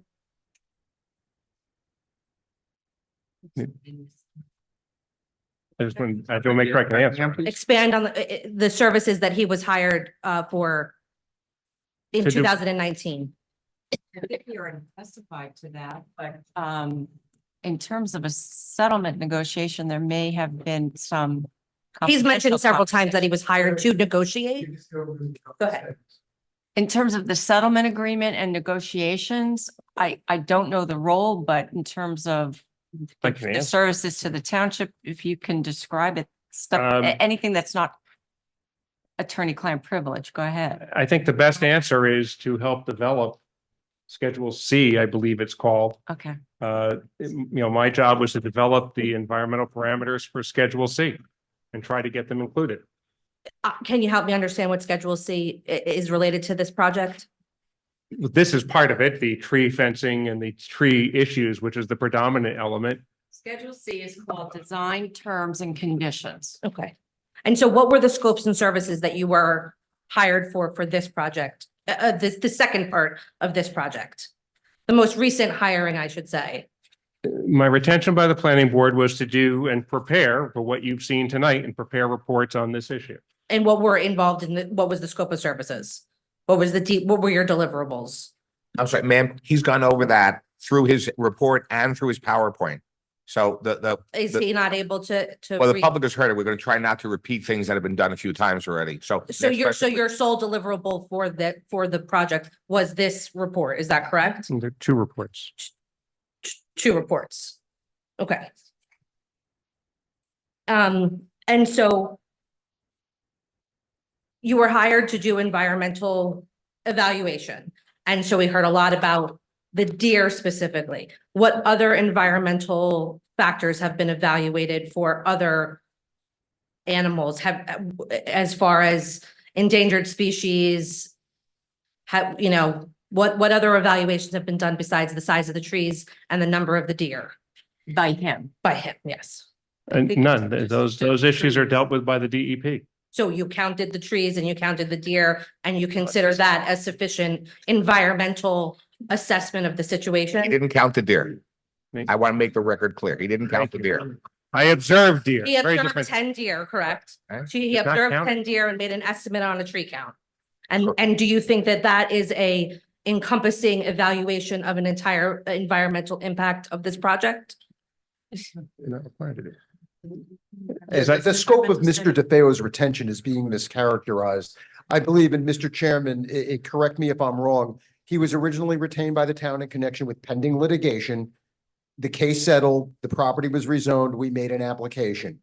Part of the things we needed to adhere to was the Schedule C or Exhibit C to the settlement agreement. And I believe Mr. DeFeo was retained by this board to evaluate the pending site plan application that we're all here many nights on and we're all taking our time on to evaluate our compliance with those requirements of the ordinance and the Exhibit C to the settlement agreement. Well, with respect. Mr. Efron. With respect, I must disagree with Mr. Plucker to a substantial degree.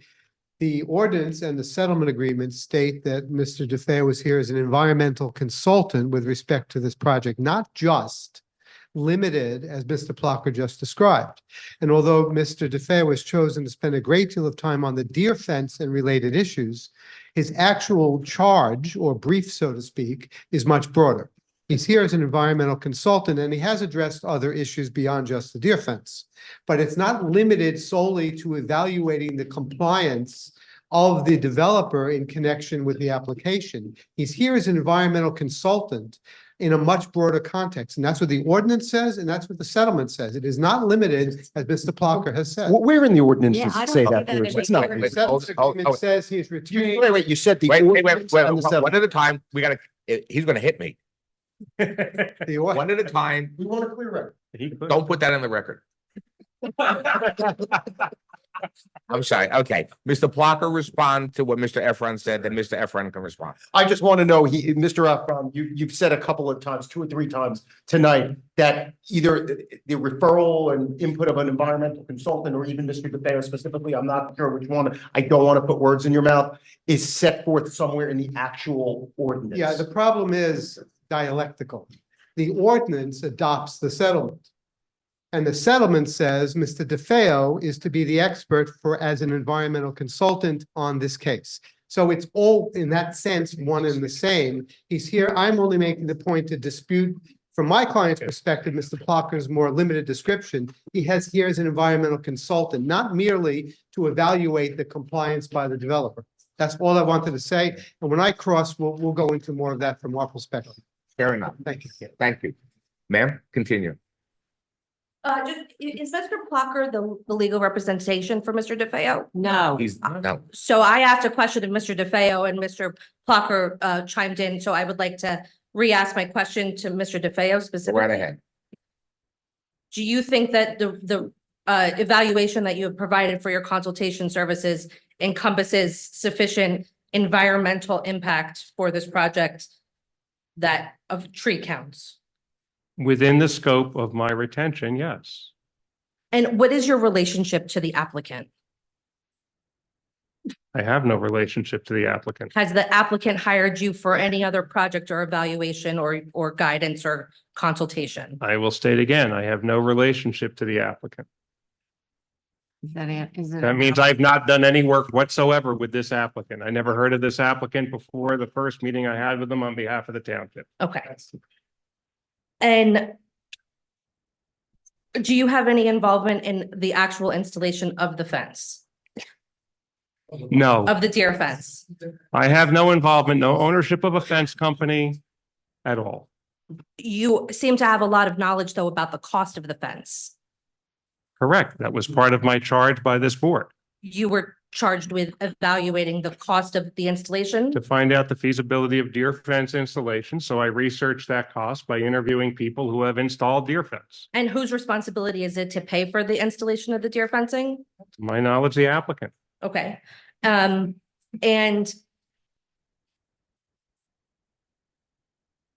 do you have any business involvement or investment in any fencing companies or? Look, I'm sorry. No. Ma'am, that's broad, too broad, way too broad. Sorry. Okay. And so then I'll just continue on with one other question. If the project as it's intended to regrow the forest with the deer fence and if it is successful, are there any intentions on taking the fence down once that forest has been regrowth? As stated in testimony, it is to be maintained in perpetuity. And have you done any geotechnical assessments on the land in the environment? I'm not The sure land, what the question is. structural stability of the slope? I'm not an engineer. So who's the one, who does the geotechnical reporting of it? A geotechnical Evaluation. specialist. Geotechnical specialist. And will there be a geotechnical specialist that will be able to have questions with, as far as blasting, digging into the land, heavy I can't equipment answer. on unstable slopes that have not yet been evaluated? I can't answer any of those questions. It's outside my area. Beyond his scope of expertise. I'm asking the board. What, we're asking this witness questions right now. Okay, well, thank you very much then. You're welcome. Last question this evening, and then we have to get some from Mr. Efron. Go right ahead, ma'am. Deborah Utensky, Butensky, Deborah, first name. Hello, Mr. DeFeo. Thank Hello. you to the board.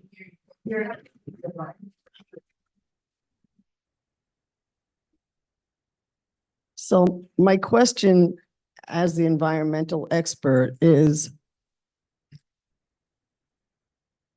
you were the one who constructed the deer fence concept, which gives the builder a tremendous amount of credit for trees that are already existing on those locations, correct? As I've testified, yes.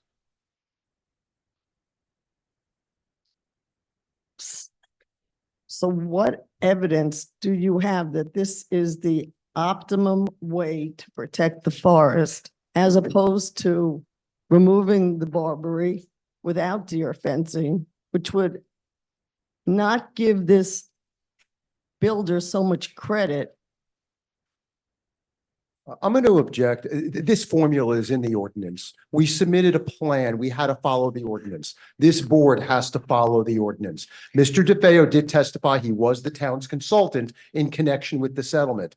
But answering that question Well, has no bearing on why we are here. And a lot of people have wasted a lot of hours over many days. I don't consider it a waste. Ma'am, ask the question again, please. I just want to hear it again.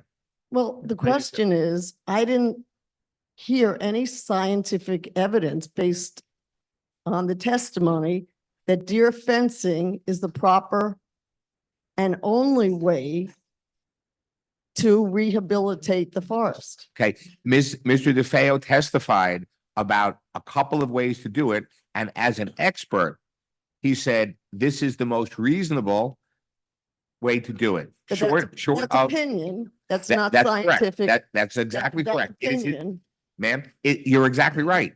He's our expert. It's his opinion. Short of culling the deer, this was what he feels is the best way. That's what was presented to the board. I agree with you. Correct. But he's not a forester either. By his own admission. So He's hired, his company has hired, with his testimony, foresters / arborists that have presented a report to him that he is going to make available their information that will be published on the website. do you have the studies? But let's say I would request that you present the studies from the Duke estate that actually corroborate the plan that you came up with to have deer fencing. Do you have studies that I prove believe that? you asked me to provide you with the. Ma'am, we've asked for that already. It's the Duke Estate and he will provide that. It will be on our website. Does it exist? Yes, ma'am. It's a good question and it will be provided. Because if you would just remove the barberry, how would that have affected the forest? There are two answers to your question, two parts. First, a lot of the barberry is in the wetland area and therefore can't be disturbed. Can't go in there without getting DEP permission. The second part is, it would not do much because it would come back very quickly since barberry probably exists on most of the surrounding properties in that area. Actually, three part. Third part is it doesn't stop the deer from over browsing the area. So when removing the barberry, I'd love to see it removed, just because I don't like the plant. But it's not going to do much to regenerate the forest. Won't do very little, if anything. So I just want a little review. How long do you, when you have the regeneration, X amount of years are undergrowth, and what is that amount? As I testified before, I can't give you absolute answers, but the slides I've shown you and the studies I've read say that within 9 years or so, you will not be able to tell that this was the same forest. Now, as was asked earlier, I forget who asked me the question at this point, what happens if weather and climate and everything else change? That changes everything. All those numbers change. Everything depends on the weather, the climate, and everything else that happens. But I would say, based on studies that have been done, within 9 years or so, it should be pretty well growing in there. Ma'am, I want to thank you for your questions. The hour has struck. I'd like to thank all the members of the public and all the members on Zoom for some excellent questions. Mr. Efron, the question we have for you is, are you going to have experts? And if so, how many do you plan on having for us so we can have some management? Yes, thank you. I assume that means Mr. Plocker's case is finished at this point? No, not at all. Okay, so at the next, that's why I was asking. I have cross-examination of Mr. DeFeo. As I mentioned, it'll probably take 2 hours. At that point, I assume Mr. Plocker will go on with another witness? How are we working that? Because it depends on when I bring witnesses. In other words, if the applicant hasn't finished its case yet. We now have another meeting, a special meeting on November 13th. Right. Mr. Plock, are you providing a planner or anybody else?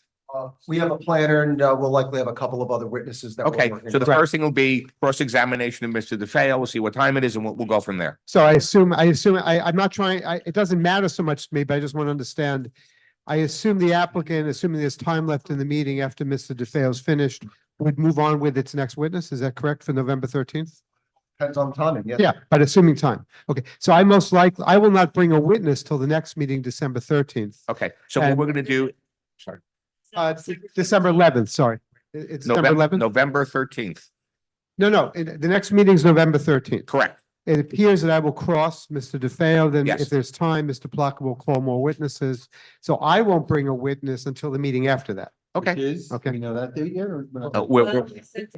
Right. December 11th works for two of my experts. We're gonna try and get a couple more meetings. We will send out a survey to everybody and tell you where we. available on December 11th, but not on November 13th. You were the I first did. person to reply to my email. Yes. Okay. A long time. So we answered your question, Mr. Bagoff. We will have an environmental expert, a planner, a stormwater management expert, and perhaps more. But we won't bring any expert until the meeting after November 13th. Perfect. Thank you very much for everything. Mr. Blocker, don't go away. Everybody hang out. Just so we complete, I appreciate Mr. Chairman announcing the November 13th date. Can you just confirm we do not need to provide? There's no need to do any further, yeah, okay, yeah, give me a second. That's good. How many have? Okay, okay, hold it. The next, special meeting of the planning will be November 13th, 6:30 PM in council chambers in person. We're going to carry the application PB 24-01 Wessex Highlands Incorporated Block 179, Lot 32, Zone IH1, and there is no need for. Oh, we can't hear it.